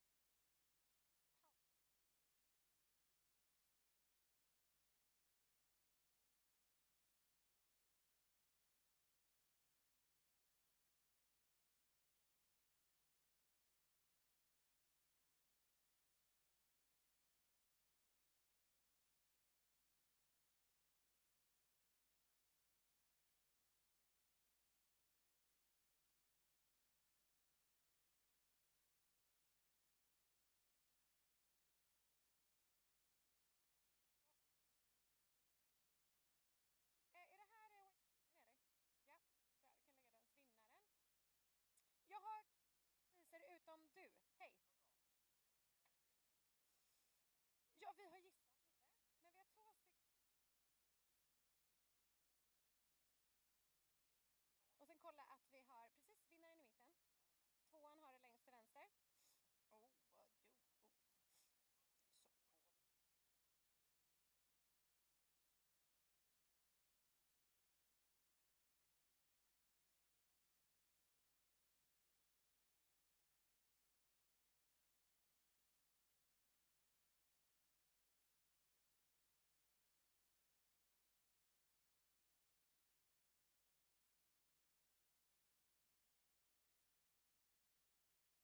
Så.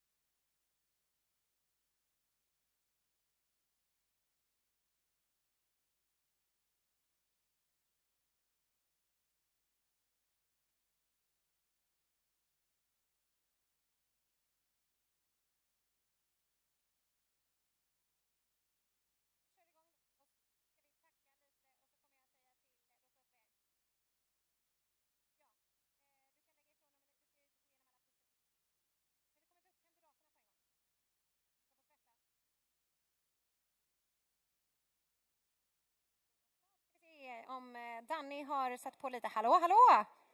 Hej! Nu är vi äntligen klara och vi skulle vilja ha upp alla finalister på scen, tack. Och en stor applåd för dem.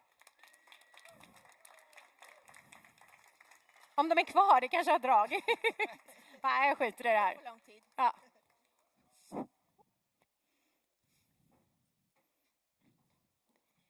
Två i alla fall.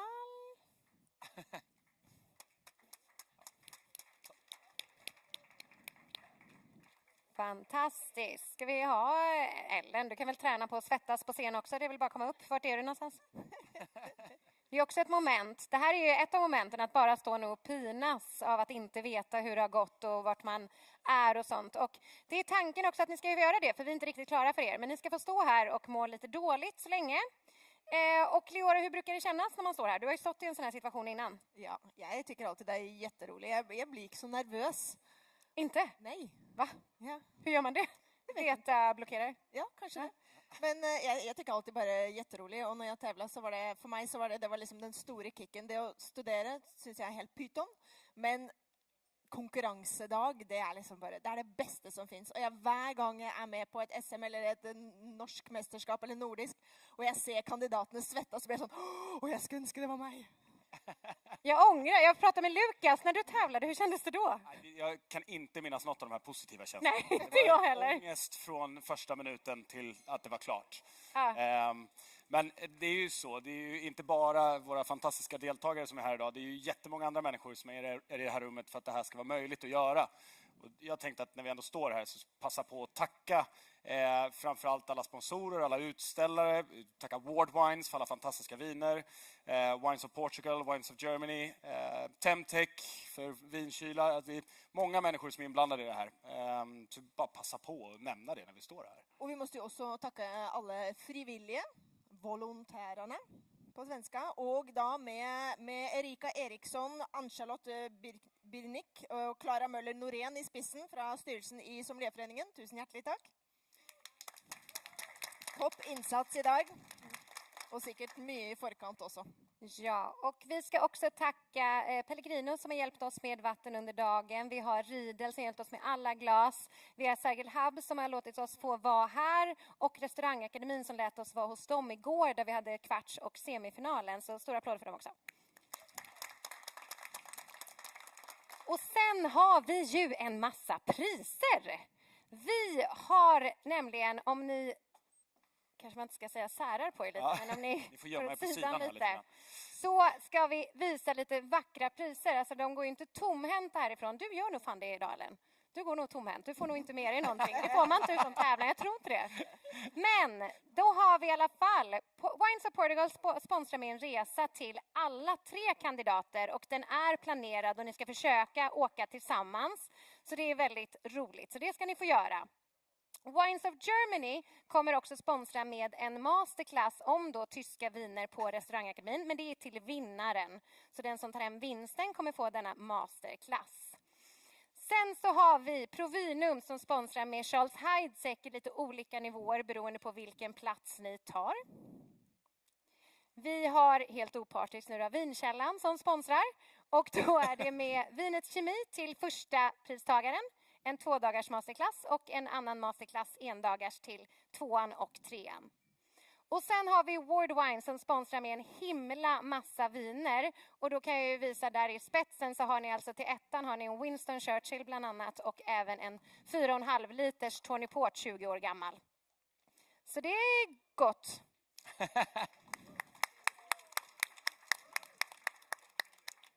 Men då hörni börjar det bli dags. Jag tänkte tacka mina fantastiska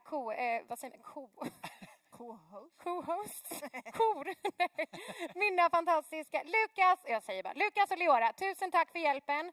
Tack för oss för att vi har fått ta hand om er idag. Och så kommer vi lämna över ordet nu till ordförande i Sommeliereföreningen Janni Bernt Dahl. Och även Arvid Rosengren tror jag att det är som kommer komma upp från då juryn som kommer ta över nu och berätta vem det är som är Sveriges mästare 2022.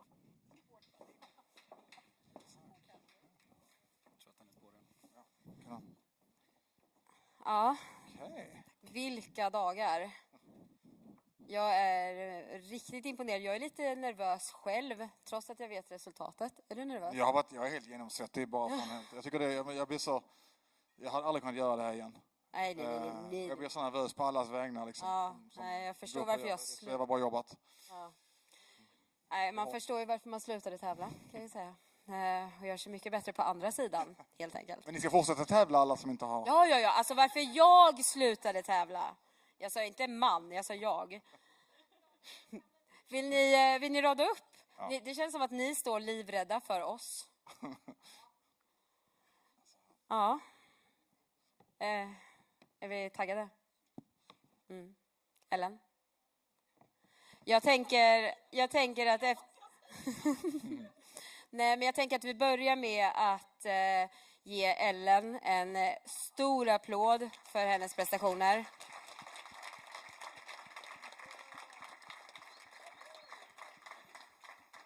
Jättebra jobbat. Självklart. Vi ses i Paris. Exakt. Ja, jag tänker att vi börjar med att presentera tredjepristagaren. Stort grattis till... Stort grattis till Elliot Björkman.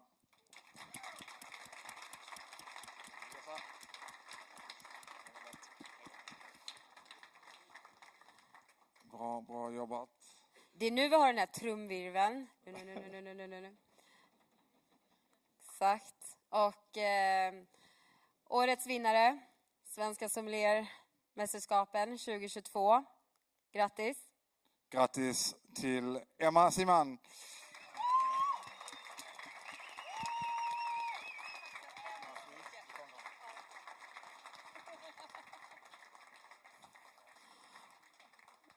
Fantastiskt. Ja, och då har vi då en andra plats och ett jättebra jobbat till Martin Mårtensen. Jättestort grattis. Kommentar. Jag tror att vi saknar en sak, va? Emma? Är den tillbaka där den ska vara? Hur känns det? Nej, gud vilken lättnad. Det är jätteskönt. Nej, alltså på riktigt. Den som fått för sig att det här skulle vara någon typ av promenadseger eller att man inte har varit nervös, nojig, inte brytt sig. Det är liksom... Det blir bara värre för varje år man är med. Alltså stort tack. Alltså, jag kan ju rabbla upp hur mycket folk som helst, men framförallt familj hemma, Svesom, all stöttning, peppning. Wolfgang Vincafé som jag nu lämnar, men som har varit med hela vägen fram. Och ja, alla som har bidragit med flaskor, hjälp, stöttning, pepp. Alltså, gud, tack.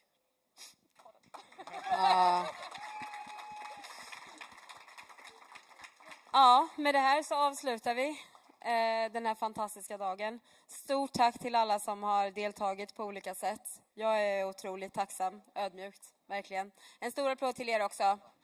Tack så mycket.